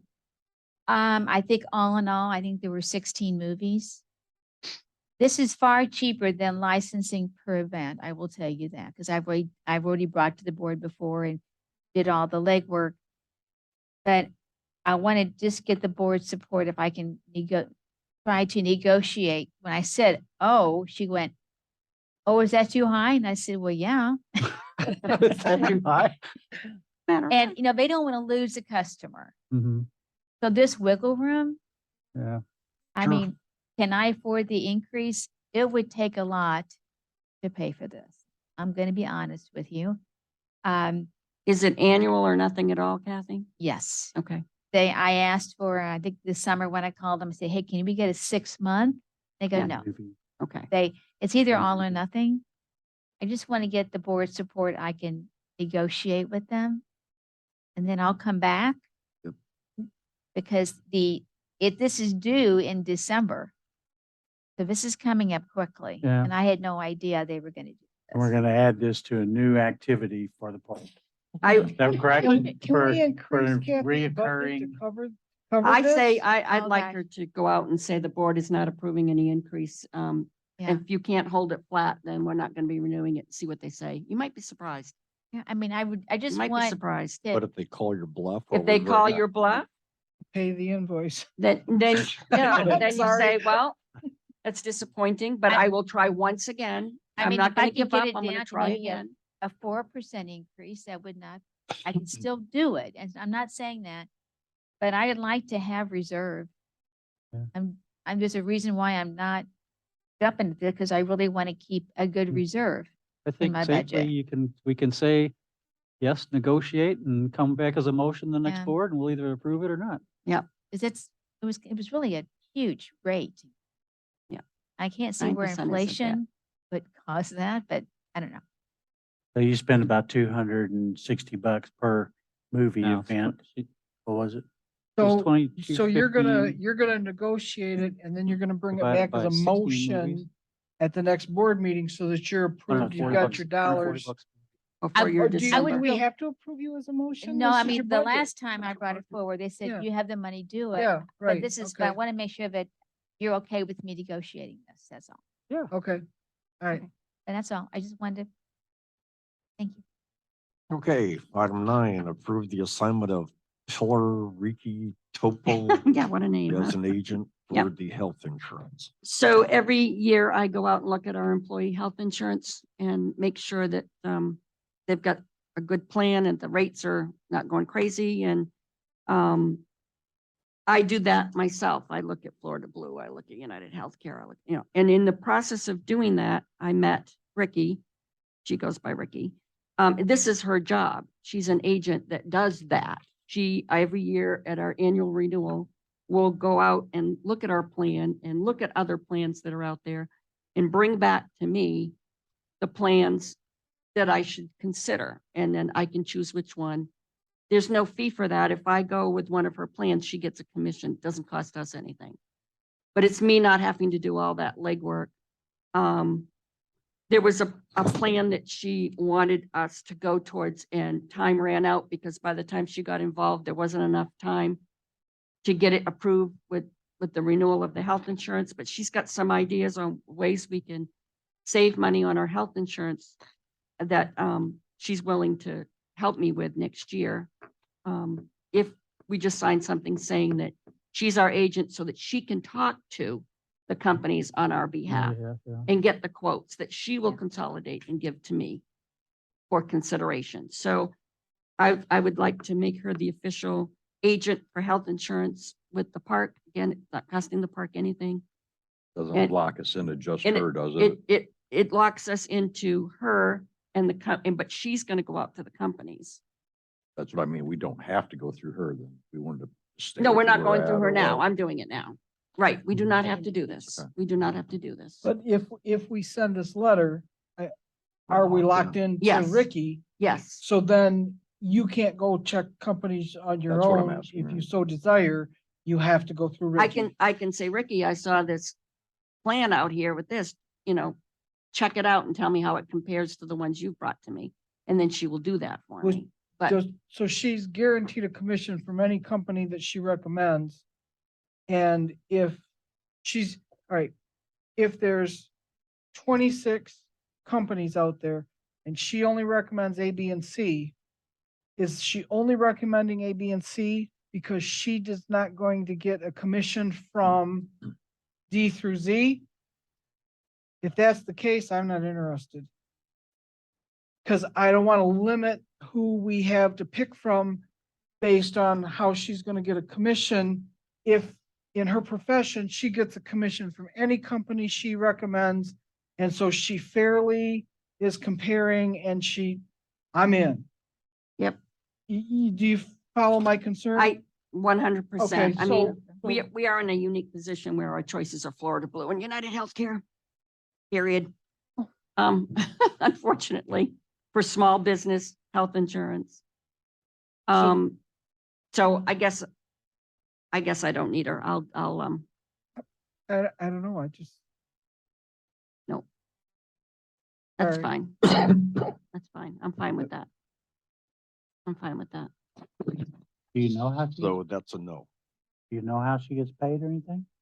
I mean, is it just strictly from commission from? I'm assuming as an agent, just like Oh. any agent of car insurance or anything like that, they get it from the company that they write the business with. And she can write with either one of these companies. It doesn't matter. And she's looking for the plan that's the best plan. Whether we go with Florida Blue or United Healthcare is not going to make, So she's looking at Florida Blue and there's a plan 1, 2, or 3, and she's recommending 2, but she's gonna get a commission regardless. what she did for me this year is she gave me all the Florida Blue plans that were available, all the United Healthcare plans that were available, and a supplemental option so that we Okay. could go with United Healthcare with this plan, buy a supplemental policy, and the premiums combined would be cheaper than what we're paying now, but the benefits that would be awarded to the employees would be the same. It's just using it a different way to do it. So they would go to get certain things done under their main policy, and just like your Medicare, and certain things would come out of the supplemental policy. So There was no time for me to wrap my arms around that, bring that back, get it done. So I'll be honest, might have lost an opportunity to save money on our medical insurance because if Ricky can help you without throwing Trailer Estates under a bus, I'm in. what Ricky would do is give Without me locking us. recommendations Of the, that she feels I would go with this plan. It gives you these benefits for this price or this plan, but she's going to find the plans for me. And then I'm going to bring them here for us to approve or disapprove. Okay. But she's basically gonna do a lot of the work that I do already, so it doesn't mean I have to. Not, it's just making sure it gets done and I That's what give we it do with enough our time. personal insurance, Medicare and all that. We put 'em Exactly, out for a broker. exactly. We have to do it all for ourselves. I failed this year in setting enough time aside to do this right. Oh, you had more time? I didn't, yeah. So I thought, well, if I had her, I wouldn't have to worry about that because she could do it, but So let's- not a Well, I problem. don't think we'll be going through the $1.5 million loan that you had. Well, that certainly will free up some time. You're absolutely right. Can we try her? And if we don't like the options in the fall, then we excuse We tell ourselves her from she's her. no and longer they- our- Yeah, no longer? I- Can we, I mean, once if we send this letter, we sign on the dotted line, we're not in it forever, Well, are we? That's We're what not I in it, asked. we're not in it forever. And the other thing is, I mean, I've been doing this every year. So Right. whoever this is going to be in charge of renewing medical insurance, whether it be the treasurer or the park manager, providing they have a lot of experience in looking for medical plans. And that's what the park manager does at Tripart, that he takes care of renewing the insurance and putting it up for bid. I don't know if he has an agent that he works with or if he does it physically himself. That would be No, interesting to know. Good question. Like you'd almost need an agent. There's so many Mhm. different plans within each company that you'd have to evaluate. Yeah, Oh, because we how are only you have finding limited them? to- Well, small business medical plans we were with Florida Blue. Mhm. I said, I want a plan that's more cost sharing so that we could reduce our premiums. They said, we don't offer one for a business your size. Doesn't exist. That's how I found United Healthcare. Because they did have a plan that had more cost sharing and so saved us some money that way. It was minimal. It was, something like instead of $20 when you go to your primary care, it was 25. And instead of paying, $5 for a prescription, it was 8. It wasn't anything that was going to be catastrophic, but the impact on our premium savings was pretty good size. And then every year I go out, Florida Blue still doesn't have a plan that has cost sharing, so I've stayed with United Healthcare. But I hadn't considered this avenue of the primary being United Healthcare and a supplemental policy. So I mean, I don't know. Go for it. I don't Is know. she said gonna go for it. do, Let me if, get it clarity doesn't from sound her. like she's gonna do a whole hell of a lot more than, She's going to bring those plans to me for Right. consideration Yeah, versus let me. her You're right. let her- She's the one she's- that does the research. Let her She do does all the the research. research. so- That's She right. does the research. That's, she But does the work. let me go back to her and find out what kind of commitment this is. Is this only a 1-year commitment and it's renewable every year? So Right. you're my agent for this next medical renewal. And then unless I renew with you, you're not after that. And that's December. And it goes into effect on October 1st. So it's work I'm doing over the summer months. Because their insurance goes into effect October 1st, our fiscal year. She has to have all her research done and turned into us. and Right. us So that we can have a met couple of board and meetings to approved workshop it it and and all then that. approve it. Yeah, So it's over the summer. that's no big deal. Find all Okay. that out. timeout. How long is my Zoom for Oh, God. today? And I have, Because we've got 1, 2, 3, 4, 5, 6 items, 7 had a items plan. left. Are we gonna be within time limit or am I gonna have to carry this over to the next meeting? I also have a doctor's appointment at 3:00. I need to be out of here Yeah. by 8:30. I need a quick break, man. Can we take a 10-minute recess and then come back and decide if we're gonna, some of these items I think can be carried over to next meeting. I see, I don't know what pickleball is, the kitchen, I can put that out, but there's just 1 or 2 items on it that I see that's really needing My to 11 be and 12 will addressed. take me 2 whole minutes. Number 10 needs to be addressed today. I'm on a time. Oh, limit. yeah. So, Okay. It's not a big time thing, but let's take a 10-minute break and then, yeah, let's take a break and then come back in 10 and then minutes. we'll beat this up. Please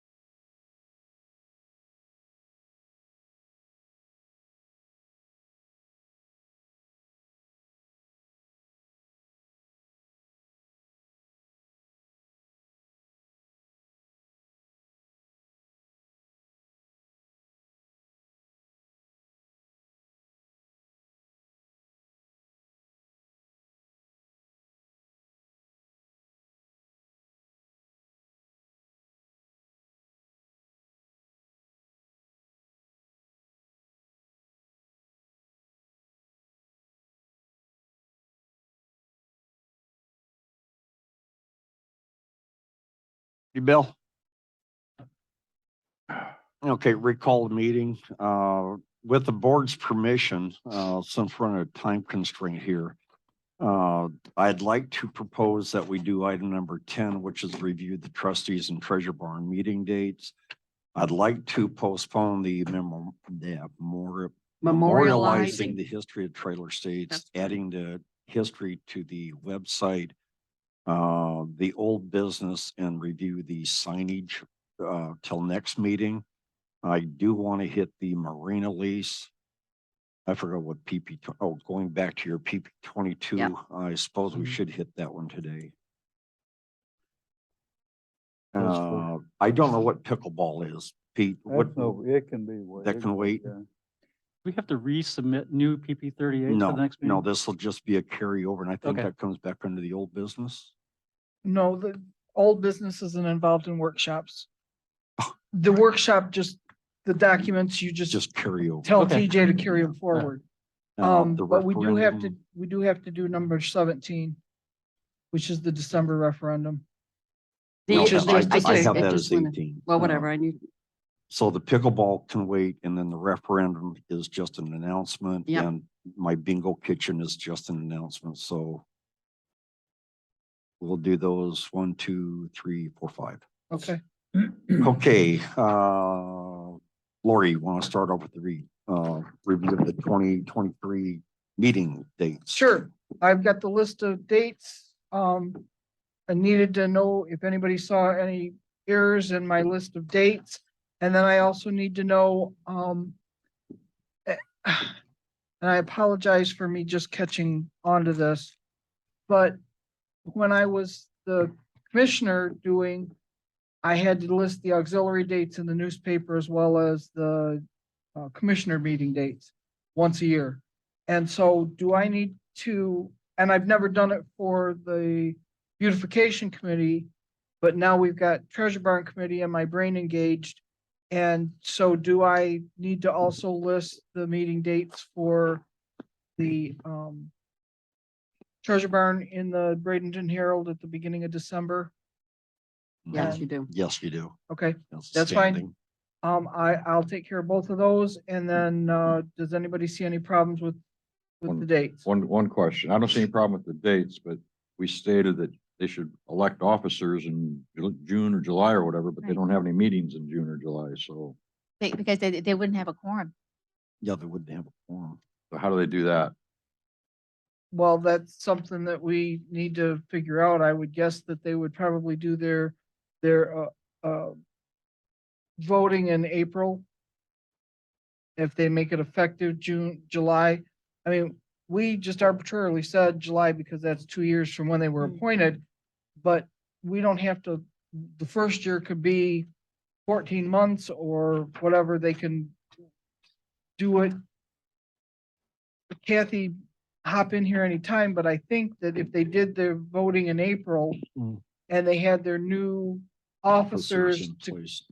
in place to go through the summer would be better than to wait until October and elect new officers. I would think so, because if as long as it's posted in advance, but I know that the 4 officers they have in place, I know they'd have a hard time getting quorum if you did in July. Right. So Kathy, you'll take care of letting them know that we misspoke at the board meeting. So it's and gonna that be April now? In with It's the- gonna be April. Yeah. The April meeting, they elect do the new officers. So So this April, first term is actually less than 9 months. And then after that, every April. so okay. April 2023, they would have their first elections. Pardon? 23. April. Okay, 23, I'll yeah. let them know. I don't have to list that in the newspaper. I just have to list the meeting dates. Correct. Anybody see any problems with the board meeting dates? Too many of them. Yeah, No, all Seems like we everything can't All get right. that work done, huh? right, I'll go ahead and take care of getting it in the paper. Okay, so we're gonna skip the memorializing, adding the TE history to the website. I'm sorry, TE. You're gonna jump down Down to to the marina. 15 Marina lease. I hope everybody got a copy of that marina lease. I had direction from the board to go out and take a look at that lease and was to either terminate the contract or share the cost of the rental spaces, the boat spaces, or raise the rate of the rental of the property or the services. Once I got into negotiations with Innovation Marine, I didn't know if I should bring this thing back as a board meeting or just back to a workshop, because basically I have pretty much concluded the negotiations. What I did do was a history of what they actually are doing. If I can find my paperwork here. So what I did on the findings is on the west side of the ramp, they have a 51 foot area that they're releasing for $200 a month, which is $2,400 a year. The next portion of it is 53 feet. And if you look at your map on the back, the aerial, okay. So the first part here was the 51 foot. The part that jets out a little bit was 53 feet. They were using that as a dual purpose. Whenever Innovation Marines does not have their test boats in here for their DoD contracts and stuff, they would lease it out. It was sporadic on the times that they were leasing it out. So, but when they did lease it out, it was another $200 a month. Then you came down to the 33 foot, which is at the north end of the dock right here. They were leasing that out for $200 a month. The one All the across, way the one around. across the north end of All the way Right at around. the north end. Okay. Okay, So help me then out here. This section right here? Yep. This section right here? up here at the front, Okay. So that was rented out for? 200 a month. So that was another So 2,400. is slip A 2,400, slip B? No. No, That's not it. The that's- 50, the 51 and the This is the 53. 5,100, and this is the 108 foot that we talked about in Yep, December, okay. I'm sorry, October 17th. Okay, The slip B is they were using that more for the owner of Innovations to bring those boats over that they're testing and sporadically would rent that out. They Okay. didn't even have a number of times that they so the rented it out. 51 foot and the 53 foot one Is is the- here? No, that's slip A Oh, and that's slip that. B. Okay, okay, that's what I Okay. thought. Okay. Then And then here is the another north end is 2,400. another 33 feet. That was going for 2,400 a year. Okay, Slip one, which is all the way down at the, find my boat. Right here. Third one. So At the that- angle dock. At this first boat on the east Okay. end of, Okay. of the ramp all right, is, they were renting that for $150 a month. okay, That was 1,800 a year. Then you have 3 other slips that came up and they were renting those, I'm sorry, 2 other slips from that first slip to the north tip. okay. At 200, so that was $4,800 a month. Here, I'm sorry, a year. Yeah. So that was about $11,400. I took that away from them. So what I negotiated was the north end, that 33 feet, all the way down to slip one, which is where I have my boat. We take over those 5 slips. Okay, Okay, okay. Effective when? that's where I committed. I have already told them to take and give those renters, leasees, Mm-hmm. notice last week. It becomes effective December 1st that they have to be out of there. They've already called me wanting slips. Correct. Because I got the things and I said, well, I left messages with the owners of Innovation Marine that your number is, contact us. In the contract itself, I added, the allowance for them to actually have the the used to rent out slips A and B, Mhm. and they keep the And this- revenue. No, over here, Just A and those B, two? Then, that's the okay. only two that they get to rent out. Okay, The rest of this is all ours right, now. okay.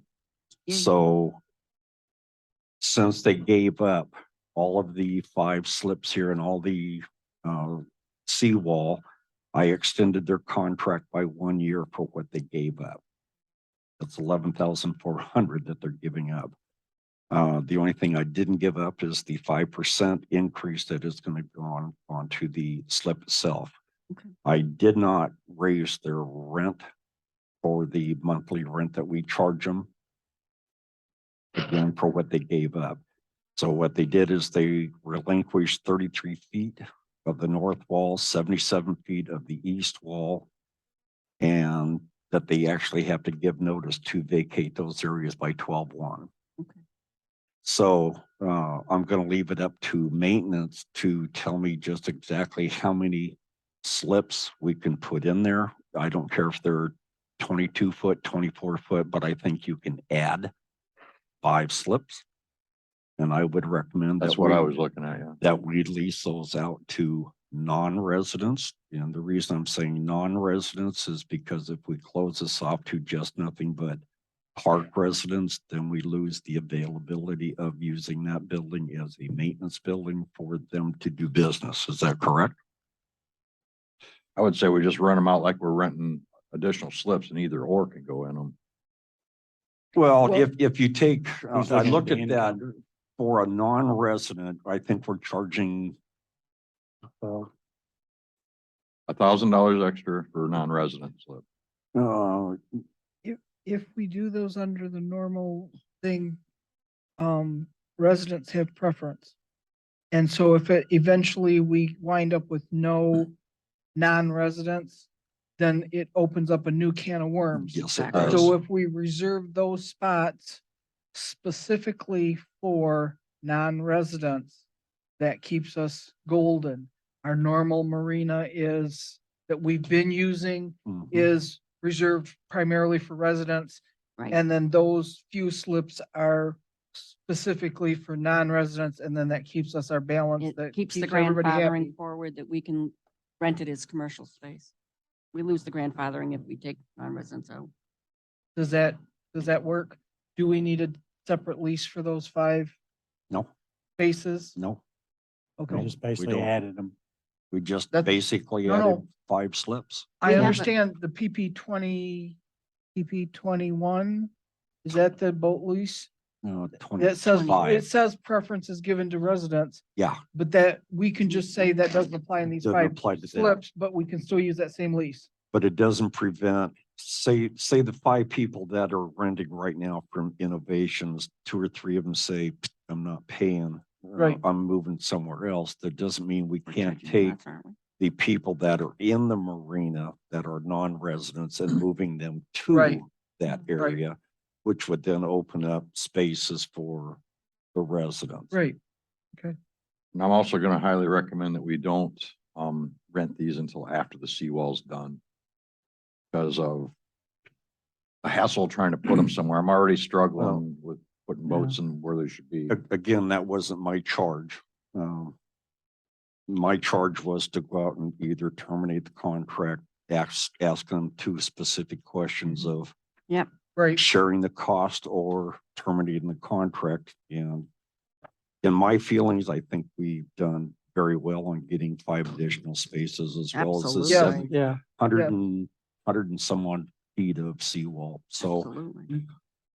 I think you uh, did good. We will, I Absolutely. don't we will want, have to build some docks out off there too. yeah, well, so. then, again, you're gonna have to come back and say, okay, to Yep, put I will. pylons here, here, and here, it's gonna cost X amount of dollars to recoup that cost, but no. again, I'll put that all together. wasn't part Yep. of the charge. Great.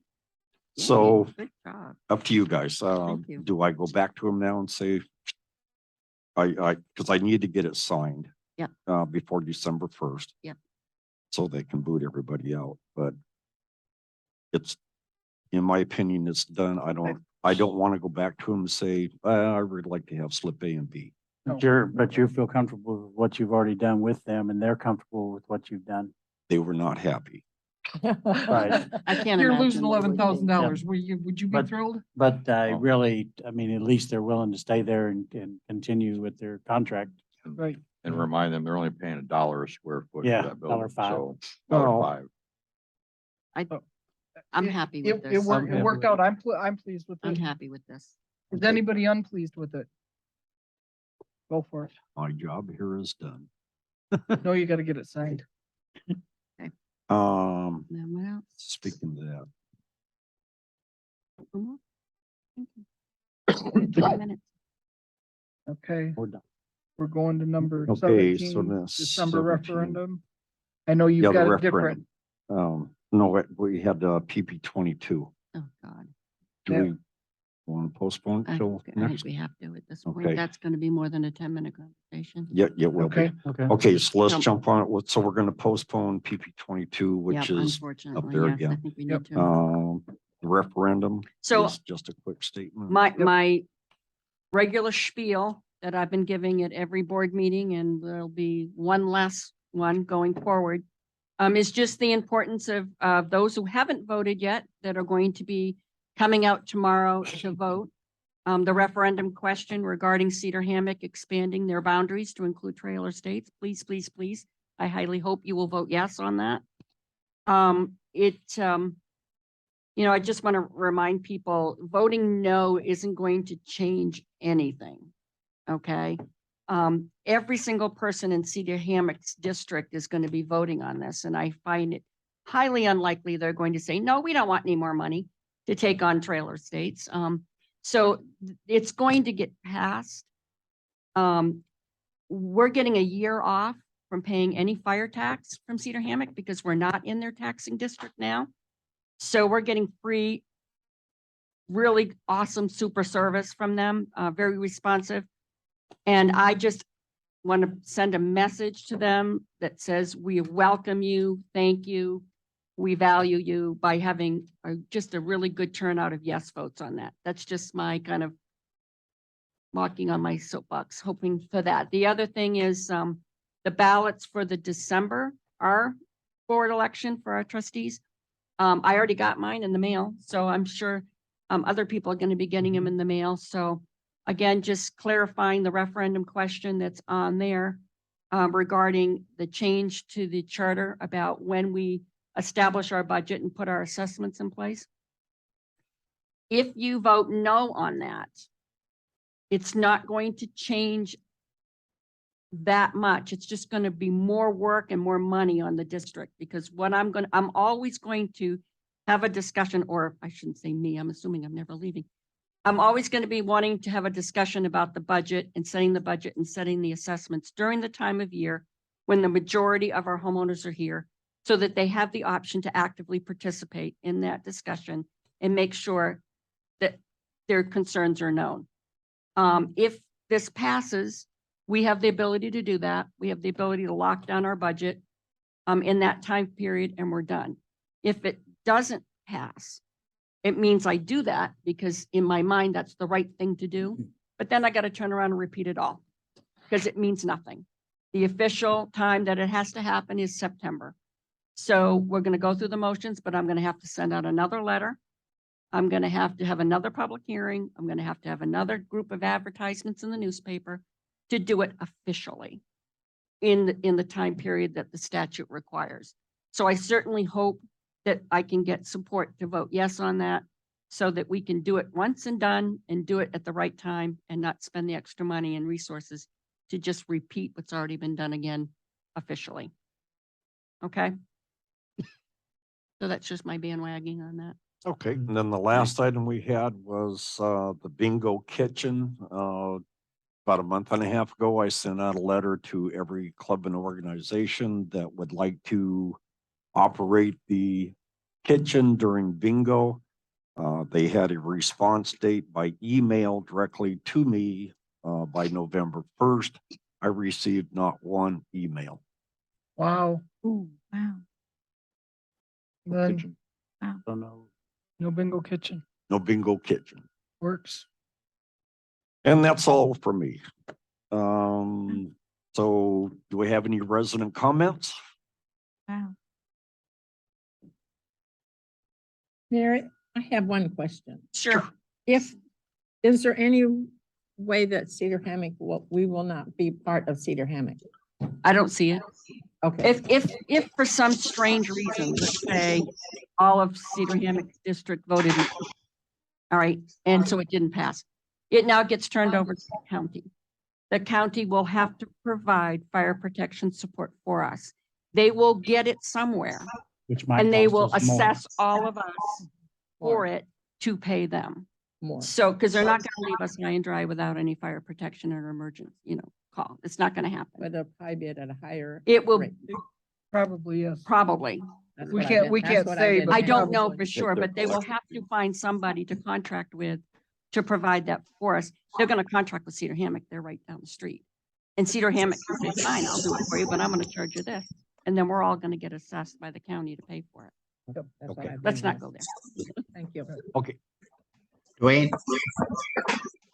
This Oh, Gordon? Oh, Yes, so sure. I want to tell Gordon just a second. Hang on, Gordon, I'll get right to you. Okay. Go ahead. Go ahead. You're on, Sylvia. Your name and address, please. It's not on.